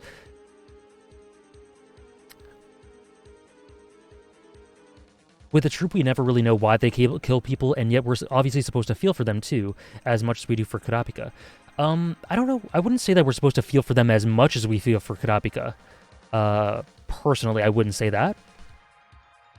It's okay, Pro-Pinkist. So, in terms of sympathy, so I have a couple of things to say about that. In terms of sympathy, because of the specific, Sebastian made a great point, which sort of contextualizes why sympathy is very appropriate, given their specific situation and how it relates to Chrollo and their place in society. So we talk about that a great deal in the VOD earlier on. But also, they're just humanized. There are just lots of bits of humanization, bits of humor, bits of traits to them that could work in protagonistic casts or protagonistic characters that endear you to them, that makes them feel very human. So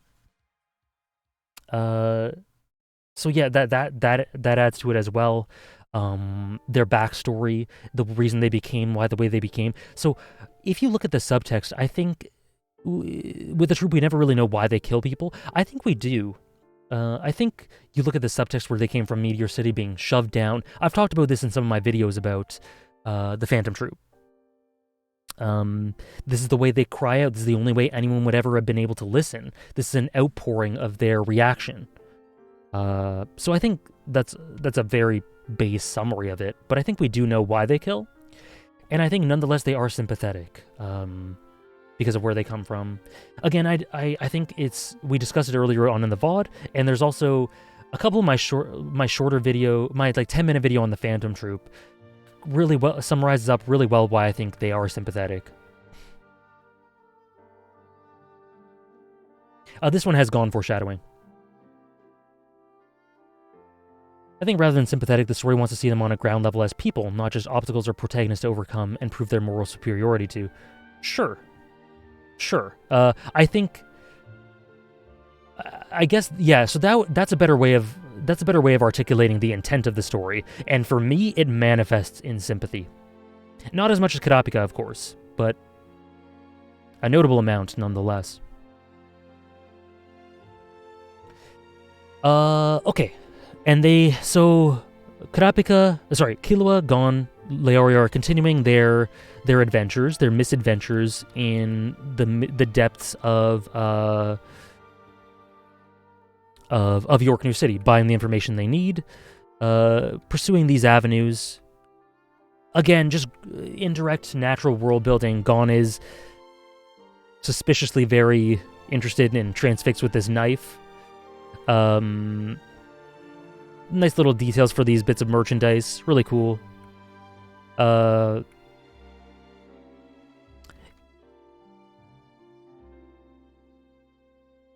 You learn a bit about how the auctions work, how profits are gained from people like this, how some items are imbued with Nen, detecting aura in Nen.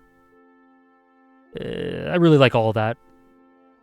The Ben's knife setup for when it's used. Yeah, later by Chrollo, and Silver recognizes it. Yep.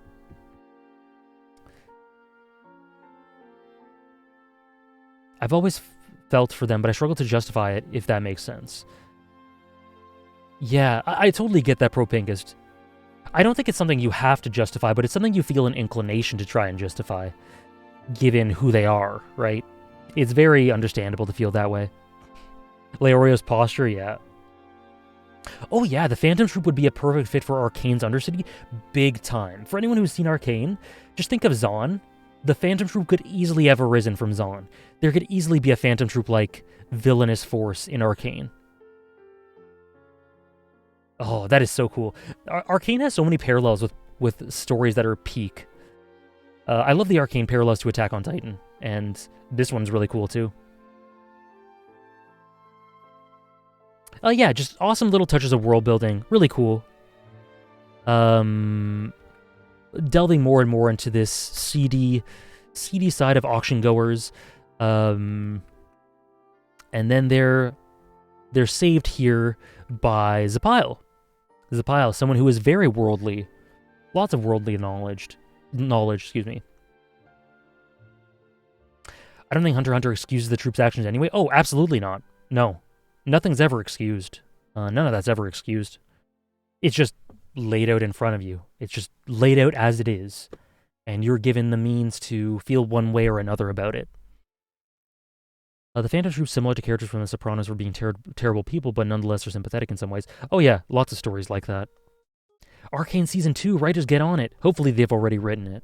For my sanity, I need Arcane Season 2. ASAP. Oh yeah, if you guys have not watched Arcane, please watch Arcane. It's so good. And watch my reactions to it if you want. Those are pretty good. I totally sympathize with the Troupe, not in a way that condones or justifies their actions, but understands and feels for them. Yeah, that's what sympathy is. A lot of people sometimes think that sympathy automatically equates to justification, which it doesn't. It doesn't. Oh yeah, absolutely, Sarah. Absolutely. It wouldn't feel right to not do reactions to Season 2 whenever it comes out. It's like having relatives who make bad choices but loving the people they are, at least for me. Yeah, I get that for sure, Son Gohan.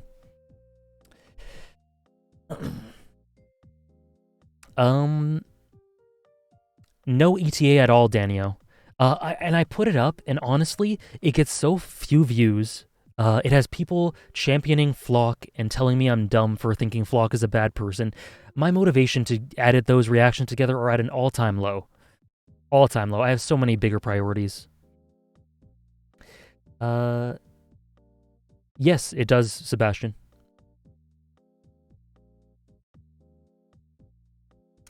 You compare them to Avalanche of FF7. Interesting. Interesting. There are similarities in that they're very reactionary in one way or another to the world they inhabit. One thing I love about the Troupe is that they're completely authentic to themselves and fight for what they believe in because they really do care about the spider. Yeah, it is the ultimate sort of cause, if you will. Very authentic, very raw, very honest. The title of your Death Note video, Justice is Dead, applies to Hunter x Hunter 2 in many ways, perfectly shown with how the Phantom Troupe isn't really treated as simple villains who get what's coming for them in this arc. Even if they do suffer consequences, it's not quote-unquote justice. Yeah, it's not karmic retribution in any sense of the word. It was justice doesn't exist, yeah.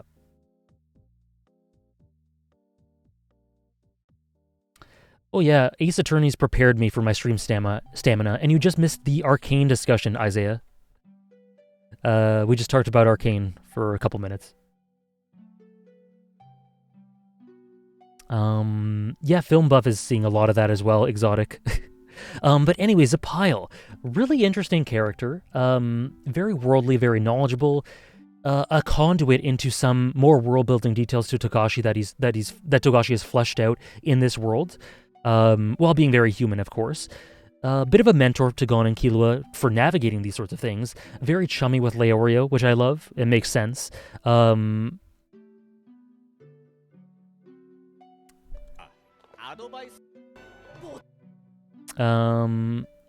Interesting how Killua is upset that he wants compensation for this, whereas Gon thinks it's totally fair. He helped us, so it makes sense. Gotcha, Isaiah. Berserk spoilers. What? I spoiled Berserk? Oh, I think you're referring to Diego's thing. I gotcha. Yeah, just be mindful, I guess.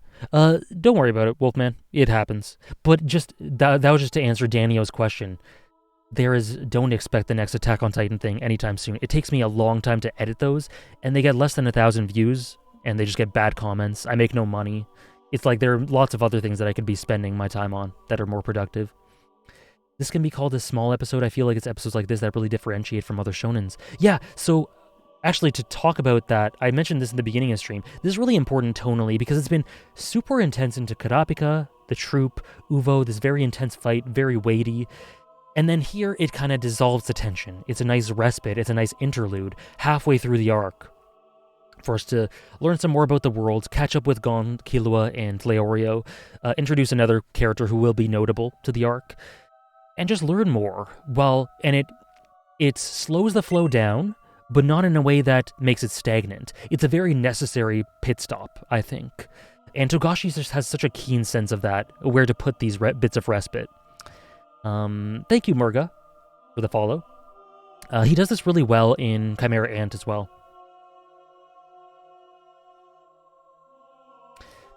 Togashi toyed with the idea of justice doesn't exist towards the end of Yu Yu Hakusho. Yeah, definitely. And I think that imbues Hunter x Hunter in many facets as well. Yu Yu Hakusho is, in a lot of ways, a rough copy of a lot of the concepts that get followed through with in Hunter x Hunter. Yeah, and I love that about Togashi. He gets random interest in certain things and decides to write about them, because why not? He knows these sorts of things about, like that Zapile knows about auctioning and all these sorts of things. So why not write about them? Why not put them in the story in an organic way? Yeah, it doesn't feel forced at all. It feels organic. It's just like a bit of this, the bit of melodies, the lore about the Dark Sonata, about this. It all comes up naturally. It doesn't come out of left field.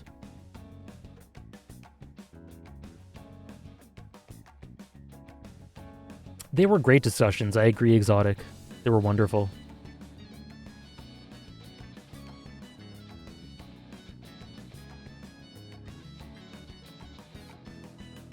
It is one of the most underrated songs in Persona 5.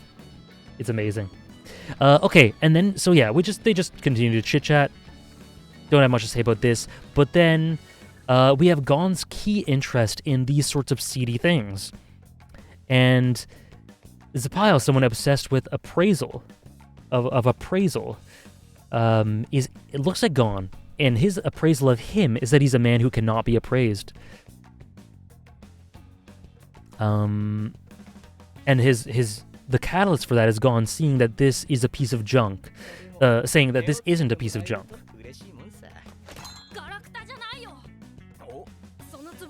It holds your nen. So you must concentrate and train you put a lot of effort into this. So Gon is able to see value in the things that a lot of people wouldn't see value in. People, objects in this case. And it's an immense purity. When you appraise objects long enough, you also become a good judge of character. When I saw you, I knew right away that I wanted to work with you. And then they talk about this stuff, and then we have the most important scene here. Thank you for the suggestion, ADFYRD, Adford, however you pronounce that. I've already watched it. I've already watched it, and I disagree personally. But it's still a really good adaptation. It's still really good. I encourage everyone to check 99 out. Also, excuse me. As an aspiring creator, Zapile is easily one of the most relatable characters, hunting his old creations and taking them off the market because he thinks they're trash. Yeah. And Gon's able to help him imbue value in them, to see value in them. I really love that. Again, it plays into Gon's disarming nature, right? For Nen to be something rather hidden in society, it gets revealed to random civilians fairly easily, I feel. At times it does. I wonder if Togashi felt like Zapile once and Gon's line was his answer to himself. That whatever you create, even if you think it's garbage, it reflects your identity and what makes you special, which makes it worth existing just because of that. That's really beautiful thought. And if that is the case, which I can easily see it being, I love that. I love that. Because it indirectly shows Gon's value to Togashi as a proponent of that sort of thing. And that also draws a bit of a parallel with Monogatari in a certain way, if you know what I mean. Hitagi End. The whole creation process.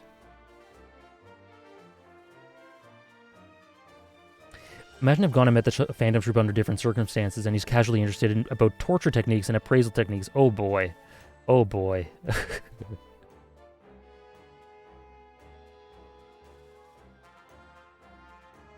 Nice to hear it, Wolfman. Glad you're enjoying. Yeah, this isn't a filler episode at all. Hunter x Hunter doesn't have filler, except for the recaps. It's all additive. When there's such focus on the setting and these little touches and things like that, it's if filler gets tossed around too haphazardly, I think. But this is the most important scene in this episode. This kid interests me. He doesn't care about right or wrong. It's funny, I've laid this out in my videos. He doesn't care about right or wrong, and people directly tell me that I'm wrong about that. But we have multiple adults throughout the series who say this, essentially, verbatim, almost, this exact thing. He doesn't care about what's right or wrong. When I admitted to me, yeah. Innocent curiosity, purity. Very simple. He opens his mind to everything that impresses him, right or wrong. And that is a hell. And look at his. I love Zapile's face here as he's thinking that. Brow furrowed, because that is a double-edged sword that can be really good, that can also be dangerous. And the brow furrowed there tells a lot. I'm glad to hear that, Isaiah. It's great when rewatches hit that much, which means that he's dangerous. Someone who can never truly be appraised. I love this monologue. It's so good.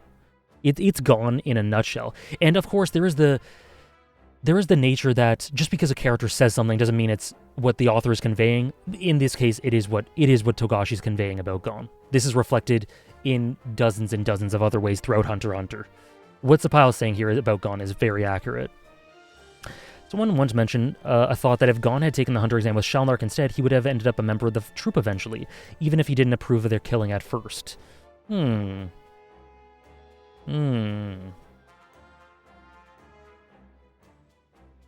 mean, who knows? Who knows what certain paths in life can take us towards? I tend to disagree with people who say that Gon would have joined the Troupe if they weren't, like, at this point, if they weren't antagonistic towards Kurapika. Because it's like, what is that? That's a whole rabbit hole, actually. That's a whole rabbit hole. I'm kind of disagreeing with certain things I was going to say. Let's not get into that. But yeah, people do tend to say that about Gon now, at this point. Okay.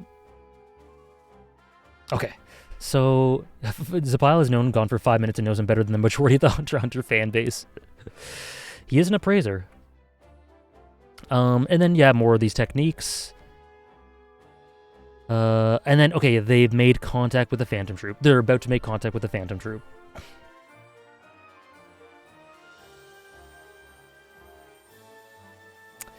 Yeah. Very nice, Cyanide. Very nice. Very indicative. But yeah, I'm a big fan of this episode.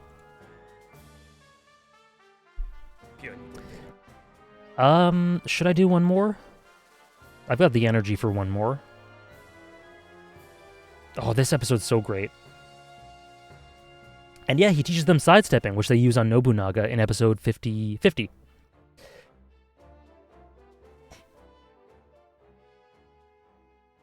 Yes. Oh, yeah. And then, yeah, in the OP, after Uvo's death, they start using Uvo Here. Wait. Oh, do they start using it over here? No, they start using it after, I think they start using it after the... Yeah, after 50 or 51, I think it is.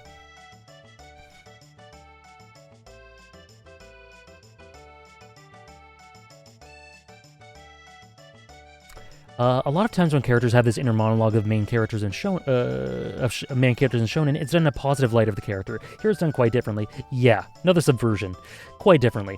And again, it's not inherently negative, but it's just like this can be dangerous. This is a double-edged sword. I always loved that about Gon, honestly. His morals or lack thereof are so interesting in how they're explored. Yeah, and they can manifest in extreme positivity. Extreme positivity. Killua, how he became this light in Killua's life. How he, like I said, disarms a lot of people. How he helped out... well, that happens later. But you know what I mean. But it can also be dangerous. The epitome of a double-edged sword. In my opinion, it's not impossible if they became the means to which he could find Jing. That's what I was kind of getting at, Shadow.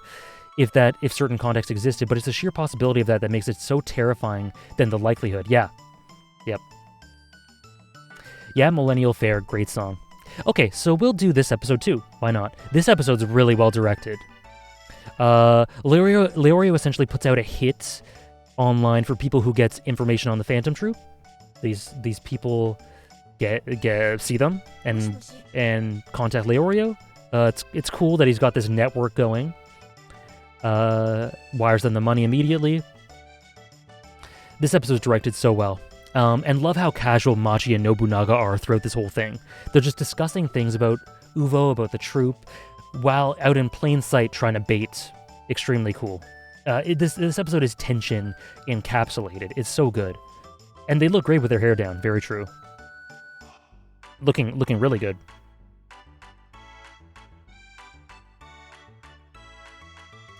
And then more nice little interactions here. Nobunaga looking real good. And these aren't warm interactions, but there's again that sense of familiarity that nonetheless gives you that humanistic touch, even still.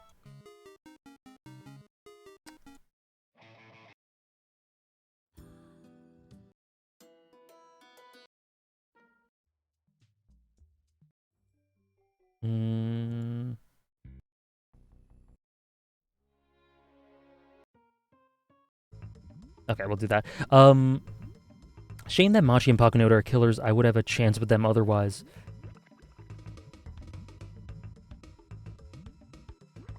No comment on that one. I'm just clowning you a little, Wolfman. We can fix them.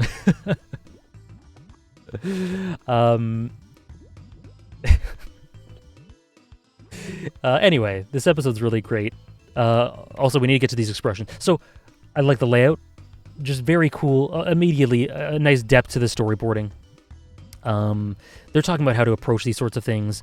He's talking about what his dad set up with the Phantom Troupe and how strong they are. That is like 2 Hisokas. Paku, please give me a chance. I can fix the troupe. I do. Wait, where? I was replying to a comment that I just lost. Never mind. Machi's casual fit, she looks great. Her and Nobu both look great. And then so Killua's being a bit of the voice of reason here, telling them, his experiences with his father, the industry, evaluating strength, appraising strength. Silver warning his children not to get near the Phantom Troupe is very funny and ironic in retrospect for various reasons. True. Very true. Yeah, and then, so this is where Machi says, I believe the boss wants to recruit him, to recruit the chain user, to recruit Kurapika. Which is interesting, and I think accurate. I think would be pretty accurate. I'd let Machi X, I'd let Machi Y. But would Machi even give you the time of day, my friend? See, I'm self-aware. I know Machi wouldn't give me the time of day.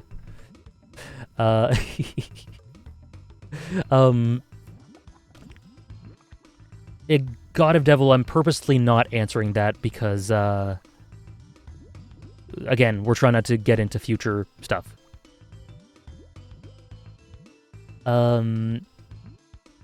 Yeah, so unfortunately, you can DM me on Twitter, and I can answer that if you want. But not in chat right now.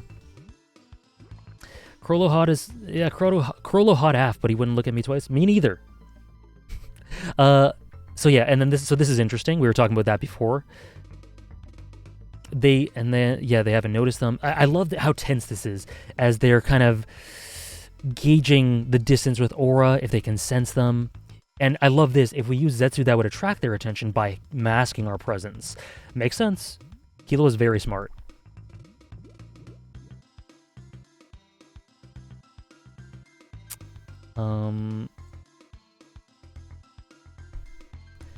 And then I love this. Act normal.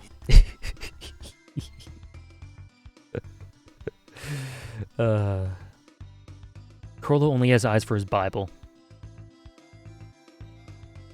These faces. Precious boys.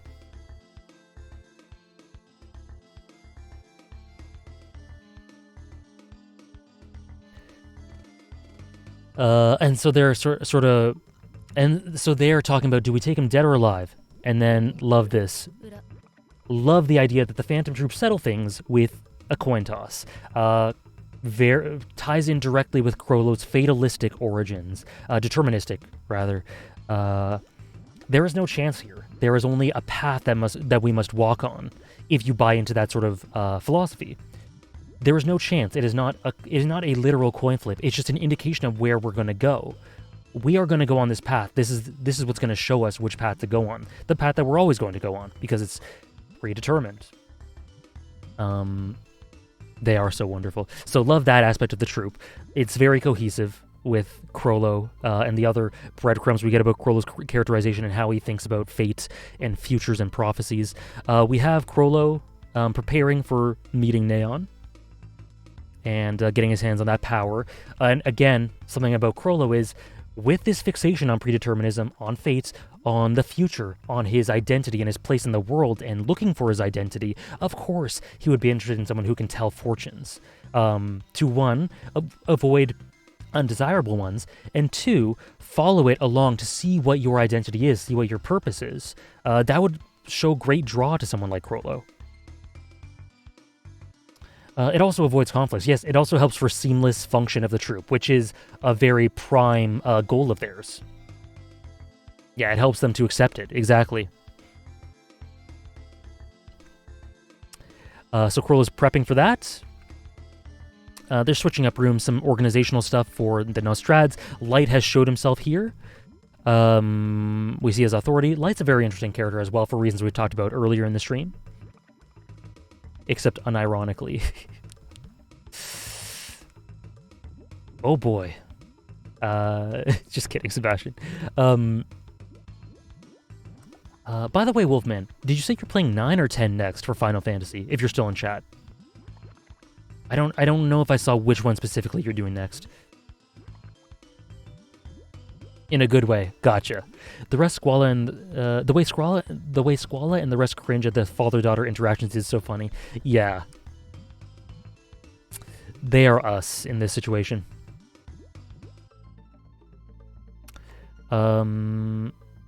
Okay, and then they have to hire help for this.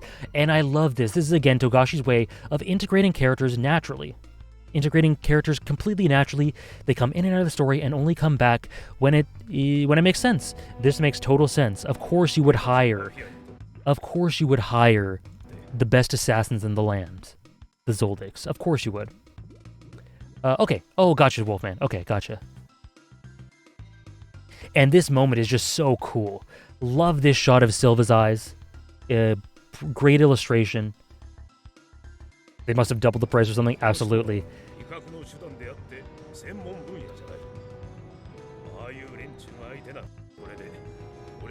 And then this Good God. Awesome. So cool. Thank you, Critty. Thank you for the raid, Critty. Right towards the end of the Hunter x Hunter stream, but we still have a bit to go for this episode. Thank you for the raid. How's it going, everyone?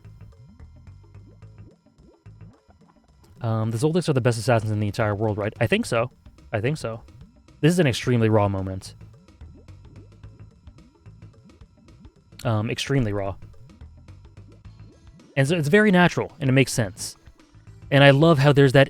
Oh, and then here we have Chrollo putting on his suit. Optimal Chrollo, IMO. How was your stream, Critty? Silva looks super imposing.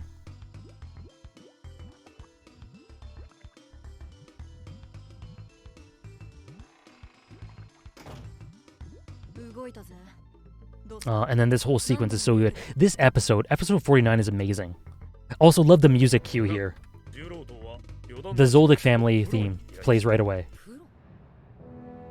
So good. The direction in this anime, unbelievable. Unbelievable.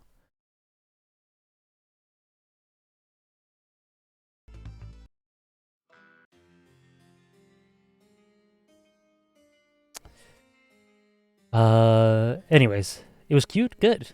Glad to hear it. I love how Machi-san Chrollo would recruit Kurapika instead of him, shows some slight humanity on his part. Or instead of kill him, sorry.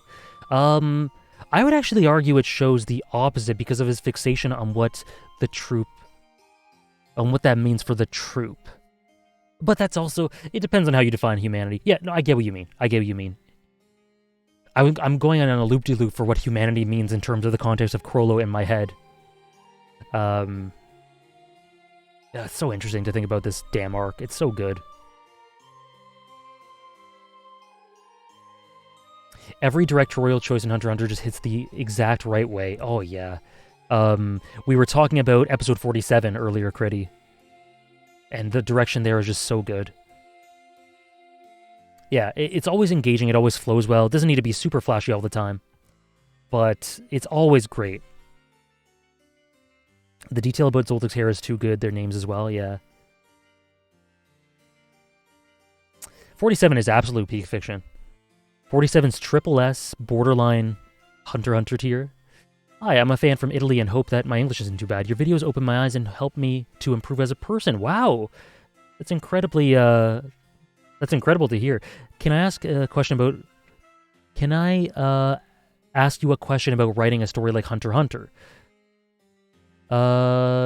Maybe, Star-Lord. Depends on the question. I can try to answer with the best of my abilities. You can go ahead and ask it, sure. And then 51. Oh, we'll get to 51 next stream. But 51, direction of 51 is unbelievable.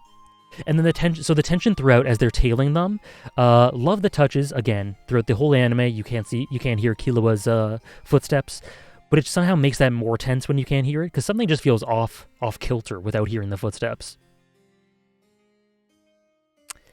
Yeah, I didn't write Hunter x Hunter, so I wouldn't be able to answer as well, nearly as well, 10% as well as Togashi, but I can answer to the best of my abilities. He wrote Chrollo, though. Oh, I wrote Chrollo. Good God. And I love their consistent, and then how casually they say, "Oh yeah, they're following us, aren't they?" Flat throwback to Gon in the Hunter's Exam. And then they eventually just stand in the middle of this inconspicuous plaza from this old derelict town. And then talk about hypotheticals, talk about the people who could be tailing them, etc. And then I love the direction here. It's so good. They give any kind of reaction, we run for it.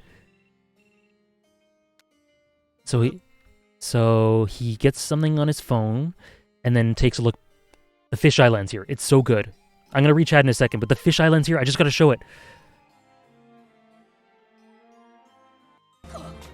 Oh, here, right here. So good. So good.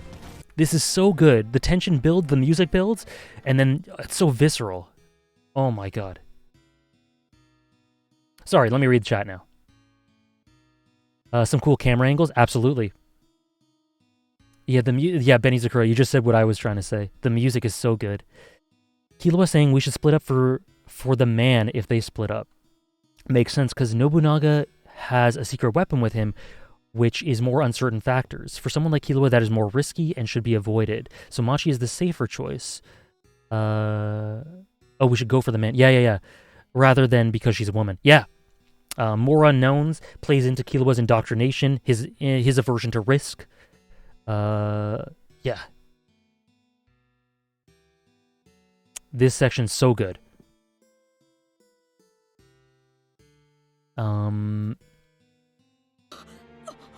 And then they jet off, only for this.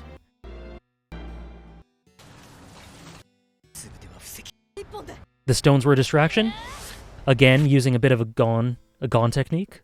Killua's learned from him in a couple ways. And then this, also, notably, the music track used here is the one used for Gon versus Hisoka during that almost silent, building, incredible animation scene. Like the minute-long part of it, the iconic part of it. I think it fits really well here. Yeah, a fisheye, sort of diagonal fisheye, angled one. Right after the shot, the music fades. Yeah, oh my god. Shadow just said what I said. Or Shadow, I think Shadow said it before I said it. Yeah, this scene's so great. I don't know where they were. I mean, they're well versed in hiding themselves. Killua's thoughts while tailing them both are yet, again, so indicative of his upbringing, but also how he's slightly grown. He's being very careful and over-analytical, and is ridden with anxiety since he knows they're definitely stronger and was warned about the Troupe, but he still went ahead with it. He gave it a shot and went after them with Gon. Yes, that in itself is a bit of a step of progress for him. Killua of 30 episodes ago wouldn't have done that. Wouldn't have done that. I don't think, at least. I hypothesize he wouldn't have. So there are incremental steps, but nonetheless, as we'll see in episode 50, Killua still feels like he's so far from where he wants to be. And he still has that hurdle, that roadblock. Oh, that's cool, Roman Joestar. That's really cool. That's really cool.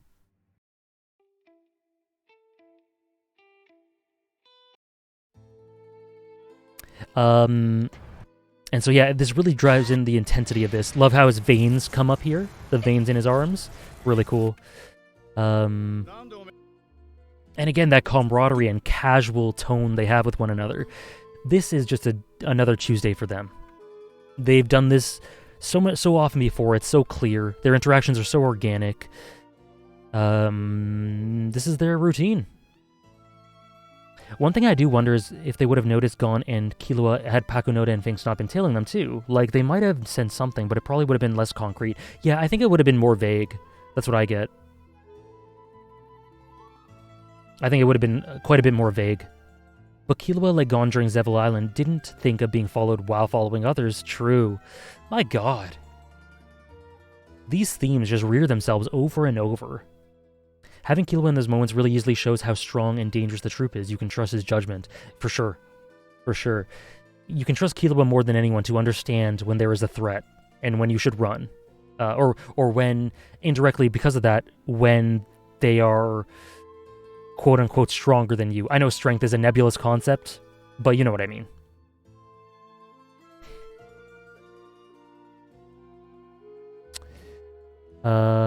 And Gon cornered by Machi and Paku? Wish that were me. Amen to that. Thank you, Spirit Noodle. We're almost done. But thank you for hanging out.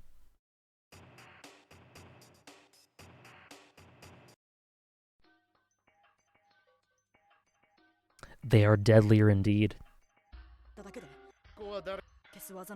And they just question them. Not too much to say here. And then this.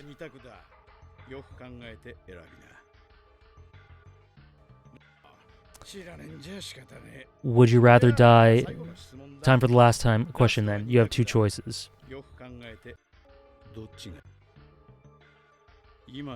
you want to die now or later?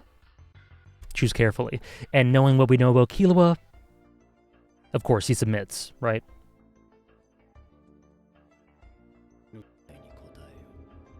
Also, love the illustrations here. Because they consistently get humanized throughout the arc, but times like this, they need to have this authority and aura. And that comes across well through the way it's directed here. Also, Paku. And then I love this. He tries, she immediately comes. Love the way that's presented too. And your boy surrendered, or your friend surrendered, as we'd expect. And then love this. So, obviously, first time around, we think she's just being playful by putting her arm around him. Maybe that's just part of her personality. We know now it's her power, but it's nonetheless cool. Thank you, Jerome, for continuing that sub. If you'd like that to go towards one of the goals, please let me know. But yeah, kinda sus. Why isn't it me? Yeah, Nobunaga has the same Seiyu as Askeladd, who I consistently pronounce wrong. Emir Vid, you got it. Thank you again. We're at 50% for Emir. Very cool. Okay.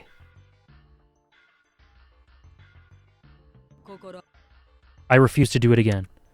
I just said Askeladd, which isn't proper.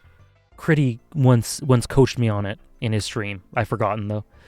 Okay, and then they come to the base, and that's where it ends.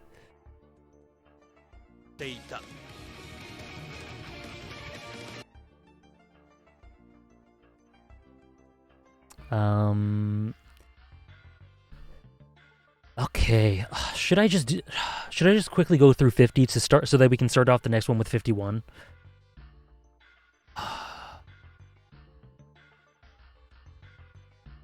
Or should I just do all of it 50 to 58 in the next stream? No, I'm not going to finish Yorknew.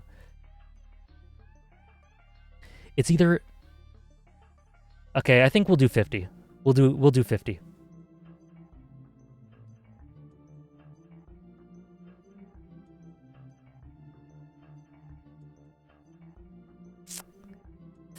I think to start at 51 is really good. I think to start at 51 is good. Okay, we'll do 50. We'll do 50, but we'll be efficient. Yeah, 50 seems like a nice stopping point. And then we get to the great... Oh, into the palace. Elegy of the Dynast. We get to that great humor that I was talking about. Show us Uvo's you can try smile. Or you can smile. Yeah, right here. Here you go. There we go. There's Uvo.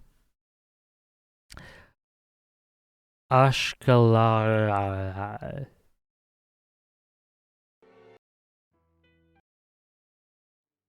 There's Uvo. Love this edition. Very emotional. They kind of cruel how they add that into the OP. Uvo. So sorry, Star-Lord. You can feel the genius behind these kind of works, behind this peak of creativity. When I try to write, I feel like a mere mortal or a person without any skill. Can a person improve his writing with only application? Okay, so to answer that, Star-Lord, I'm not a writer. I can't speak from experience. I can't really answer this myself. But I find it extremely hard to believe that... I don't believe personally that someone is just born with a talent or a spark that makes them like Togashi. I think people work at it, and I think they become that great because they work at it. So I think, to answer your question, again, from the perspective of someone who's not a writer, I think someone can absolutely become as good as Togashi through pure application. I absolutely think that. But again, not a writer, so not speaking from experience. Okay. I'm not a rapper.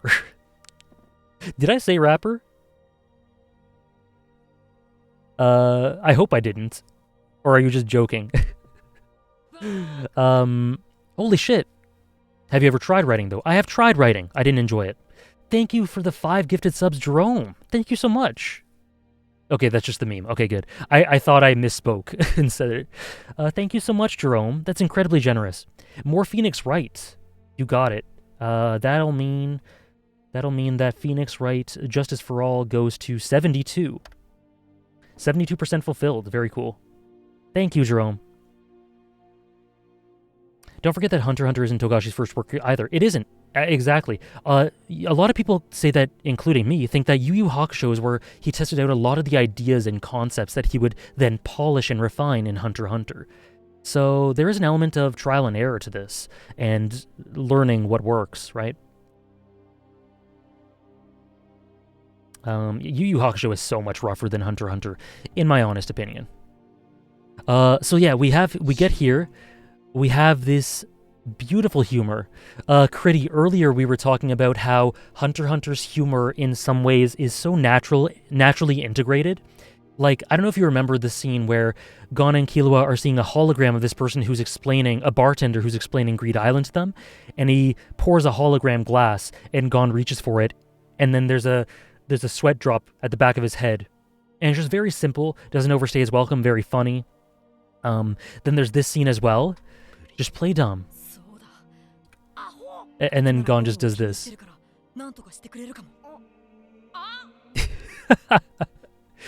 And the humor is all very in character and doesn't break immersion in a way that, for example, something like Demon Slayer or Fullmetal Alchemist Brotherhood does sometimes. It's just the humor is so on point all the time, which I'm curious if you agree with that. I think you do, but nonetheless, I'm curious. Gon don't need to play dumb. Yeah, I love that scene. This scene is so great. What did Sebastian say? No one as good as Togashi. In terms of story, well, that's a whole nother can of worms. I'm not getting into that. Yeah, the humor is so great. The humor is really great.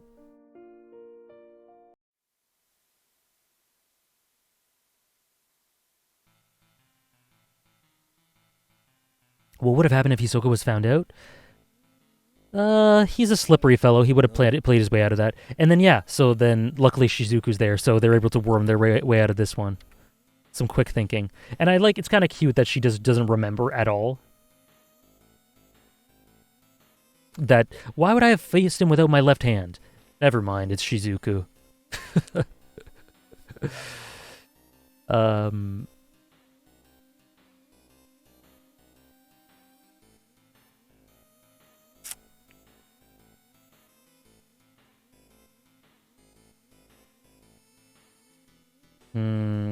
Okay, sorry.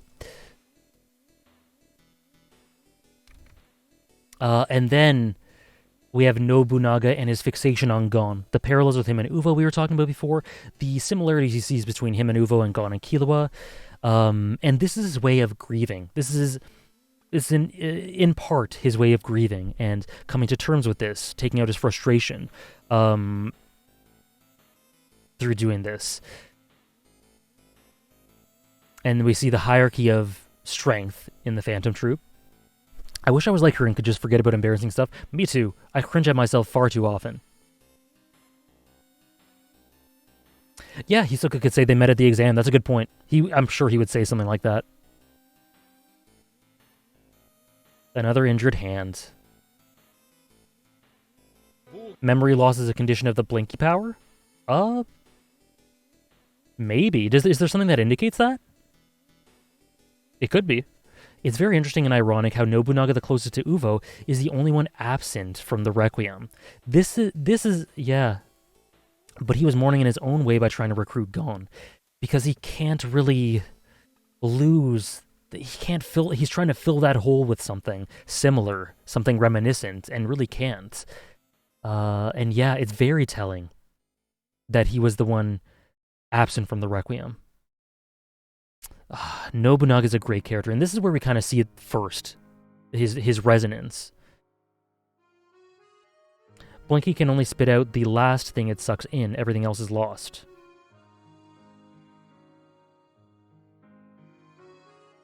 Okay.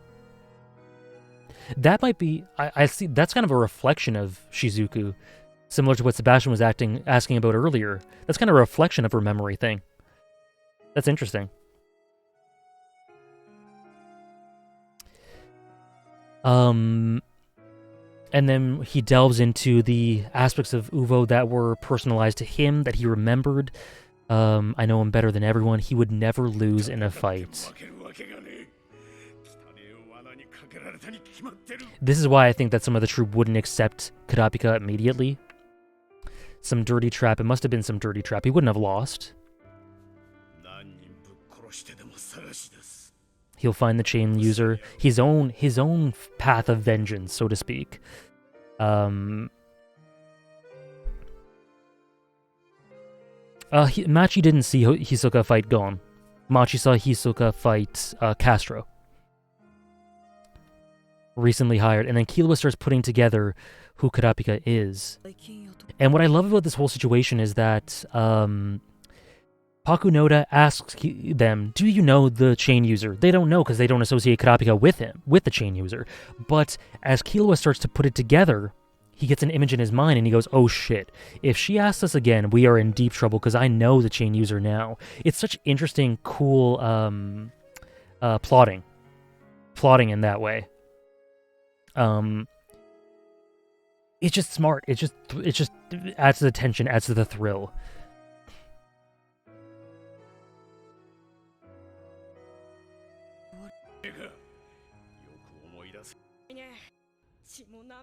And then we have this.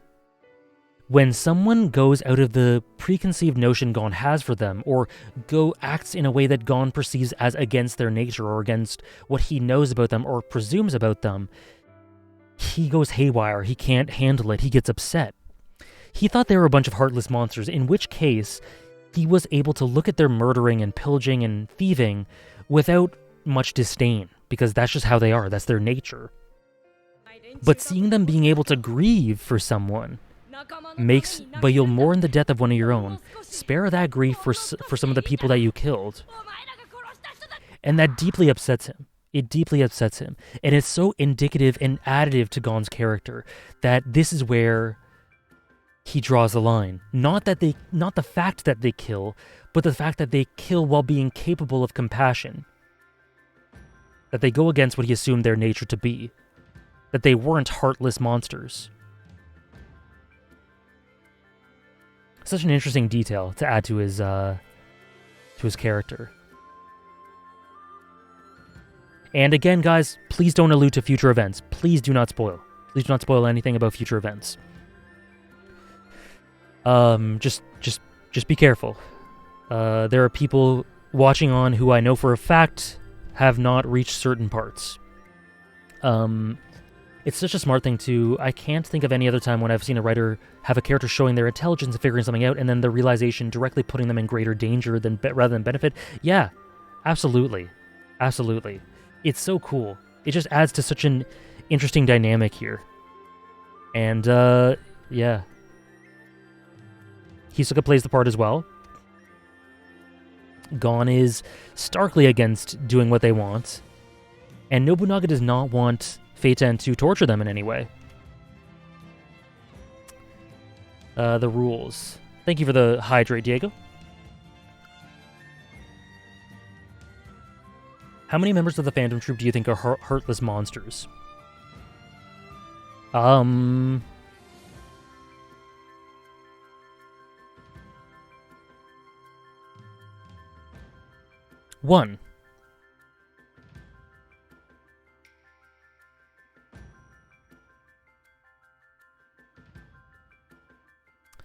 Yeah, one. One would be my answer. And then they flip the coin. Yeah, so this is what I was talking about before with Killua. Such really interesting. And then Nobunaga wants Gon to join. Again, that parallel with Uvo we talked about. Yeah, Feitan. Feiten for sure. Feiten's the one I was thinking of. Hisoka as well, but I don't consider Hisoka a genuine part of the troupe. If you count Hisoka, then I guess 2.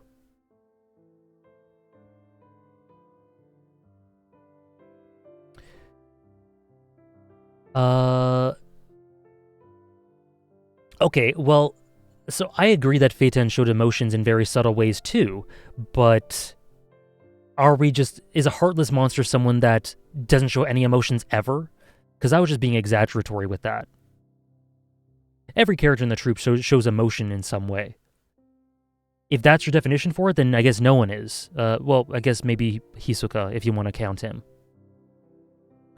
But if you're being a little bit just exaggeratory with the language of heartless, then I would include Feiten.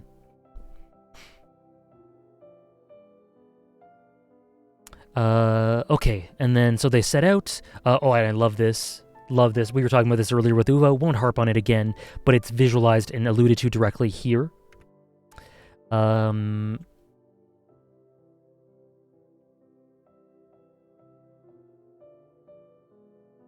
love this. So they all set out for the chain user. Machi doesn't have someone to partner up with. What should I do? Stay with whoever's left. Who's left?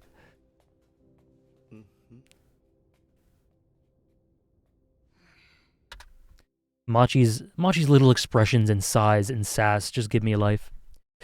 I really like how Hisoka alludes to predicting Nen type by personality like a pseudoscience, but it works and everyone knows it. It does work. It works all over the damn place. And yeah, the troupe buy into it as well. At least Nobunaga does.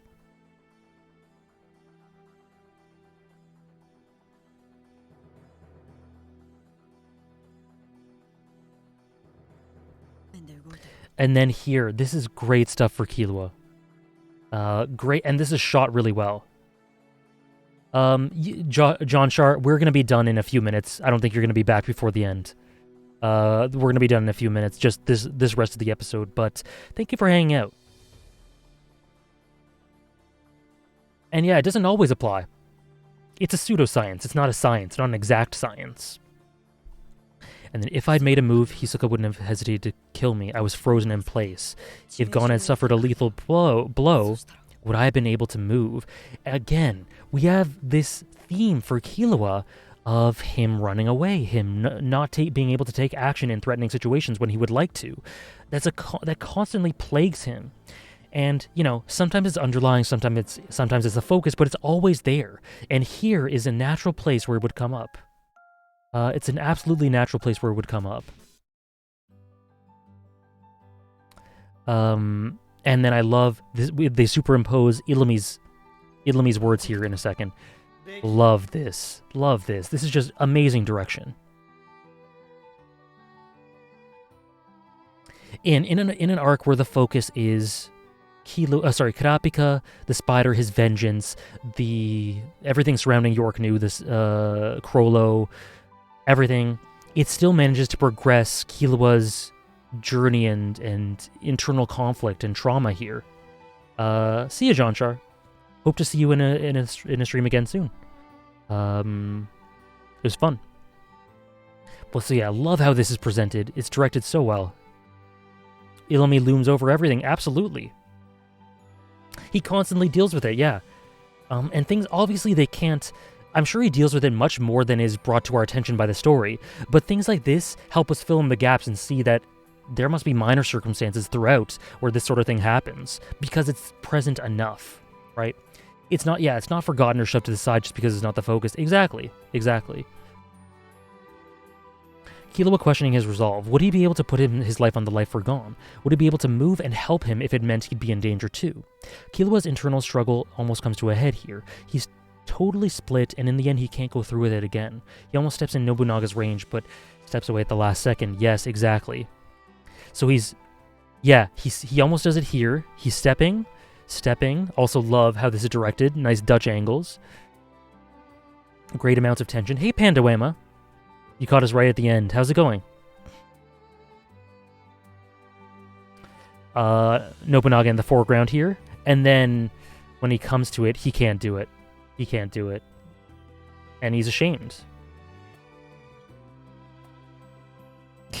That's pretty accurate, C5. That's pretty accurate. And he's deeply frustrated with himself. And then he goes, I gotta think of a way to escape. So it's not dwelt upon a ton, but it's there and it's very important. Yeah, we've been streaming for 5 hours. Jesus. Holy crap. That is very long. Very long for me, at least. Oh yeah, he punches the wall. Did I miss that? Yeah, right there, right there.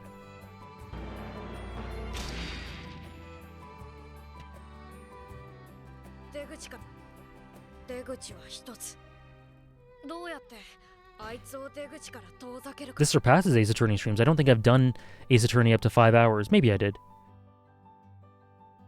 And then what I love about this is something me and Hannah were watching this, and Hannah brought it up. It's like Gon is very emotionally intuitive, because he's sneaking side glances at Killua throughout this whole thing. And obviously they have the plan of escaping. So that's a function of this as well. But he's sneaking side glances at Killua. He knows something's plaguing him, something's bothering him. And so, need to break the record for the palace invasion? We'll see. And then so Gon is just talking out loud. Is Leorio okay? I wonder if he was able to find Zapile. Yeah, and then Killua just not really being active in the conversation, Gon looking at him. Then Gon goes back and then continuously muses upon these sorts of things while Killua is shaking in the foreground, blurred out, eyes not shown. Gon is just talking, trying to just break the tension, trying to make Killua an active participant in the conversation to make him forget about whatever's plaguing him. He might not know the specifics, but he knows something's bothering him, and so he sort of inches him into the conversation to try to help him break him out a bit. And it's very subtle. It's actually very subtle. It's not overt or blunt in the way you might associate with Gon at all. Thank you for the follow, Kiyomik. Thank you for the follow. He can't really think clearly. Like many other times, they're presented with seemingly only one option. There's one exit they can escape through, that's all Nobunaga gives them, but Gon is calm and more collected, and like in the trick tower, while everyone's on edge, he finds a way out without sacrificing anyone. Exactly. So he does this for Killua through the conversation and the things he says.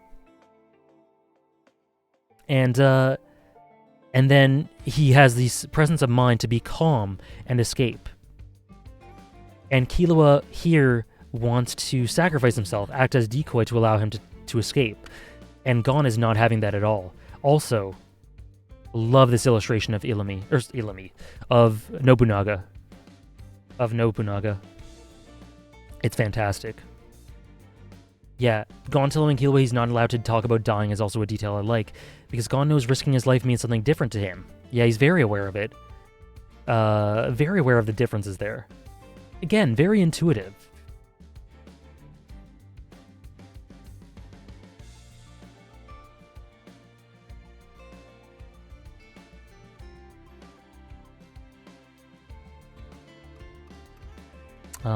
This episode's really great. This illustration. Hey, calling him Illumi is not an insult at all. Illumi is a fantastic character.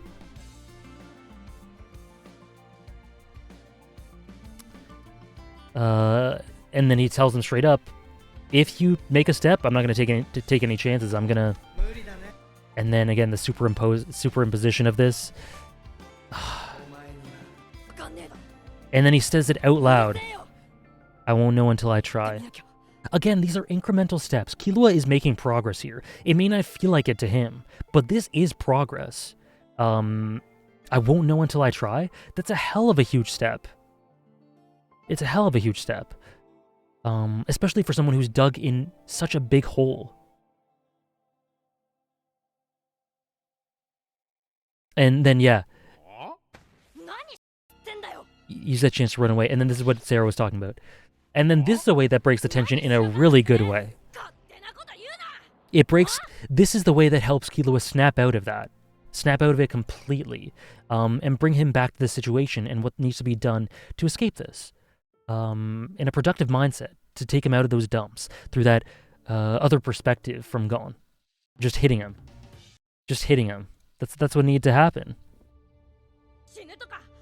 Don't talk about dying like it's nothing, just like what Sarah said. So key, because that means something very different for him. And he's allowed to do it.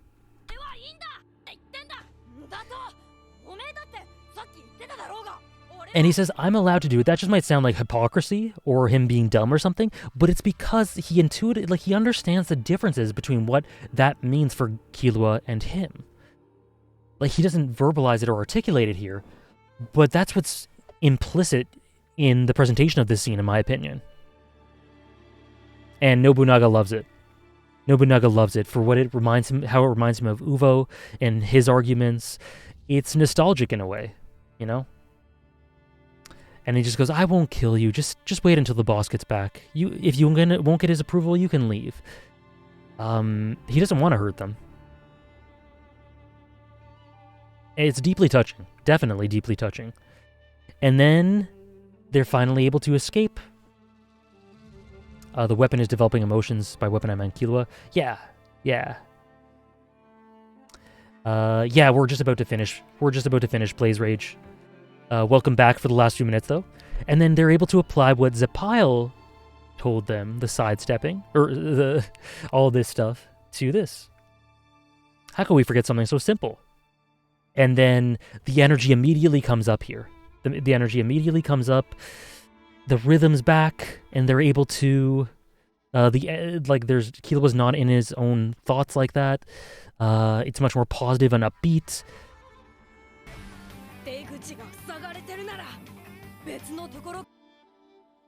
If the exit is blocked, make your own. That's very metaphorical too. You do kind of feel bad for Nobunaga here. He was excited. And then they escape him. They elude him. They're pretty skilled at this. A bit of a insight about how N works. And then they leave. And I love this. Your job is to stay cool and stop me. Sorry, you finally sound like yourself again. So this is an allusion to what he was doing before. What he was doing to try to poke and prod Killua out of his doldrums, I guess you could say. You finally sound like yourself again. It's my job to say crazy stuff, and it's your job to stay cool and stop me. That is a very layered line. Very important. My job to do crazy stuff or say crazy stuff, and your job is to stay cool and stop me.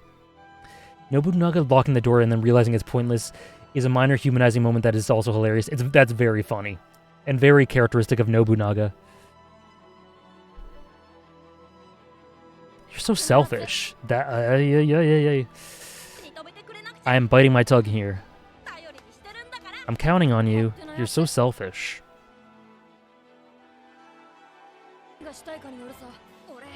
I want to defeat those guys. Emphasizing the contrast, Killua reacted in a very rational way. Sorry, this music. In a very rational way when he was cornered, different from Gon, who had no space for action, and now Gon, even in this situation, finds a solution and signals this to Killua. A big contrast. We've talked about the ways in which they approach situations, the ways in which they approach risk, right? Yeah, this is another instance of it.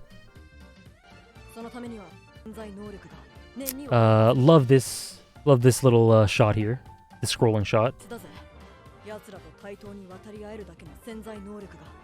Look at Hisoka posing.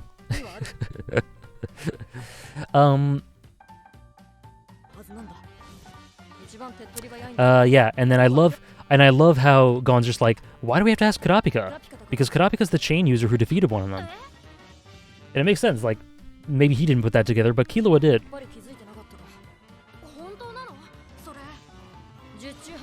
I'm pretty confident. And so they resolve to learn things from Kurapika, to progress, get the strength to fight the Troupe, and Kurapika's key to that. So they resolve to search out Kurapika. And that is the end of episode 50. Another amazing episode. Yorknew is incredibly consistent. And I love this quote too, by the way.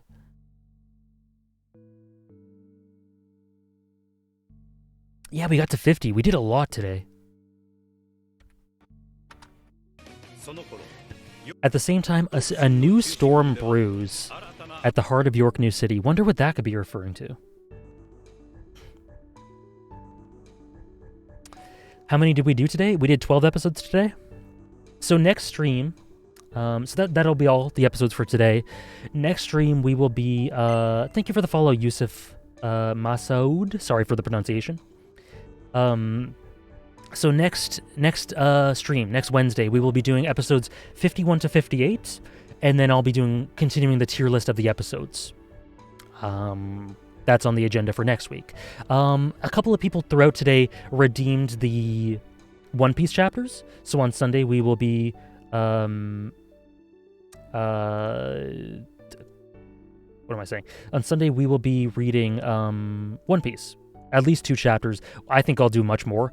Also, just so you guys know, just a heads up, what I'm going to be doing for my YouTube videos, my YouTube reviews of the One Piece videos, will be after Syrup Village, I'm going to record a video. And then after the arc after Syrup Village, I'm going to record a video. Once both of them are recorded, I will put Syrup Village on YouTube, and then early access to the arc after it on Patreon for just as an extra perk for some of the patrons if they want that, for early access. When I do the next one, the one before it will go up on YouTube, and that's how things will be structured, if that makes sense. Yes, I got rid of it, C5. Can't wait to see your ranking of the Phantom Troupe members. Is Machi going to be over Mito? We shall see. Oh yeah, I have to rank the characters as well. But yeah, Sunday we will be reacting again to Kaguya-sama, Spy Family, and reading One Piece. Monday we will do Ace Attorney once more. Wednesday, continuing the second part of Yorknew and all that. That's cool, Osmostis. That's cool. I think I did see that somewhere. Maybe C5, but I've already got too much. I've already got too much of that. I've had too many that were redeemed. I'm spread too thin. Glad you enjoyed, Benny Zakura. Glad I loved your recent video about Hunter x Hunter's ending. Glad you enjoyed that, Pac-Man stuff. It's I think it's a very important video, so I'm glad you enjoyed it. I have watched 2 and guest redeemed. I've watched a few of them, but this is for me rewatching them. Pedrolito. Guest redeemed Thor, and I need to watch that soon.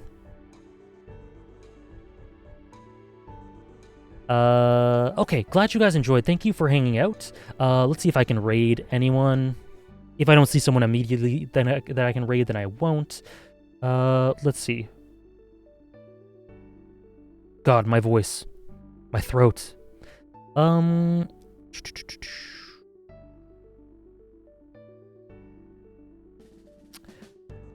Frankie Lolia is playing Final Fantasy X too. She just started streaming again, so I'll raid Frankie. So there we go. Thank you guys. Many thanks for watching, for checking it out, for hanging out. And yeah, have a great rest of the week. And see you again soon.